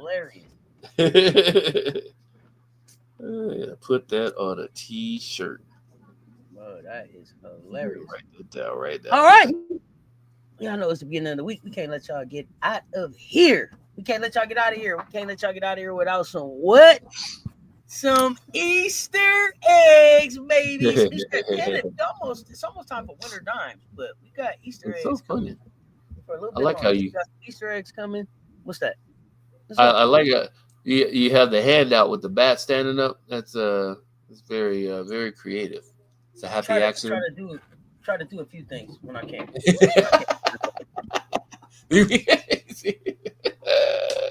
Try to do what I can do when I can do it. That's all I can say. That's good. That's good. That's right, FM. Oh, Canada. It drive you crazy up here sometimes, but yeah, it's old Canada. All right, so the Easter eggs. We're looking at Tina Charles. I put an alternate line on her too. I put an alternate line on her. Her line right tonight is 6.5. I dropped it back to 5.5 because she's at about 6 rebounds a game, 4 out of the last 5 games. Doesn't make sense to go for 6.5. There's no real reason for people to actually expect for her to go over 6.5 when she's been steady at 6 for 3 out of the last 4 games. Rome Adunze. I guess I did say it right. Under 4.5 receptions, got him for under that. He may get a touchdown tonight, but I don't think he's going to get over 4 catches in that game. Chicago has a lot of weapons. Like they have at least 4 or 5 different weapons they can use on offense, including a tight end who is a Komet. If I'm saying that right, Kmet, if I can remember how he spells his name. So they have a lot of weapons. Adunze is not going to be one of the ones that's going to get the bulk of the targets. Jorge Polanco for the Seattle Mariners to get on base. Should be able to get on base. Switch hitter, good matchup. And then last but not least, good old Juan Soto. We had him in the write-ups for the playoff home runs a lot. Came through a few times. Fell a little bit short of getting another World Series ring, but we have him to get a hit tonight. Hopefully that works out for everybody. Daniel Berry Sports, what's happening? What's happening? Happy Monday. Hopefully it's a happy Monday for us. Daniel Berry, go ahead and do this show. I don't know if you're a betting man. I totally forgot to ask you, but make sure you get on these hot hitters and good matchups before the end of the season. I think we only have about 10 games left, so we're heading down the home stretch. All right. Y'all got the picks. I mean, we had some great hot takes today. MJ, I appreciate you popping up and jumping into the hot takes and giving your feel on the New York Liberty and your take. I mean, it was a great conversation from the chat today. Thank y'all so much. If you did not hit that like on the way in, make sure you hit that like on the way out. If you are not subscribed already, what you waiting on? Hit that subscribe, ring that notification bell so you do not miss another drop. If you can hear my voice and you're not following me on X and Twitch yet, find CessTalksSports on X and find CessTalksSports with a number 2 behind it on Twitch and give us a follow and a holler. We appreciate y'all. MJ, what you got before we get ready to get out of here? Hey, we got a big week ahead of us, so be ready. Ladder challenge is coming this week. 4-pack. We're gonna try to put together a 4-pack this week too. Maybe before the Thursday night football game. We'll see what the opportunities present. And just be ready. I don't know how we're gonna do it, but we're gonna get some more fantasy daily fantasy picks out there for people. I want to do it without giving away my secrets because I think I go up against RobDaManMedia next week, I think. So I don't want to give him more information than he already has.